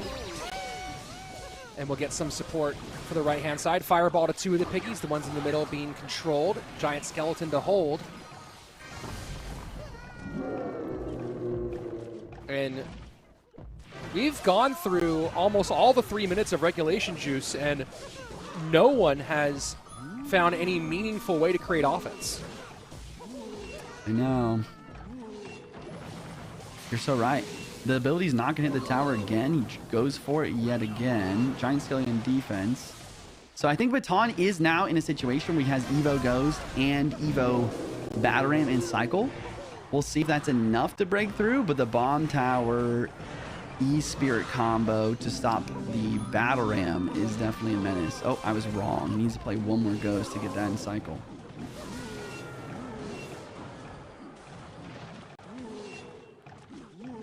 Sudden death, and now the biggest lead opened up by Greco, that left-hand side, and it's just courtesy of a tiny bit of touching by that pig. I mean, very, very minimal. But this has been the story a few times today where it's just been too tight the entire time. But then, will Baton have to take a big risk here? Does that risk pay off? Does then Greco capitalize on that risk and shut the game down? Golden Knight damage on the right-hand side. That dash is big. Bomb Tower down. But for the moment, Baton with the lead and a huge, huge change. Barb Barrel has to come out. Baton starting to put some real pressure on this right-hand side. Greco being forced to make some plays. Man, I really thought Baton, like after that really solid defense with the counter push, I thought he was in a situation where he'd get even more damage right side, but Greco stays in the game with some solid defense, and with one extra Piggy hit, he takes back the damage lead somehow. 40 seconds left. Baton not only needs to perfectly defend, he needs to cycle back to his Evos if he wants any chance of getting to this tower again. Baton does have Fireball. Can extend the lead a little bit with a well-timed Fireball or retake the lead. Of course, he probably has the expectation he's going to be dealing with some spell damage of his own. Might see the log go to the right-hand side too, just to add some chip. He does not take any of that damage. 13 seconds left. Fireball has to go to the Piggies. I think that's going to be, that might be it. Pig's touch, and that might be the one. Log through. The bounce not going to be enough. And Greco holds on for the win. Takes Baton out of the competition. And at least for the moment, knocks Viper out of a World Finals position. Man, GG's to Greco. He just played so well. I mean, Baton also, I love the gameplay. I love his deck pick. I think that he should not be sad about his performance in today's monthly final. You do go out after playing just a couple rounds, but it was great gameplay for sure. Greco just, oh man, he's just on another level. And these Evo Piggies are just so consistent. Like those Piggies, like you mentioned, they just continue to get damage over time. I mean, if I could point out even, like the only mistake that I saw Baton really make was at the very beginning, first Piggies of the game, he played his cannon 2 tiles too far up. And that allowed a one Piggy to do probably about 250 damage or so. But once again, like you said, that's just like this thin margin that like one small mistake like that can lead to. And Greco moves into the top 12. Baton eliminated. So again, now Viper no longer going to be in the points category for Worlds. He will need some help. He will need for Grieco to not advance too much further, but more importantly, he'll need one of the players above him to win a golden ticket in order to have a shot at the top 12. Of course, Viper easily in the LCQ, but now this, not only does this put pressure on Viper, but now this puts more pressure on Morten. So take a look at this. Grieco, with that win, will jump Viper, will not jump Morten, will not knock Morten out. I believe he jumps Morten, but Morten moves down into the 12th spot with a World Finals berth. But let's remember that EGW is still alive. So if EGW can also get high enough on the points, I believe for EGW, now that Grieco has done that, if EGW can make top 6, that would be enough points to push Morten out of the top 12. Oh, man. Right? Out of this ranking spot. So EGW with a win in this next round could really put the screws to Morten here. And then on top of that, all of this could get reversed a little bit if Sub or Adriel or Asaf or Riley or Mugi or even Grieco or EGW wins the golden ticket, then people get bumped back up one. So real chaotic right now. Lots to play for. And, of course, we're going to be looking at that more today, and then tomorrow is where we're going to get all of our final answers. Oh, man. Okay, so what's our next upcoming match? I wasn't looking. Next, we jump down to a big one. One player who already has a golden ticket or already has a World Finals berth unofficially secured via points. The other one who is win or bust in Arden Toas. So Arden going from that, I mean, the worst way to lose, repeating a card, to now has to fight his way all the way through the lower bracket, starting with Riley. And there are no easy outs for Arden going forward. This is all going to be just absolutely brutal. Even if he ends up beating Arden, then he would have to go on and take on the loser of Mugi and Coco. So no matter what, it's going to keep on getting, if Arden beats Riley, it's going to keep on getting more difficult for him as time goes on. Right now, of course, his eye is on the man in front of him in Riley. And man, just again, how do you, the mental recovery you have to do. I know. And from the repeated card situation, I believe that what happened was that there are two different coaches working with Arden who both had that bridge spam deck built, or had that drill deck built. One had it built with Fire Spirit, one had it built with Ice Spirit, and the wrong one was the one that ended up getting selected. So sometimes, too many cooks in the kitchen maybe can make things a little bit challenging. Either way, Arden has to put that one in the past and take on Riley. Yeah, that's exactly what I was thinking about. Is like, this is where Arden can prove me wrong.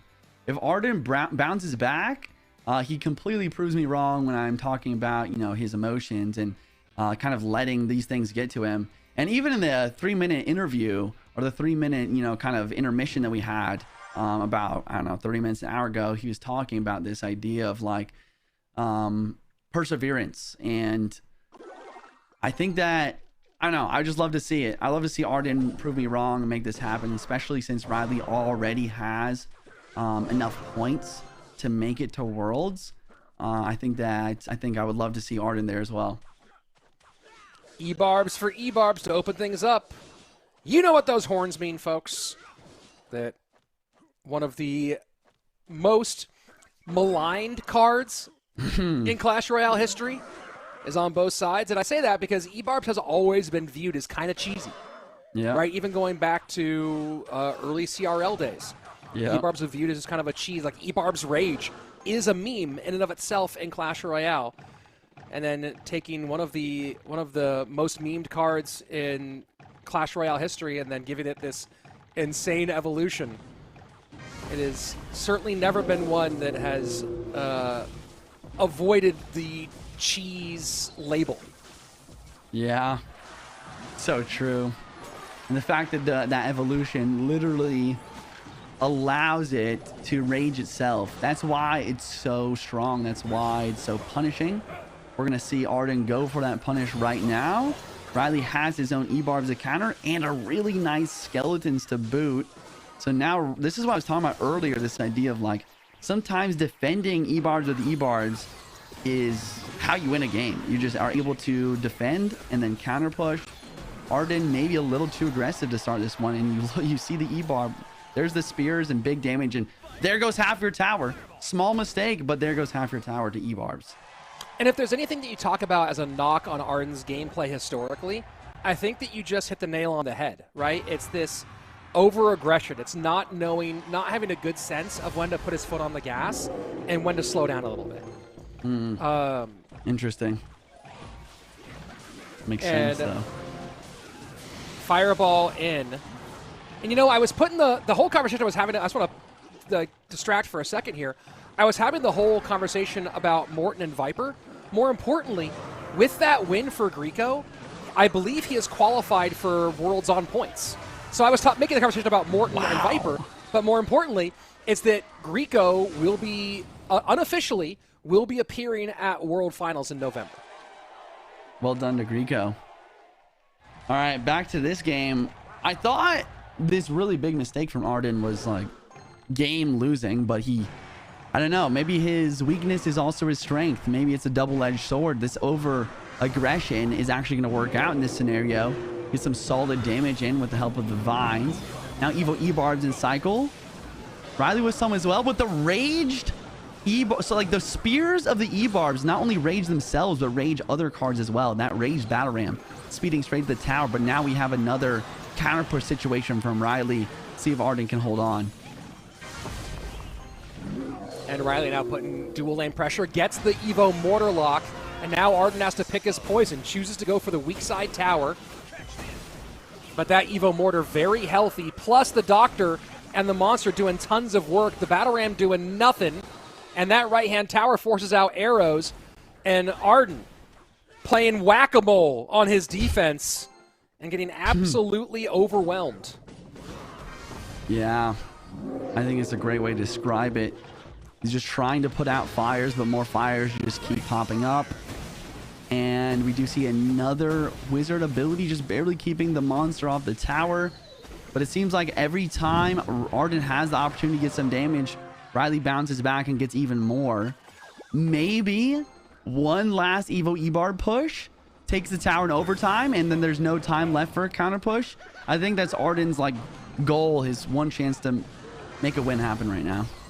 Do you, if you're Riley, do you sit back and defend here, or do you need to put more pressure on because of the nature of the deck that Arden's playing?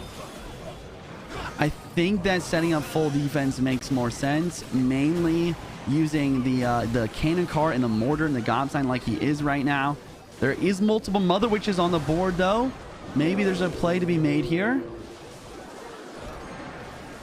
Barb Barrel in on the Mother Witch. Evo Battle Ram trying to pop around the outside. Unbelievable. A little bit of damage on that left-hand lane here. But Riley able to clock it up, clog the lane, and Arden walks away. He knows it's over. Arden Toas eliminated. Riley continues on to our top 12. Unbelievable stuff. My heart goes out to Arden, going from a repeated card. Pretty much you earned a win versus Adriel, but you just repeated one card. You go down the lower bracket, like you always say, Rich, from frying pan into the fire, straight into Riley. And Riley's gameplay here was just textbook. I mean, you were very patient with your E-Barbs. You use your E-Barbs to counter the opposing E-Barbs. You use your skeletons and your other cards to keep your E-Barbs healthy. And then you just run it down with the Evo E-Barbs. As soon as he gets that massive damage lead, he just sets up defense. He's got cannon cards on the map.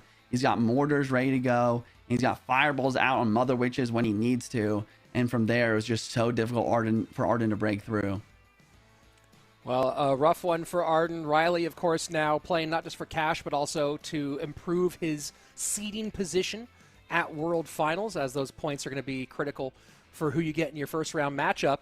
But now we go back up to the upper bracket, where we have 4 upper bracket matchups, 8 players trying to make their way just one step closer to a golden ticket. 2 of those players already golden ticket holders in terms of Mohamed Light and Pedro.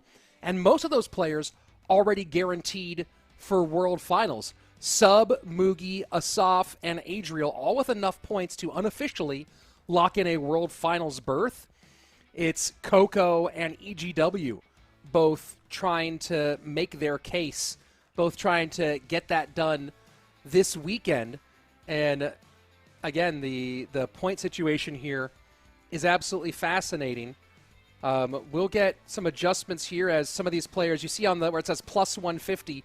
All these players are actually guaranteed more than 150 now, so we'll work on getting that adjusted so that you can see the actual placement in just a little bit.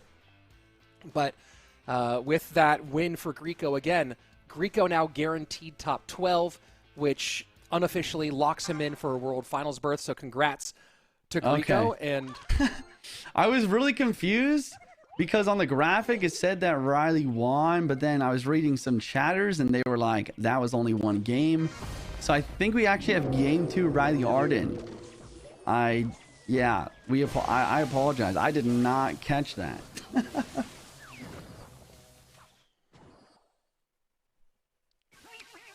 the challenges of remote production, folks. Thanks for staying with us.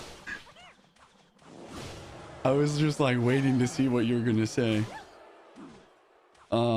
Anyways, we got Drill Valk versus Piggies and a delivery. So it seems like Riley's just in the driver's seat right now in a really good spot with multiple Royal Hogs counters. And then Arden does have log for Drill, but we've seen how consistent Drill is for connecting. Piggies are consistent too, but seems like Riley's in a solid spot.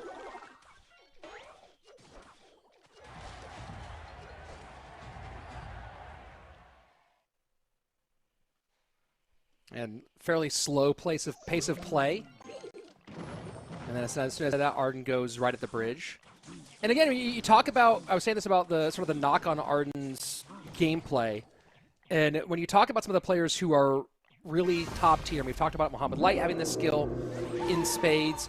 I think Adriel's another guy who's really good at this. A lot of the players who are really playing at that upper level have a good sense for when to go, when to pressure, and when to hold. And it's, I think, one of the things that Arden has struggled with throughout his career is maintaining that sense of when you go all out and when you hold back a little bit. Let's see if he's going to make that happen right here. I think it's a little bit more, I don't know, straightforward, I guess that would be the word, versus Royal Hogs, though. Royal Hogs are just super easy to apply pressure to the bridge and then use those cycle cards to defend for cheap. And that's his goal right now. And he's going to do it right here. Lots of damage coming through. Despite the Valkyrie, despite the snowball, despite the bomber and the delivery, he still gets Piggies to connect. And then from there, it's just whether he can stop this Evo drill from connecting the tower. And you like the Electro Spirit idea, trying to create a King Tower activation for Arden. Didn't make it happen. Trying to think of what Riley could do to get some damage right now. Which is definitely more difficult ever since the drill nerf to be consistent in the damage. Because it's kind of putting everything, all the damage in whether Arden can defend or not. And if he can, he will do just that. Hero Valk takes care of the Doctor, so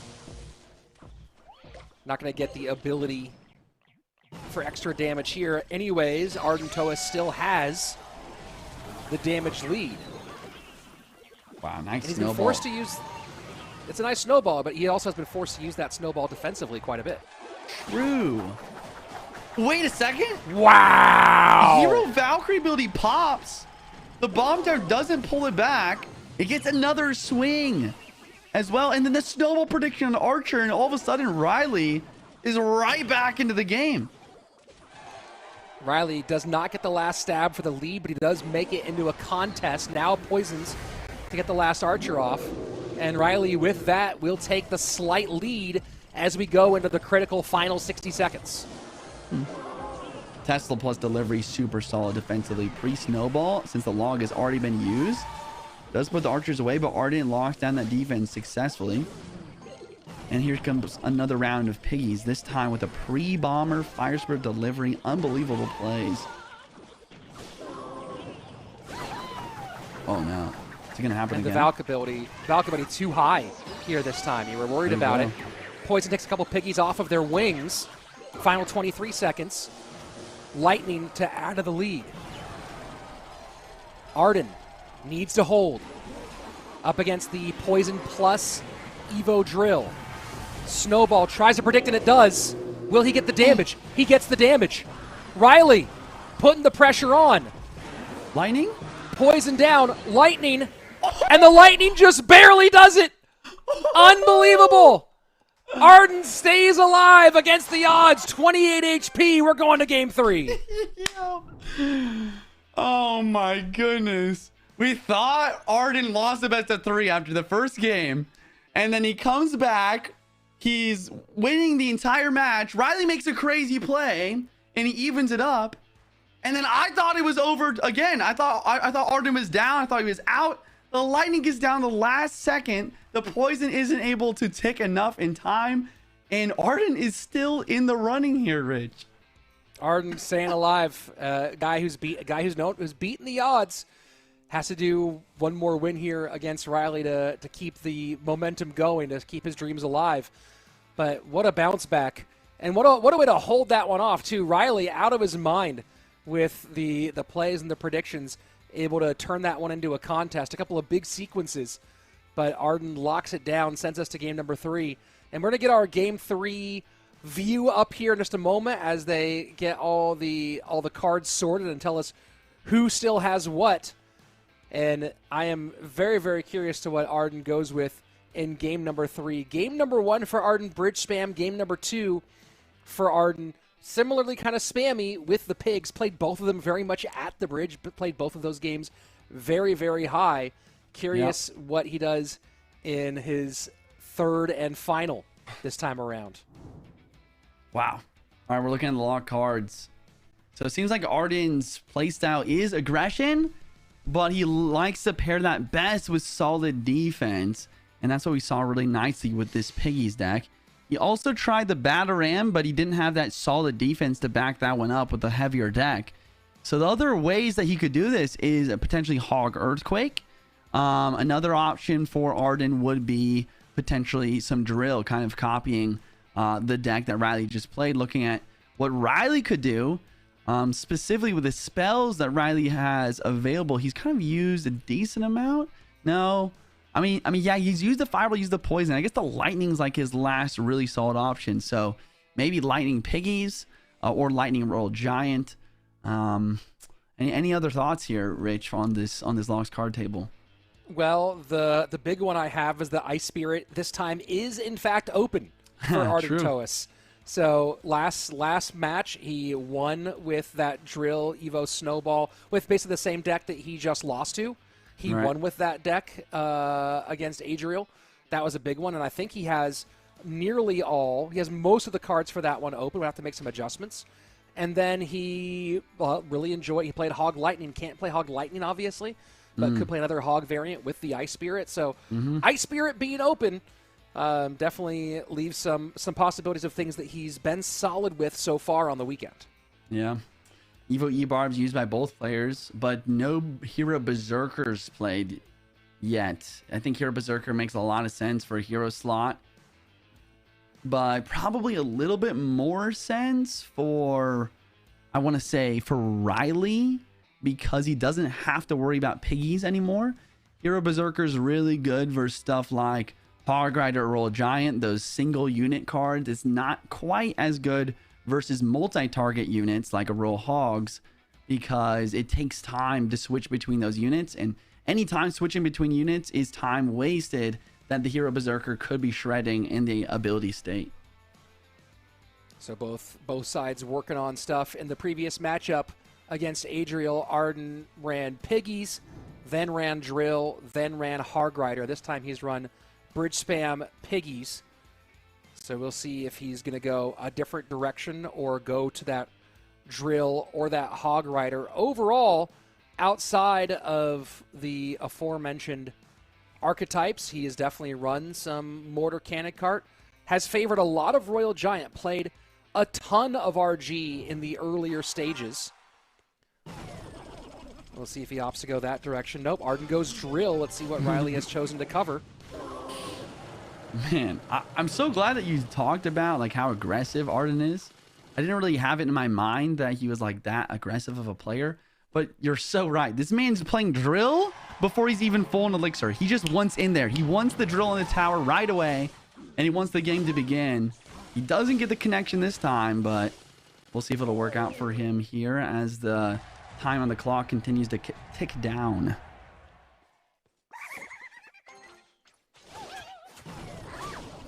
And there you go. You talked about it. Riley playing just a regular Berserker, not a hero Berserker.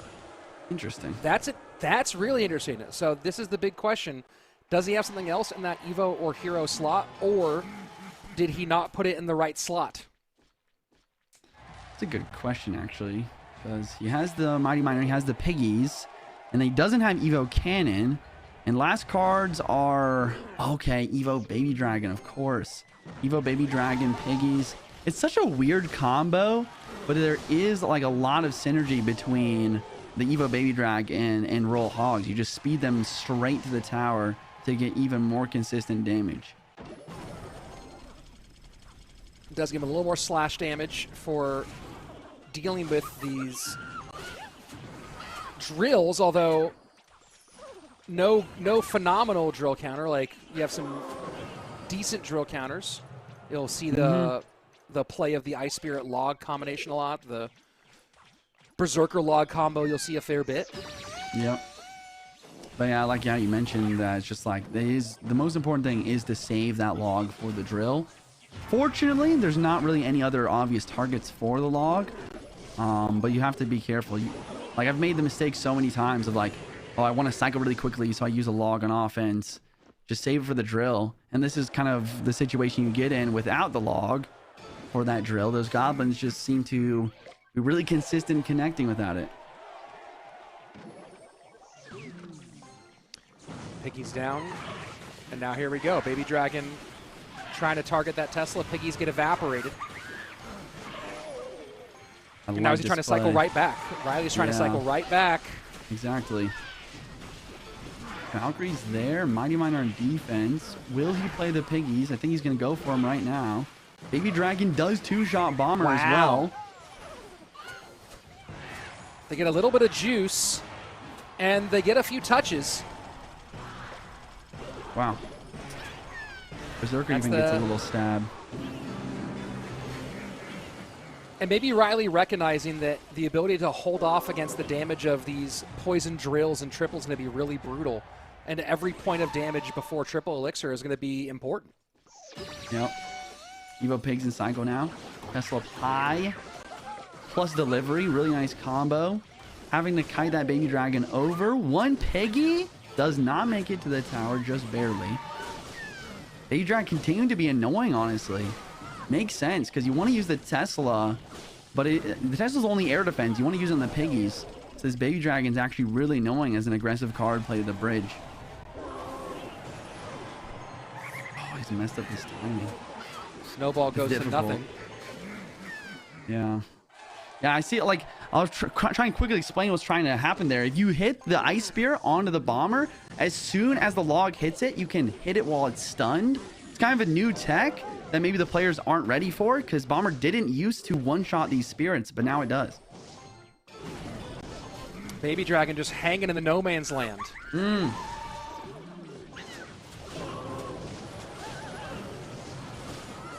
Good Ice Spirit to hold, but Riley has to find a way to break through. Has not had much success. Wow, this is Lightning here as the final card. Yes, yes, definitely. He's going to play it now. Great call. Tesla drops down. Evo Piggies and Cycles sped up by Evo Baby Dragon. Wow. No Defense touches. is too good. Lead for Riley. 20 seconds left. Poison plus drill for Arden. Riley might get the last conversation. He might get the last shot. Snowball very late. Does nothing. Lightning. Poison will not tick enough. And Arden, despite completely flipping the script, finds himself on the bad end of the result in game number 3 and giving it up to Riley, who stays alive. I'm just speechless. what an insane game. I was just like on the edge of my seat the entire time. Every goblin hit, every piggy hit matters so much. But Riley holds on for dear life. He gets those piggies down, and and then when it comes down to the end, it's just lightning does more damage than poison. And that's really how he finished it out.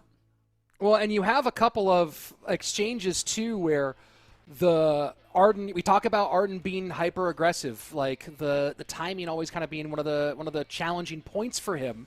More than once we saw the snowball come in with where Riley either it was Arden didn't time a snowball well, or more likely Riley timed his responses anticipating that the snowball was just coming immediately. And there were more than one of those in the later stages where the snowball did nothing to help for those drills. And that ended up being a very thin difference, and one that one better snowball could have made the difference on. I know. Like, that is the synergy, right? Between a snowball and a drill. Get the right timing. That's the difference between a goblin hitting our tower or not. And that's literally all the difference of that match was one more goblin hit. Can you get one more goblin hit? And now that does officially eliminate Arden Toas from both World Finals and the LCQ, or sorry, that does, I will say unofficially, but that does, from unofficial point tabulations, eliminate Arden Toas from both World Finals and the LCQ. And now, as we did this all earlier on, we can turn our focus to the upper bracket quarterfinals, where we have two players in EGW and Coco both fighting for a chance to make it to Worlds against players who all have already officially or unofficially punched their tickets and booked their trips. Here we go, looking at the point totals. And as you can see, Greco, with the plus 200 that he's locked in, has leapfrogged both Morton and Viper. So Viper needs someone above him to win a golden ticket to get back into that top 12. If that doesn't happen, he is done. The other piece of this is that EGW, with one more win, I believe would be enough to leapfrog Viper and make that suddenly impossible. And if EGW can make the top 6, he would also jump over Morton and put Morton in that same situation where he needs someone above him to win a golden ticket. So EGW's next matchup is going to be maybe the most consequential of the entire Saturday, as we'll be seeing him take on Adriel as the final match on our day. What a great match that's going to be to close out this Saturday. Can't wait for that one to come up. First, though, we have to start at the top of our upper bracket, where we have a two-time world champion in Mugi, who will be making an appearance at World Finals based on the points that you saw just there, against Coco, who needs to just have an absolute run today if he doesn't want to have to face the LCQ. Juice, a lot of people talk about Mugi doesn't play that much, doesn't practice that much, kind of gets by on talent alone, not on hard work, but he keeps on being here, right? He's going to be at World Finals again. He's going to have a legitimate shot at tying Mohamed Light for 3 world championships. People last month we put in our predictions for winners and underdogs, and I just put Mugi as the winner because it was spicy. It was kind of a spicy pick. People were flaming me online for it, but it seems like no matter what, Mugi, whether he picks up his phone once a day or picks up his phone once a month, he is a contender at Clash Royale League. Absolutely. I think the other thing that I usually mention or talk about with Mugi is it seems like he really struggles to get good matchups, and instead, once again, just relying on his sheer skill and talent through that. But in the previous best of 3, he had a couple really solid matchups, and he just made it look super easy. He was moving like a mode light, honestly, in round 1. So let's see if he can continue that, pick up some decent matchups, and just absolutely dominate in some more best of 3s here. And the defensive drill to secure the defense against those piggies. And not a bad defensive drill, especially early in a game, especially when you don't have the Evo in cycle at the moment. Goes in, makes the preventative defense, gets the Evo in cycle. or closer to cycle. Oh, he's actually not running Evo Drill. Never mind. Running Evo Snowball and Cannon. Yeah, and then on It's the the second other time I've started hand, that. yeah, no. But on the other hand, I mean, Mugi just got the piggies, and it's just, oh, I'm starting to think it's gross how good these piggies are, because it's just like, I don't know, it does remind me of Drill, when it initially came out, where it's just like these goblins are always hitting tower no matter what I do, type of thing, and that's just where piggies are kind of have fallen now. Like, as all the other spells and win conditions and different cards get nerfed in the game, like, it just starts to be that every little bit of damage matters so very much. So, I mean, it makes sense why, you know, getting one piggy snout to the tower could be super important. But it just, I don't know. It seems like it's almost limiting the deck pool. It seems like, you know, we're not seeing Miner really as much. We're not even seeing his Hog as much. It's just piggies, Mortar, and then I guess some sort of like E-Barb's bridge spam seem to really be just taking the meta by storm right now. I was going to say how impressive it was that Mugi didn't take any damage from that previous Drill plus Demolisher sequence, and then here he goes, takes a couple of big throws of Dynamite, and suddenly gives up a pretty big lead in our third minute of play. Yeah, but then once again, those Evo piggies are in cycle, and then a win condition that is already very consistent becomes even more threatening. Nice Gobstein ability, nice lightning from Mugi, but an even better snowball from Coco. Unbelievable play. I think, but once again, like you've always mentioned, you know, anytime you can force out that Evo snowball, I mean, that's a win for Mugi, right? Anytime you can make it not be on offense for Drill, Right. that's absolutely huge. Yeah. Splitting the attention offensively now is Coco, Snowball plus Drill on one side, Poison working on the other side. Gobstein's a threat. Important lead here for Mugi. Now opens up a bit more. 16-16. Yeah, I think MVPs of the day are simply Goblinstein and Royal Hogs. But in this situation, Mugi's using both of them in the same deck, and it's really showing up for some solid damage.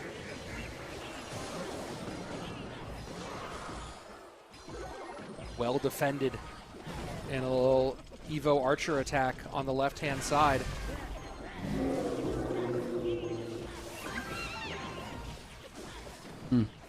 And Coco trying to turn this into a bridge fight has really been putting the pressure on and forcing Mugi to fight on his side of the map for a little while. But the Gobstein monster just sneaks through for yet another hit. Heading into double elixir, it's just going to get worse. See, you play Drill on offense, and you try to bait out enough elixir, but it doesn't matter. The lightning still drops, and Archer sneaks on your tower, and the Bar Barrel continues to consistently defend these Goblin Drills. And this lead is just so huge. It's going to need a mistake out of Mugi or something insane out of Coco to change this one. Yeah, but then the perfect Archers drop down there. Wow. Very aggressive cycle from Coco, trying to make it close. Piggies looking to break through. Coco also trying to make sure that lightning isn't a factor here. Evo Snowball, one big connection.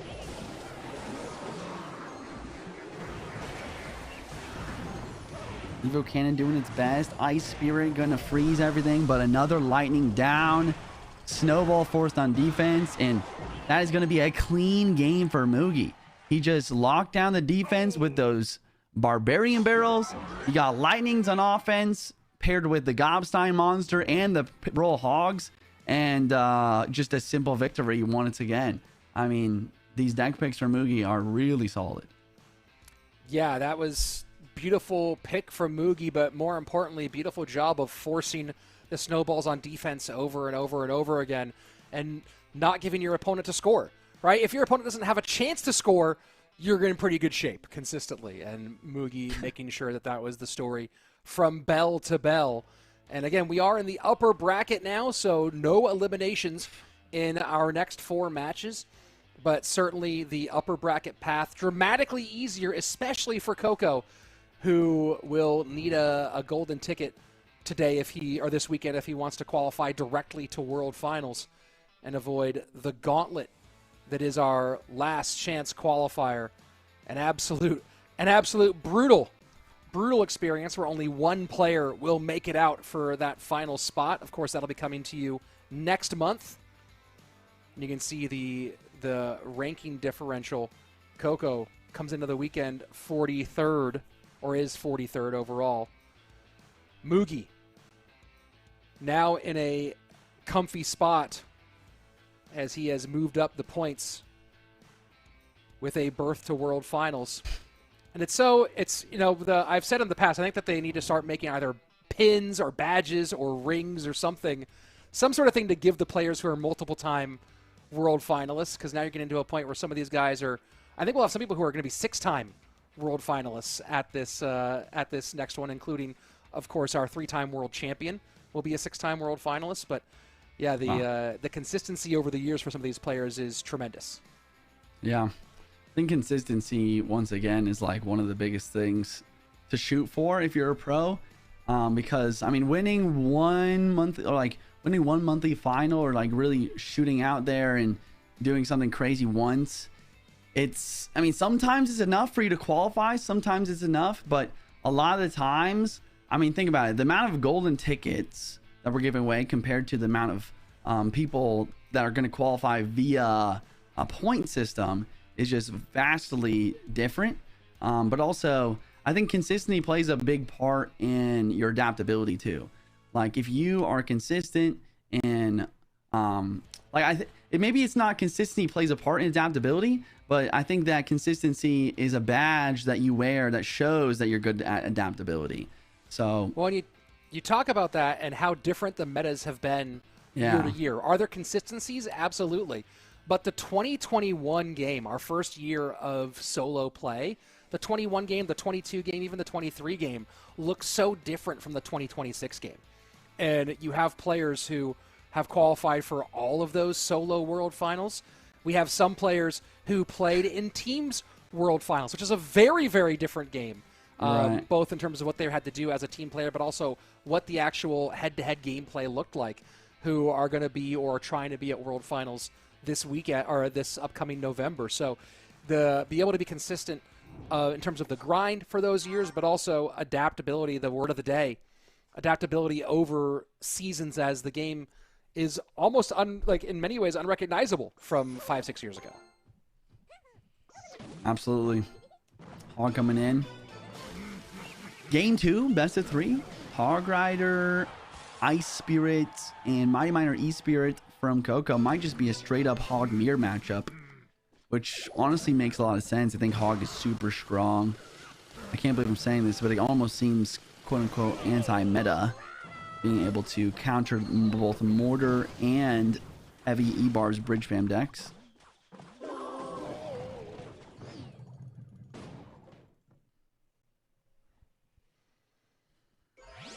And after a little bit of early exchange, we now have a bit of a slowdown here. Man, Wizard for Coco. That is not good. Why is that not good, you might ask? It is simply, once again, another card that can reach the tower. And it matters so much. Yes, it does lead to a king activation. The Firecracker I'm talking about specifically. But the Wizard just not going to have that ability to get some damage in.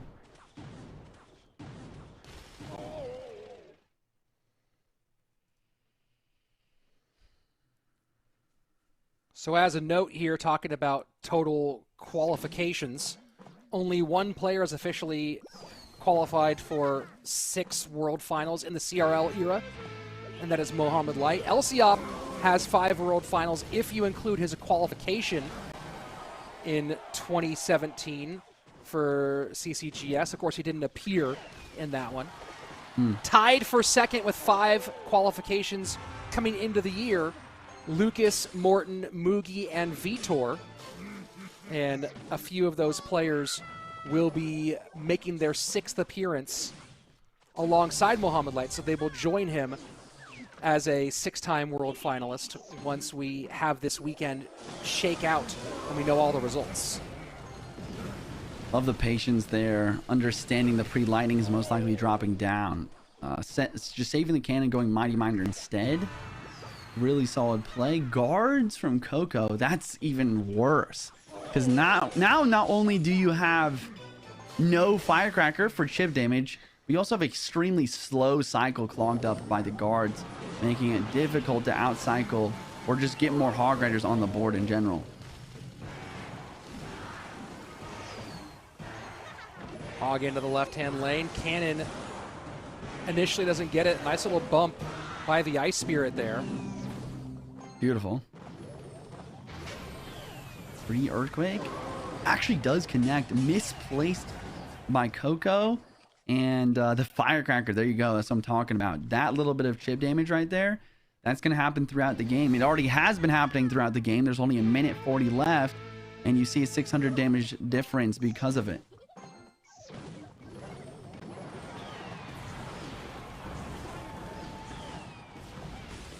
So interesting seeing the difference in Hog Rider play over the years.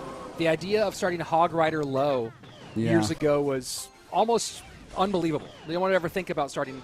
Like, it doesn't make any sense to put a Hog Rider behind tower, but timing and placements has changed so dramatically where there isn't just the hog spot anymore. There are a lot of hog spots. Yeah. I think it's like one of the biggest questions I get, or maybe it's just one of the biggest questions I like to answer. But this idea of going hog in the back, we're going to see it right here from Coco.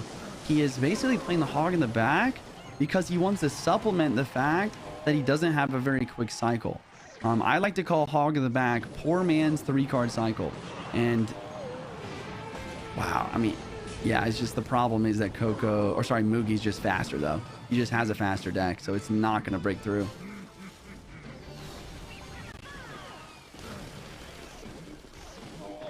Hog in. Lightning looking to clear. Nothing to support. And the cannon too low in HP for the Lightning to target it. So Hog doesn't even break through.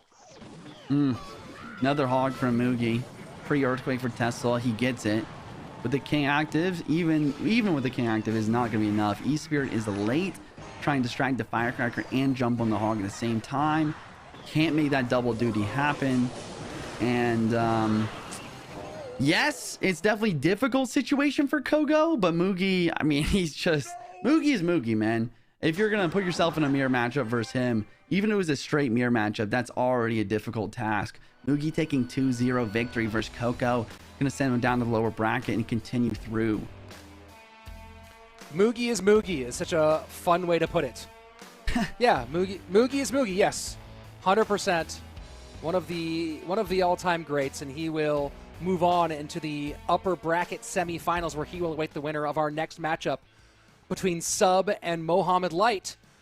And that's one of those things where, you know, people were talking earlier, and I mentioned this before this matchup, where when I picked Mugi for last month, people were like, oh, that's a ridiculous pick. I can't believe you would pick him. Shameful. People were shaming me. They were angry that I had picked Mugi. I'll tell you this right now.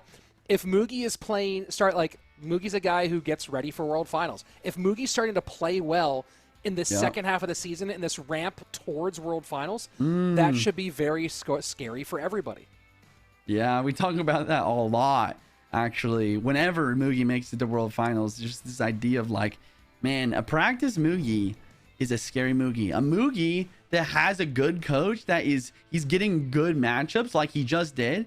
This is another best of 3 where in the 4 games he's played today, he's had a solid matchup, like a 55-60% matchup. If you give Mugi that, you are in a terrible position. I don't know what you're going to do. Which is also why I'm excited to see who's going to win this upcoming best of 3, to see who's going to play against Mugi. I would love to see a repeat of the 2022 World Finals, of Mo vs. Mugi finals. 2021 World Finals, the first, the online season. Yes. Where Mugi ended up winning it. A tough matchup.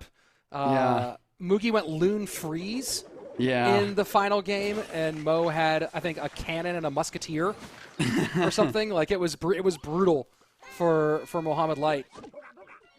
Hilarious. But yeah, hopping in, we have Let's go. Mo and Sub, as you mentioned, this one is the repeat of last year's World Finals. The runner-up versus the champ. Let's see if, once again, if Sub's going to change his name from King of Consistency to King of Clash Royale here.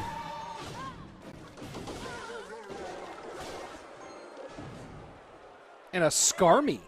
So Princess and Skarmy in this bait variation, double bait variation out of Sub. I mean, it makes sense of a double bait variation. Just, you know, we have not seen very much Skeleton Army, especially not the Evo one as of late. And Princess making her second appearance on the day. You think these two were like, you know what? The meta's been boring this month. Everyone's just playing Pigs, Drill, and Hog. Do you want to play some Evo Skarmy bait mirror matchup with neither of us having a log or barb barrel or anything? This is just going to be a sheer aggressive matchup here. Yeah, this is certainly pretty wild. Good timing on the Valk there against the Suspicious Bush. I think I saw someone dress up as Suspicious Bush in Atlanta last year. I know there were some guys dressed up as goblins. Yeah. I've done a cosplay. I've done a Suspicious Bush one. You've done most of them by this point, I feel like. Definitely we've done a few. My next one coming up is Log, the Log cosplay. I'm not sure what's going to happen there. You're going to dress as the Log? Yep. All right. Everyone go subscribe to Juicy on, I think on Twitch is his primary. I mean, he's everywhere. And I need screenshots. Can we talk about something else, please? Let's talk about... You mentioned the Valkyrie. I think the Valkyrie is actually a big difference maker compared to Skelly King here. I think it's going to shred. I think that might give Sub a slight advantage. Yeah. Well, it's interesting, like, you see the ability being popped really high there to clean up. But, you know, you talk about cards, you know, the Golden Knight effect, where you kind of have to think about how you... The Golden Knight or Magic Archer effect, two cards where they make you think about your defensive placement more because of the potential for an offensive turn. Right. And the Hero Valkyrie does the same thing, right? You kind of have to play a little higher, a little further away from your tower to prevent that ridiculous swirly bounce from connecting and doing a ton of damage. True. Wallbreaker's Bridge. Cannon absorbs and prevents that potential Valkyrie play that you're talking about. Vines from Mo. Once again, this is a... Okay, wait. He might have... No, he's back to Valk. He still gets some damage, though. I think, like, that's the advantage that Mo has, right? You know, Sub has that Valk, but Vines for Mo is going to give him chances for connection. And look at that. Oh, my goodness. Right? The Skarmy letting that Valk get into the second level. Ice Spirit doesn't take care of business on the right entirely, so the Valk has to come out to cover. Princess doing her job. Lead for Sub. That left-hand lane, about 500 HP difference, maybe a little bit more, or a little bit less, I mean. And then a Vines force on defense on that last Gom Barrel. And then Sub's going to instantly take the opportunity, start spamming Princess's Dart Goblins. No Vines in cycle, I'm going to do this now, is what he's thinking. And looking to get on top of, yes, and he does, getting on top of the Dart Goblin for one more Princess Splash. Two Princesses and a Dart Goblin on the board. And a Wallbreaker almost connects, doesn't quite do it. Oh my goodness, it goes all the way over to the Dart Gob. Hero Valkyrie is MVP right now with 27 seconds left. I don't know how Mo gets through this Princess Dart Gob spam.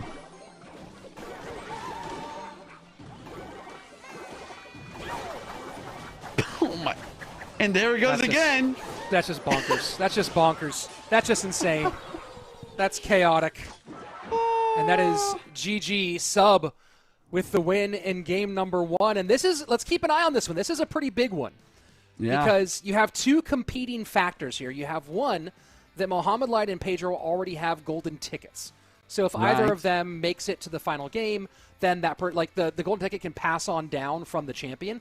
But on the other hand, when you're talking about Viper and talking about Morton in terms of trying to make it into World Finals on points, if someone above them, like Sub or like Mugi, can win the golden ticket, then suddenly they bump back up on the point scale again. So just chaotic movement back and forth as Sub and Mohamed Light battle for position.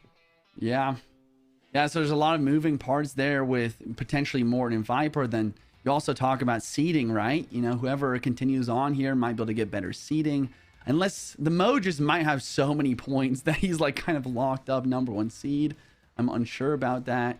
I think Mohamed is the guaranteed #1 seed. He came in having over 2,000 points. The next closest person is Sandbox with like 1,600. So Wow. nobody's close Okay. to unseeding Mohamed Light as the #1 seed going through the weekend. Currently, as it stands, it's Mohamed, Sandbox, and Pedro as 1, 2, and 3. Sub has leapfrogged Clown as the #4 seed, with Clown's golden ticket holding him currently at #5. But you still have Adriel, Asaf, Riley, Mugi, Greek. A lot of people still in the mix to mess with that seeding overall. So we'll see how they shake out. Yeah. Okay, so we have Sub actually beating Mo. Small upset, game 1. We're heading to game 2. There's still a lot of cards open here. I mean, you talk about a lot, this importance of saving certain cards for later in the best of 3. I think both players kind of had the idea in game 1. Use something a little weird. Only using vines for a spell. I'm not even sure if Sub even had a spell. So he just did a great job of conserving lots of spells, keeping lots of things open here for game 2. I guess the only other big difference maker is potentially the hero Valkyrie. Like, that has been used in some other bridge spam decks, but I think the hero Valkyrie really got its place here in game 1, and then game 2 he has so many options for pigs, for Evo E-Barbs, and everything else. And they both played a very different look in their first matchups. Mohamed Light against Doom played Piggies and played Hog Lightning. The opposite side of things, Sub against Saudi in the first round played Hog EQ and played Royal Giant E-Barbs. So very different looks when they've played against those players versus when they face off in this rematch of last year's championship in Atlanta. And I like what you're talking about, where like are we looking at something where they're trying to play cards that don't make a lot of other appearances here, right? The Skarmy, first time seeing it on the day, and we see it across from each other in this one. And in game 2, Mo's going straight with the mortar. It makes sense. Seems like it's just the best deck in the game right now. Sub with a drill deck. Drill, Fire Spirit. Most likely we're going to see the Snowball, Drill, Poison, and a Tesla, actually, since he's already used Cannon. Probably going to be the last 3 cards from Sub.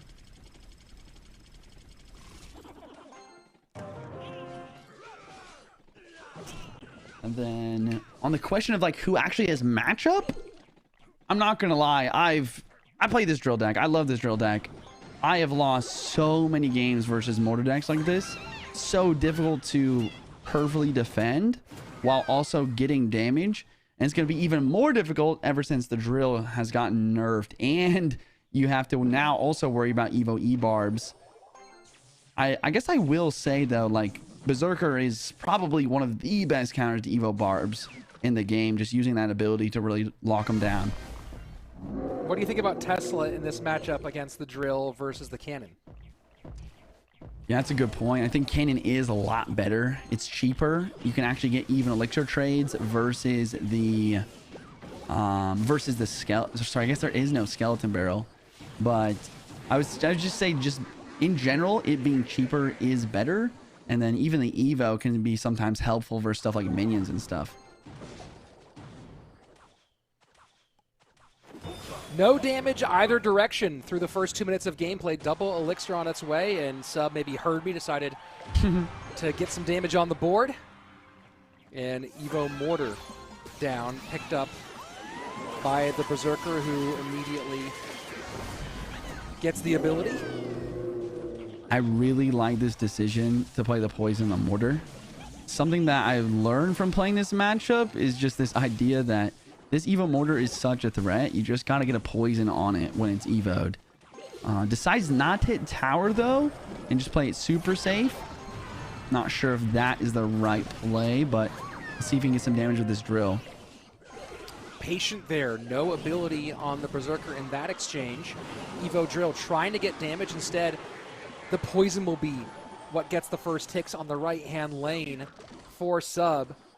And that will give him a very slight lead. I mean, this first 3 minutes, we basically could have just not played as we get into our sudden death overtime. A highly defensive matchup through the first 180 seconds. Interesting poison yet again. Once again, just giving a lot of respect to this cannon cart and how strong it really can be. It's almost a secondary win condition in this deck. Evo Mortar on the right-hand side. Poison not there for it as Sub has to contend with a lot coming down the left-hand lane. Tesla holding will take a little bit of damage on that left-hand side. Back to the Tesla. And somehow able to control this Evo Mortar. Sub playing a very clean game in a very tight situation. He's going to give up, though, I think, a shot on the right-hand side. No, the Fire Spirit did get the pickup. Oh, but it does The connection lock. on the left-hand side. This is another reason, like in your question earlier, another reason why Tesla is really kind of sucks, actually, versus this Mortar deck is because anytime it goes underground for 1 second, that's just a Mortar lock. That's what we're seeing right here as everything starts to pile down. And late activation of the Berserker ability. A lot of damage in, though, due to the Goblinstein. Solid Snowball, great poison, but a perfect Skellies for Mo. Counters that quite nicely. Tesla up high, trying to defend. But defense isn't what he needs right now. But that's also why Mo's pressuring.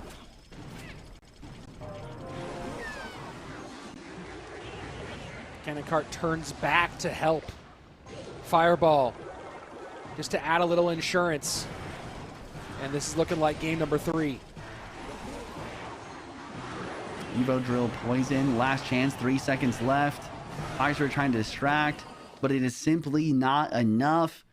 And Molight's going to, like you said, take game number 2, force game 3, and he just makes it. I keep saying it, but man, that was just simple. That was really simple how he just continued to apply pressure. He used the cards that he knew were advantageous. That's like probably one of the biggest keys in Clash Royale that I see like separate, you know, an average player from a great player is understanding the value of a card in any given situation. This is like one situation or kind of idea that is actually very comparable to chess. Like sometimes in chess, if you have a really nice bishop on one side of the board, it can be more valuable than, let's say, a cannon cart. And it's like, or sorry, not a cannon cart, a rook. And it's just a very similar idea of like, sometimes there's certain cards in your deck that will be more valuable despite being less elixir cost. And that's exactly what Mo did here. He realized the value in the certain cards that he needed, like the cannon cart and like the mortar, and then he just applied pressure and cycled multiple of those. And I will say that I think in chess, most of the time a bishop more valuable than a cannon cart. So I think you were right. I think you were right the first time there, Juice. As we look at the deck situation going into game number 3, a lot of some overlap between the two. Both players played skeletons. Both players no longer have cannon. We did just see the Mortar Cannon Cart deck with the Evo E-Barbs. Evo E-Barbs available still for Sub. And on the other side of things, the Hero Berserker available for Mohammed Light. So we'll see kind of if that interplay comes back in. Dark Goblin gone for both as they played those bait-style decks in game number 1. And razor thin between these two as it has been. Do you expect, though, Juice, with so many cycle cards still available, Log still available, Snowball available on one side, Bar Barrel on the other, Spirits available en masse for these guys, you know, even with Sub having used 2 of them, still a lot of Spirits. Do you expect this to stay in the realm of cycle, or will someone maybe break it open and go a little heavier? That's a tough one. I think that both these players are, at their core, cycle control players. So I think that the heavier decks, although they are a little bit better in this meta, potentially with Evo E-Barbs and different stuff like that, I think that we're much more likely to see stuff like Pigs, like Hog Rider, Goblin Barrel Drill. Probably not a Miner. Miner's been nerfed a lot. Also, Rocket's been nerfed. So even though both these players are great Miner Rocket, great Miner Poison players as well, it's a little bit less likely. Well, both sides taking their time getting ready for the game number 3. Of course, we are in the upper bracket on this one. Nobody has lost out of these two players yet in a match. So the loser here will drop down to face off against Greco in the lower bracket. And Greco, of course, has already just barely, unofficially qualified on points for World Finals with making the top 12. So much less frightening prospect for Greco than you would normally imagine in this situation. And of course, Greco a tough out for either Sub or Mohamed Light. Winner will go on to face Mugi. Great matchup either way, whether it's Mohamed or Sub. Of course, if Mohamed Light and Mugi face off in this matchup tomorrow, that's going to be one that everyone's tuning in to see. One of the all-time great matchups. A matchup between, if that does happen, between the only two people to ever win a solo CRL World Finals. Of our 5 World Finals, Mohamed Light has won 3 of them. Mugi has won 2 of them. That's absurd, actually. I didn't even realize that. Yeah, only 2 people have ever been a solo World Final or World Champion. That's unbelievable. Both of those players will be making their 6th World Finals appearance in Shanghai. Mohamed for every single one of our solo World Finals. Mugi missed 2024, but did appear in the World Finals in 2020 as part of Ponos in our last year of teams. Man, I'm just so fascinated about how the margins are becoming so thin for these games that even a monk ability chip with there's no other reason except for I just need this small amount of monk damage on the tower right now. Even that is a play that is maybe supposed to be made, but there's a big punish from Mo here on the right after getting a really nice wow, and then he lets some damage go on the left though to conserve for roll delivery right. Overall, Mo ends up being up like 100 damage. Fascinating plays all around. We'll see if Sub can turn Royal Giant into a winner as we get into the later stages of this one. Sub did win with Royal Giant against Saudi. Very different variation in that matchup. Was running E-Barbs, the E-Barbs double spirit variation with the Phoenix. And here he goes, first RG. Bar Barrel, Berserker. Oh ability, my! E-Spirit plus Fisherman. RG gets a shot. Once again, we see a small damage trade, about 100 HP on both sides. Mo continues to be in the lead. Really interesting how Sub basically knew that Mo was forced to play either Drill or Piggies, and then he just has solid Piggies counters. The Piggies are being controlled fairly well, but on the other hand, Mo is just super ready to go for RG in this situation with the guards and Tesla. Great ways to counter RG Fireball. And the ability does get activated for the hero Berserker. She gets on tower. Jeez. The Piggies do a lot of damage, 1644. Royal Giant with a slightly over 10% use rate this weekend so far. 28.5% win rate on this Saturday. And looking like that win rate could fall further if things continue on the same pace as Sub sets up RG in the back. That's what you got to do. RG in the back, try to build up that double duel lane pressure. But once again, the biggest problem is not only the guards and not having a log for those guards, but these archers. Archers and Evo archers apply so much DPS. They have so much DPS for such a cheap amount of elixir. It's a great way to just chunk Royal Giants off the map. And now switching lanes into the weak side goes Sub. Minute 20 remaining.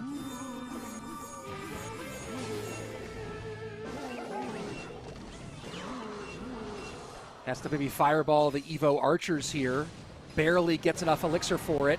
Tesla back in cycle in time. RG's not going to connect. Yeah, I almost wonder if that bar barrel was a little bit aggressive on that last sequence. Because without the barbarian barrel, and then he's giving up a really fat lightning here.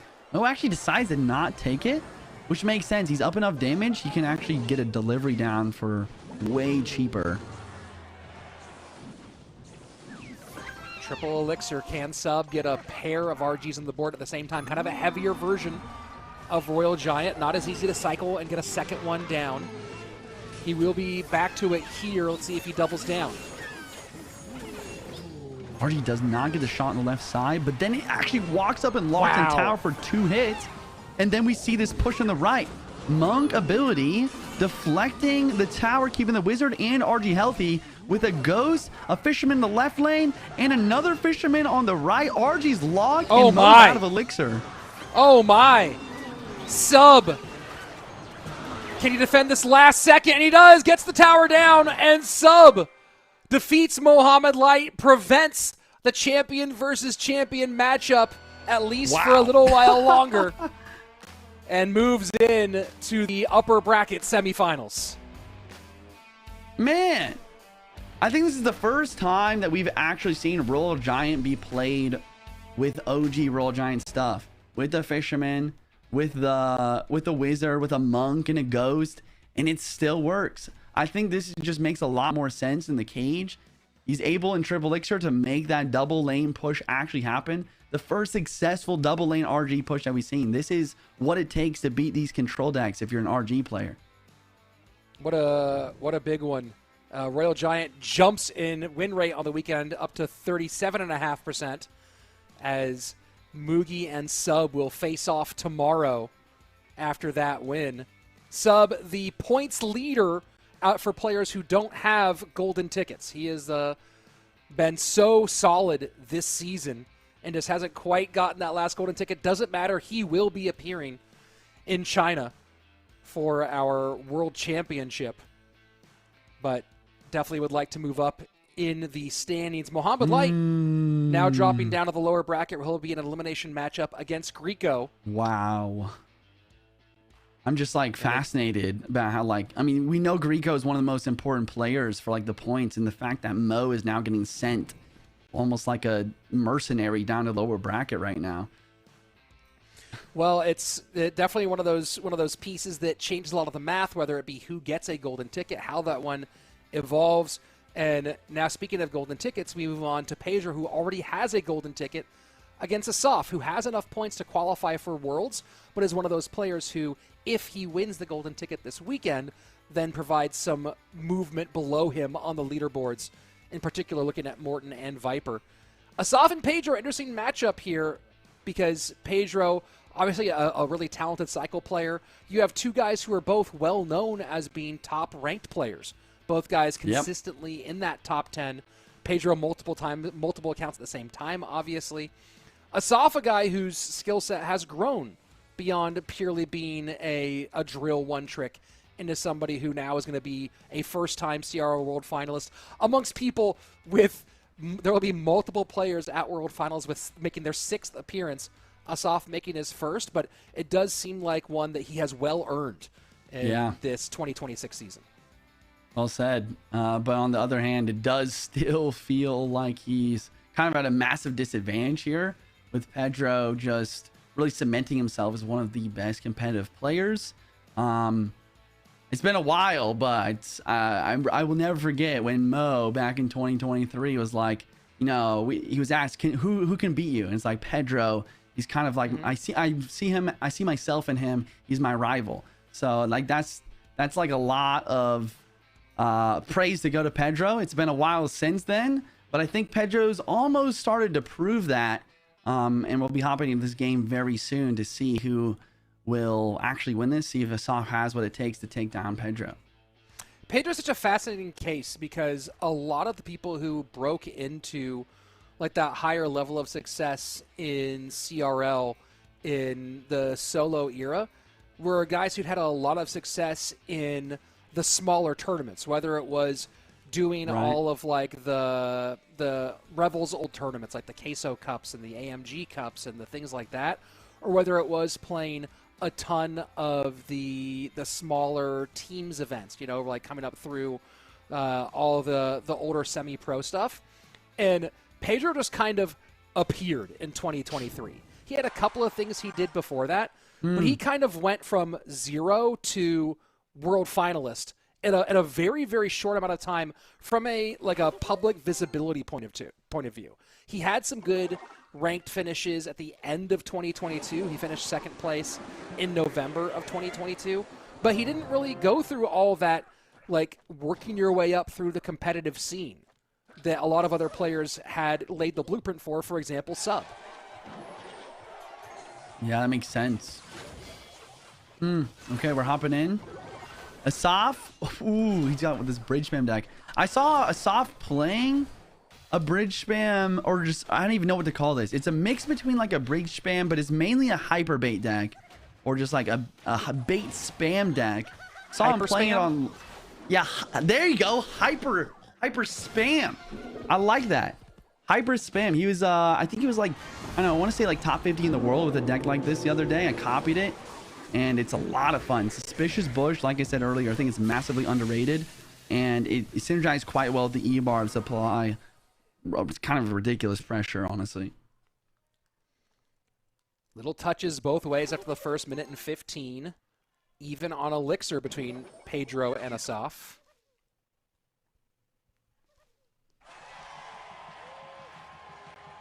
Suspicious Bush. Goblin Gang. It's weird. There's not like a set in stone win condition in this deck. It's just, I'm going to spam you with Mother Witch, Minion Horde. It's very similar to the Mortar deck in that way. I'm just going to spam these kind of half win conditions on both sides of the map. And right when you're caught lacking, I'm going to drop a Vines, and something's going to be on your tower for huge damage. This is going to be some good damage for Asaf. Pedro, very, very low on Elixir, takes a huge couple of swings. And just like that, Asaf opens things up as we go into double Elixir. Gang Bridge, keeping up the pressure. Tesla Evo forced out. Looks like Pedro is running Graveyard here. Graveyard definitely has comeback potential, especially with this Furnace though, because Vines is not enough to deal with Evo Furnace. That's why Asaf is going to cycle one out early right now. He's thinking that he might actually have to double Vines to take this Furnace out if necessary.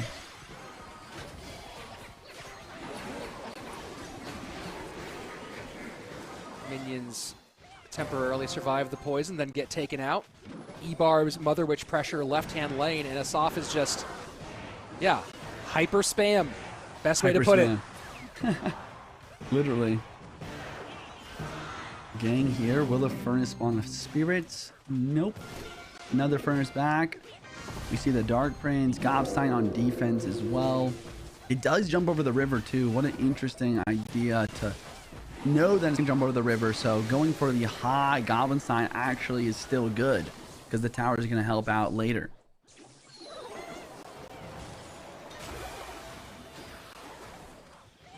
And the rare actually seen the rage spell, right? Yeah. It's kind of fallen. It's no longer absolutely popular or no longer necessary most of the time for the E-Barbs at the moment, but a full-on rage spell with the Evo E-Barbs.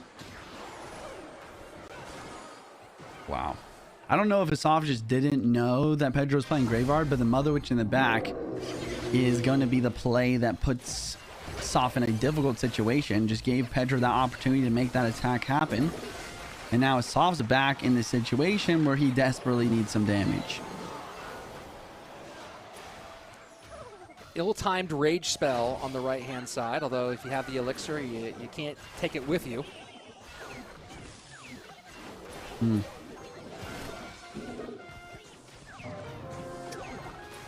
I'm really just trying to think. Left. Yeah, I'm just trying to think of like how Asaf couldn't even hit the tower at this point. Because now that it's triple elixir, it's just these dark prints, the Evo furnaces, the Teslas, the bar barrels. I mean, everything's locked down. The vines is not very helpful. Mother Witch is doing its best. Evo E-barbs is probably the key, but is it enough? And they just can't survive. 15 seconds left. No way to really get directly on tower. And the Evo Tesla shuts it down. Pedro, all it took was one. Graveyard gets it back. He takes game number 1. Beautiful. Beautiful plays from Pedro. When the initial Evo E-barbs, it's always the single elixir for a deck like this. Like if you end up taking 500,000 damage versus any sort of suspicious bush or E-barbs or some sort of high pressure deck, you just have to realize, you know, that's going to happen. Once you get to double elixir time, that's where you're just going to keep flooding the arena with these Furnace Fire Spirits. Furnace, I mean, obviously Fire Spirit doesn't make it a tower anymore, but Furnace is now spawning those Fire Spirits 30% quicker. So you're going to just flood the lane, and if you get in tank in front of that Furnace, then that 30% quicker Fire Spirit starts to really apply pressure. And then it was really just one mistake once again. Asaf, one Mother Witch in the back at the wrong time, in the right place for Pedro to just go in for the attack, get the graveyard damage he needed, and then sit back and continue to defend for the rest of the game. Yeah, rough outing for Asaf, and a fun deck pick, as you mentioned, but in the end, didn't get the win for it. When you go with the fun deck picks, you're really hoping that you're getting that one-step advantage and that you're not worried about cannibalizing other spots, because this also does take out that Mortar Cannon Cart Goblinstein deck, right? That's been kind of a key portion of that now gone in this matchup. Last match, Asaf played Drill where he won, played Piggies where he lost, and played Mortar Cannon Cart Goblinstein. So we'll see where he goes in game number 2 against Pedro. Pedro, on the other hand, in his first matchup against Rico, played also the Mortar Cannon Cart Goblinstein with the minor variation, played some Hog Rider, and played some Royal Giant. So slightly different look at it this time here against Asaf as he played his Graveyard deck. Graveyard not seen very much today at all, but has been successful in its appearances. Yep. Graveyard, it's really interesting, right? Because like in this meta, like I said, Mother Witch is just so used. It's everywhere because it's synergized so well with E-barbs. Yeah. But I mean, it's also just a deck where you can really capitalize off of one mistake. I mean, you're literally spawning tens of skeletons onto a tower directly. And like in that situation, not only did he play the Mother Witch in the back at the wrong time, but he also had just played his Rage on offense. And without either Mother Witch or Rage to defend those skeletons, Pedro just did a great job of capitalizing on the situation and then relying on defense. And that's honestly what Graveyard does best. Graveyard is always a deck where, you know, ideally you play one Graveyard the game to get the damage you need, and that's all you do. Yeah, I mean, the Graveyard has kind of changed, right? Where initially it was, hey, don't play Graveyard until double or eventually triple elixir once triple elixir came out. Then Graveyard became kind of spammy, where people were playing a Graveyard very aggressively. And now it's kind of reverted back to, let's be a little more cautious with Graveyard. Overall, throughout our August season, Graveyard has had a 47% win rate and a 6% use rate. This weekend, it has a 2.5% use rate with a 100% win rate. There you go. Has won in all of its appearances. Very interesting. Game 2 for Asaf and Pedro. Asaf aggressive with the Piggy Open. Piggy Open, guards, and a wizard to defend. So most likely going to be Hog or Royal Giant, always with this kind of over-defensive combo. I had to guess it'd be RG. Pedro's known to be a strong RG player.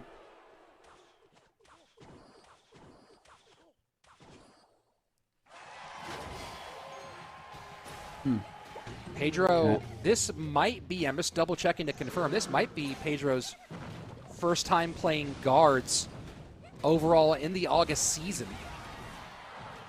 as he has not logged much time with them, if at all.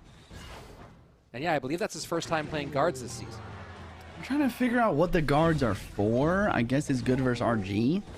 But Ebarb's already played from a soft. You can't be worried about that. I don't know. I feel like you almost would rather just have a quicker cycle. But I guess they are pretty spell resistant as well. Like even versus piggies, like it might be helpful later in the game.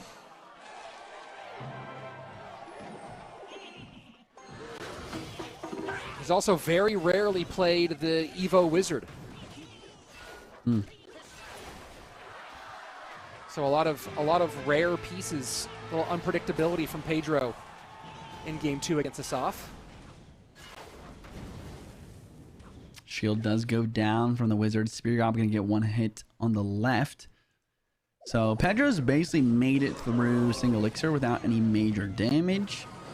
Once we are heading into double elixir, we're probably going to see some dual lane RG attempts here, which is what he needs in order to break through this Goblin Hut deck.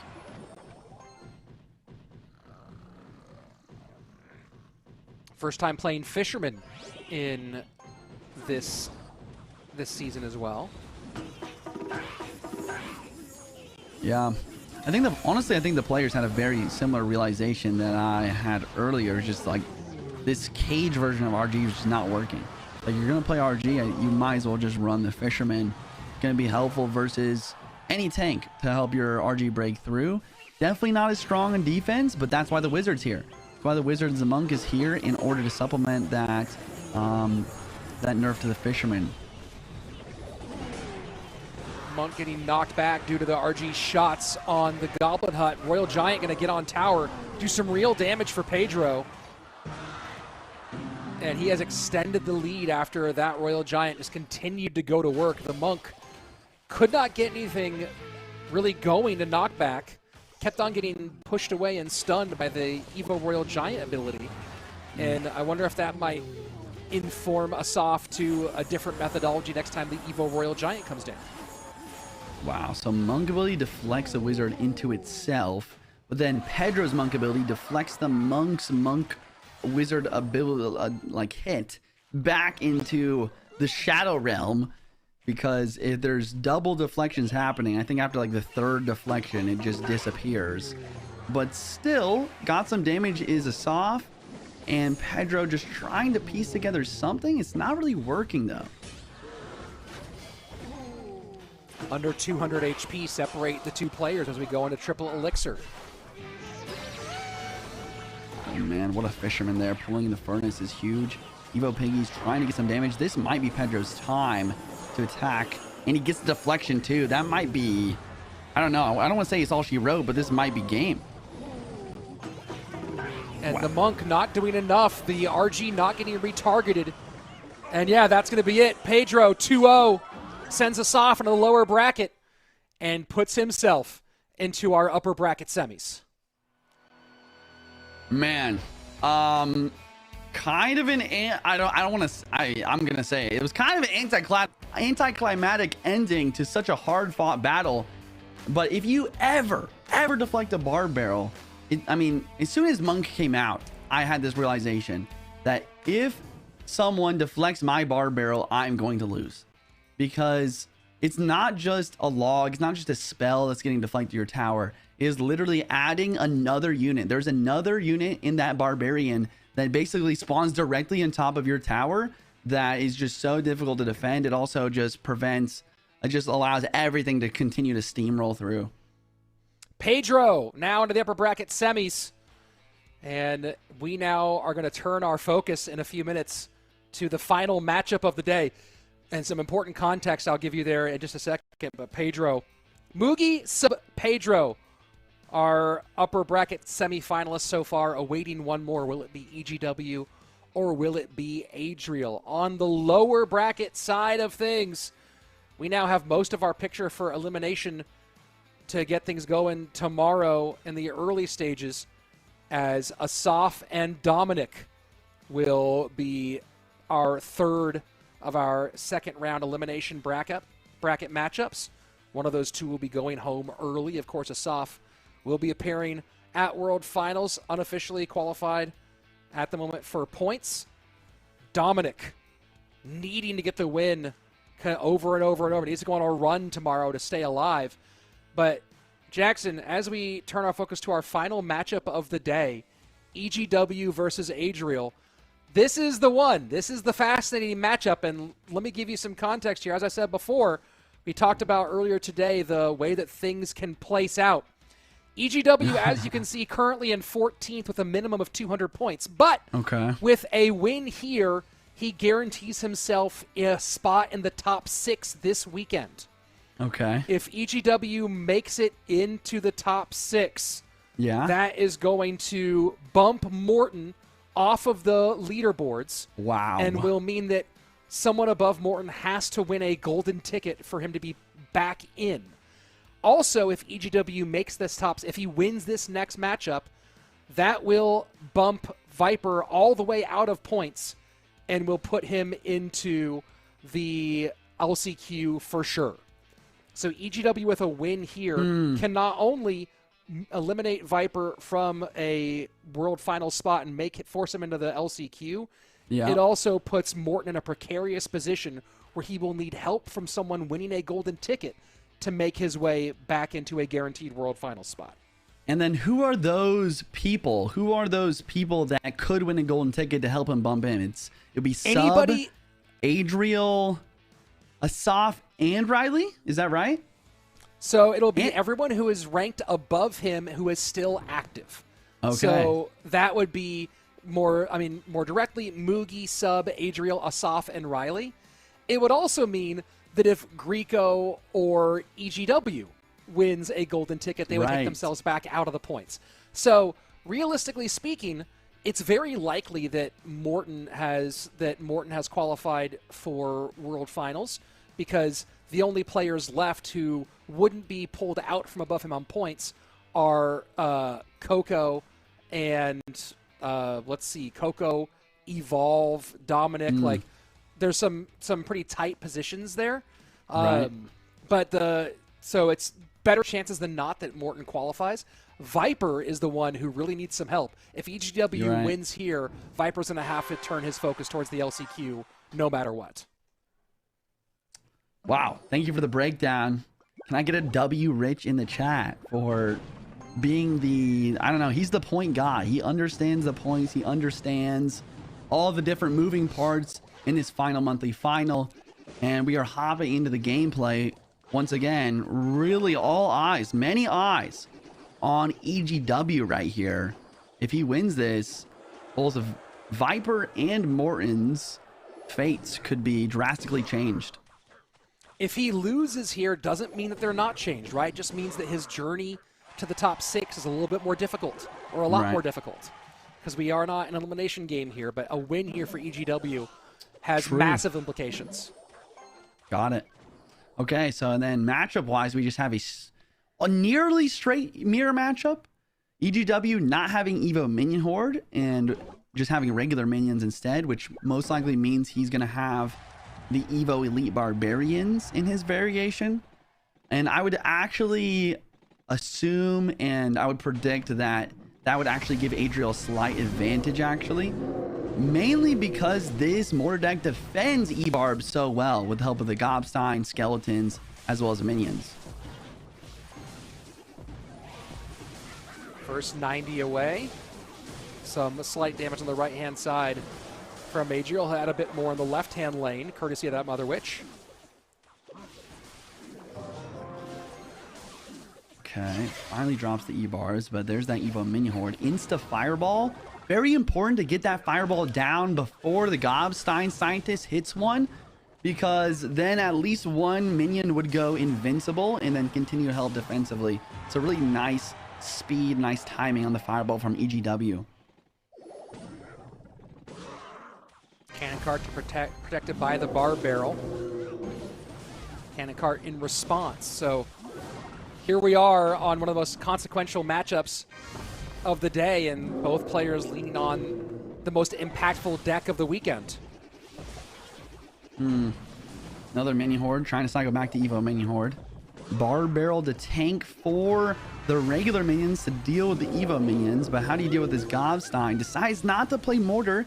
Maybe saving the Evo Mortar for later on the offense, but there's going to be some damage coming through. Handles the Mother Witch. Now dual lane pressure. Evo E-Barbs with the minions over the middle. Cannon Cart working on the left-hand side. A little bit of help from the Doctor. Cannon Cart might be able to... Nope, does not stay on its wheels.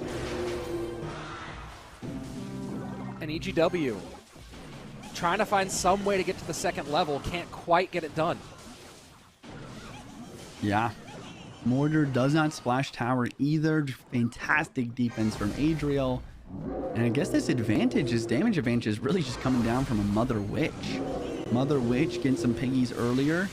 And then now he's just taking that advantage and continuing it. We already compared Clash Royale to chess earlier today, and now I want to compare it to poker, actually. Whenever you're up damage in Clash Royale, it's almost like you're up in chips in poker. You're able to apply more pressure. You're able to put your opponent in situations where he doesn't want to be. Like in this case, EGW is just forced to be more aggressive, but that just means more defense and more counter push for Adriel, which now just continues to extend his advantage. And Adriel's not one to get baited into overcommitting and trying to go take the tower. He knows how to play with a lead, knows how to sit back. Yep. Not going to get horse to the barn syndrome, as we see so many less experienced players get.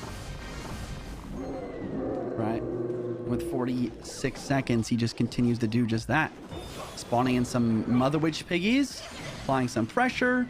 Evo Minion Horde over the river, trying to just help out on both sides, defend and attack.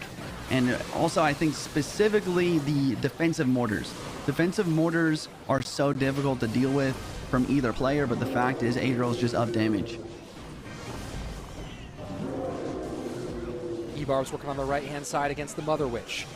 Minion Horde, now more pressure from Adriel. Forces out the Fireball. 14 seconds left.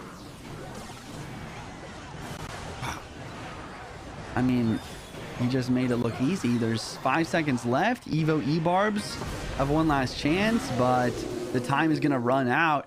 And then, boom, Adriel with it.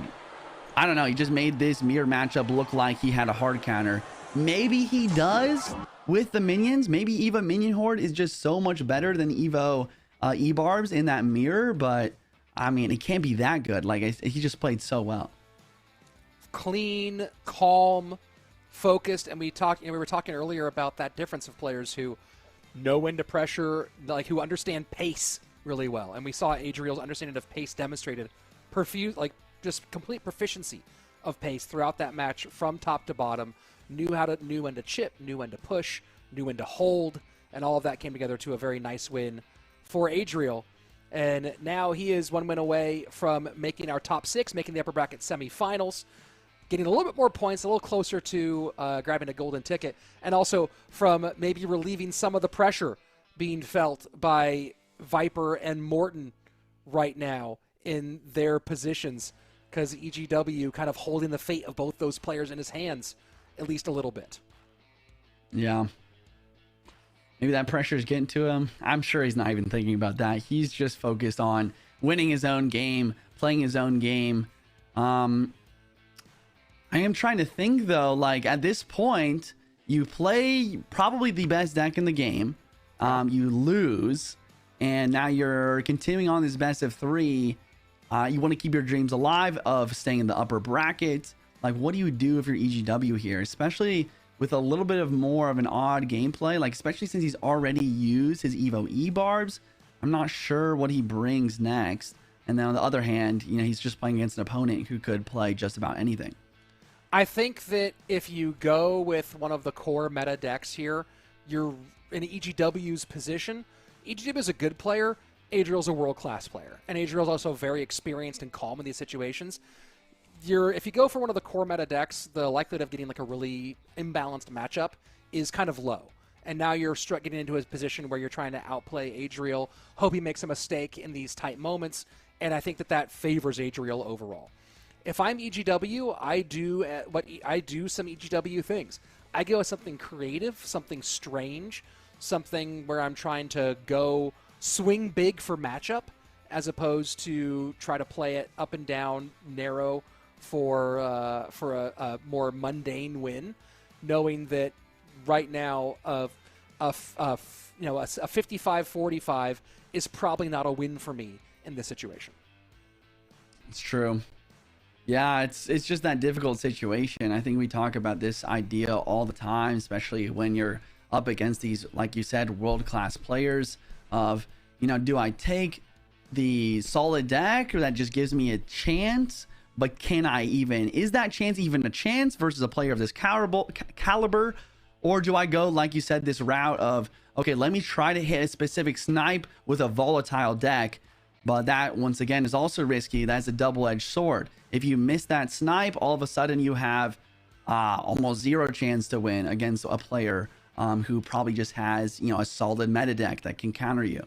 So it's very difficult. I don't envy EGW's position, but he's been here before. He's won in a situation like this before.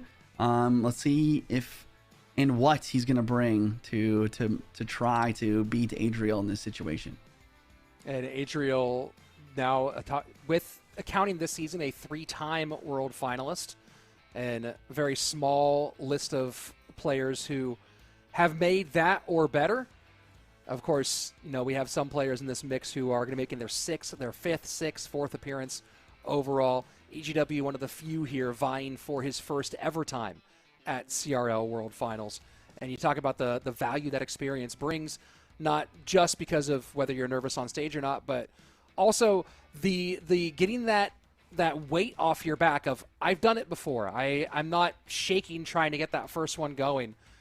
That is invaluable for a player like Adriel. What I also don't know is, we know a lot of which players are working with which coaches. A lot of these players are multi-time world finalists. They're able to secure the assistance of some of the top world finals coaches.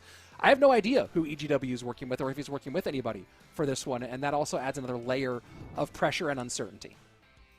Yeah, that's well said. I was thinking about the same thing, because if EGW is in a position where he is making his own decks, that's difficult. I honestly want to think that, well, I have no idea.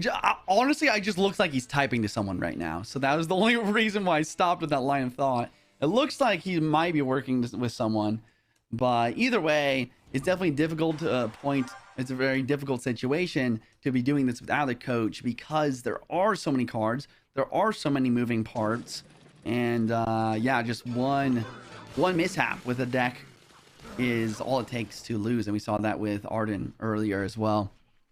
Here we go, game number 2. Adriel can do a lot of favors to Morton and Viper. EGW does not want to let that one go.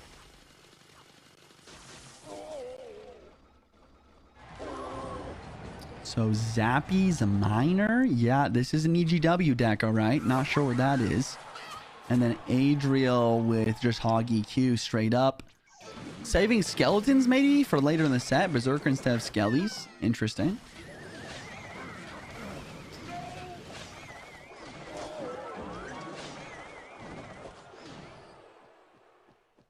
A little bit late there on the Tornado. Hog is going to get one sneaky hit in there. And then a Wizard from Adriel. So honestly, I like the Wizard idea. He's not worried about getting damage on the tower. He's worried about being able to defend a crazy EGW deck, and that's where the Wizard really shines. Adriel, alongside the other qualifiers of Greco and Sub, are going to join a small group. There's 37 players who've appeared in multiple World Finals. Adriel, Sub, and Greco will join 18 other players who have made 3 or more World Finals appearances.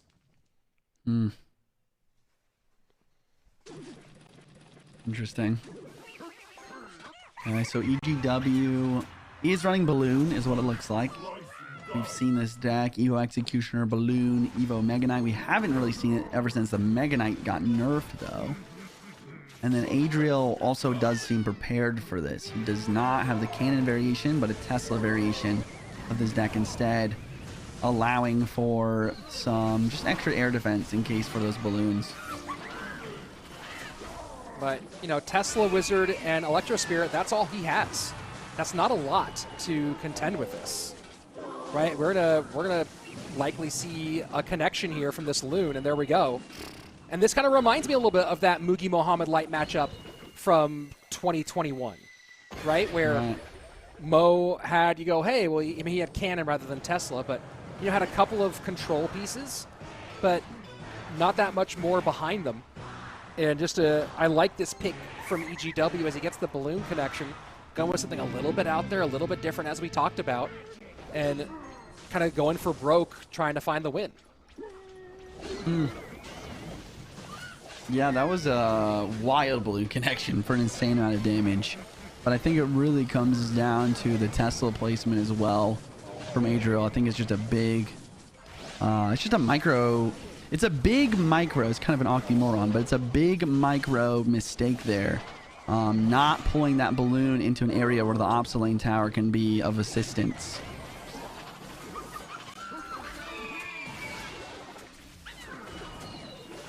And balloon tanking for the miner as it will continue to chip away a little bit.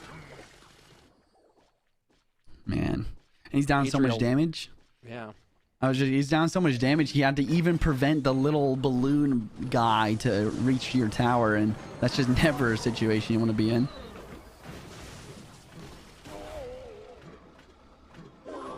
And there's just so much here that prevents a Hog from getting a connection, right? Between the Evo Mega Knight, the cannon requires the Earthquake, the Zappies to slow things down, even the Exy, especially in its evolved form.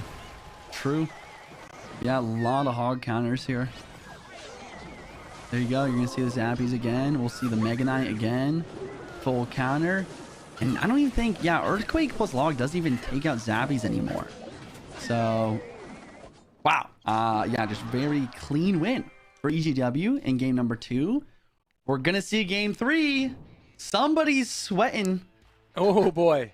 Yeah, I think it's all of us sweating right now. EGW, Adriel, Morton, Viper, you, me, a few parents who are watching, hoping that their kids can qualify for World Finals.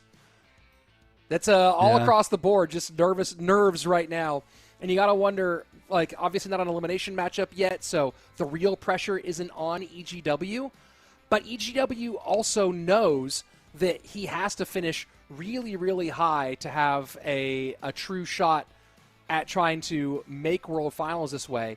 You know, we're not just talking about, we've been focusing on the conversation being, hey, here's what EGW does in order to, like, eliminate Viper, in order to get rid of these other players.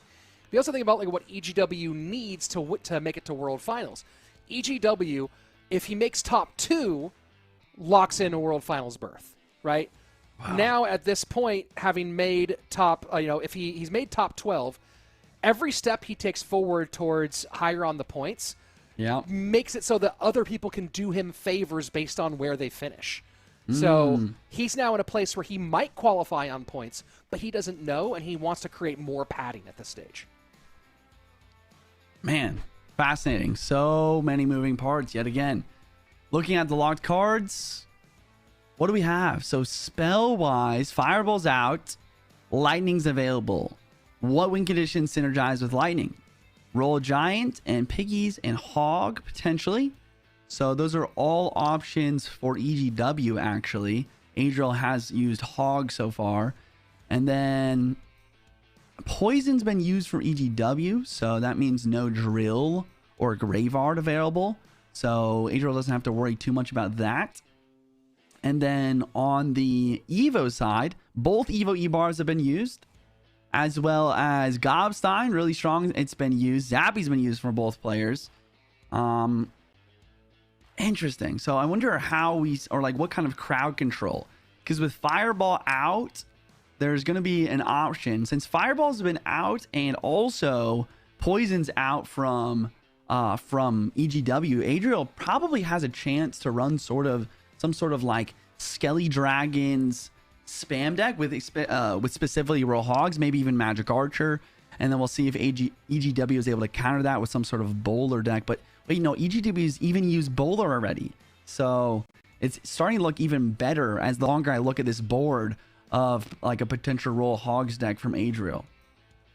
We'll see if that's the choice Adriel goes with. Yeah, AGW didn't use bowler; he used executioner before, right? Does this thing have him having used bowler? Yeah, already? Is that incorrect?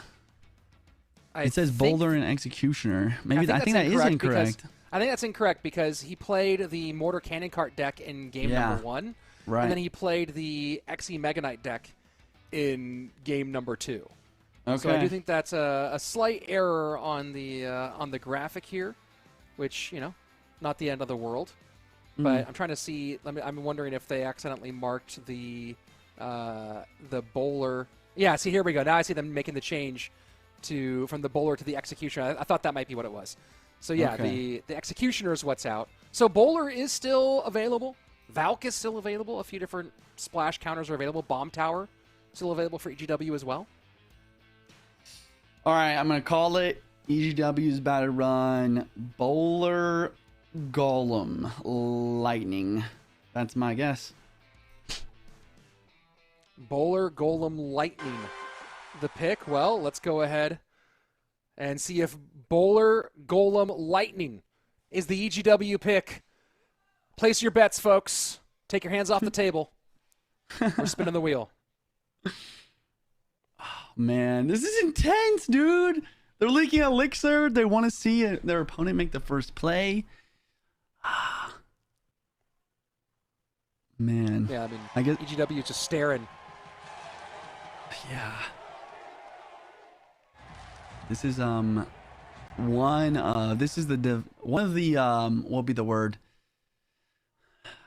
Difficulties after the Electro Spirit nerf, or one of the things that people were scared about is, okay, Esports OP, they make the tower on their own, but it's also the way a lot of games start, is playing a Spirit of the Bridge first play, forcing your opponent to respond to something super cheap. Without that as an option, we might see more people waiting until double elixir. We have not seen that until today, which also makes me think that both of these players are running something expensive, some sort of heavy elixir cost deck. It makes a lot of sense. An unsurprising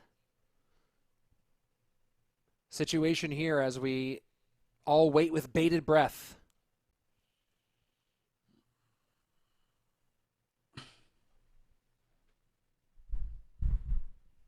And 27 live spectators, I just realized. They're starting to spam some emotes on the edge. That's hilarious.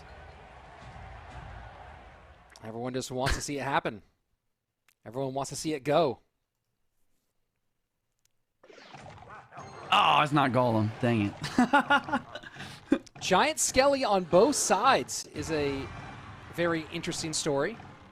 Yep. An Evo Baby Dragon.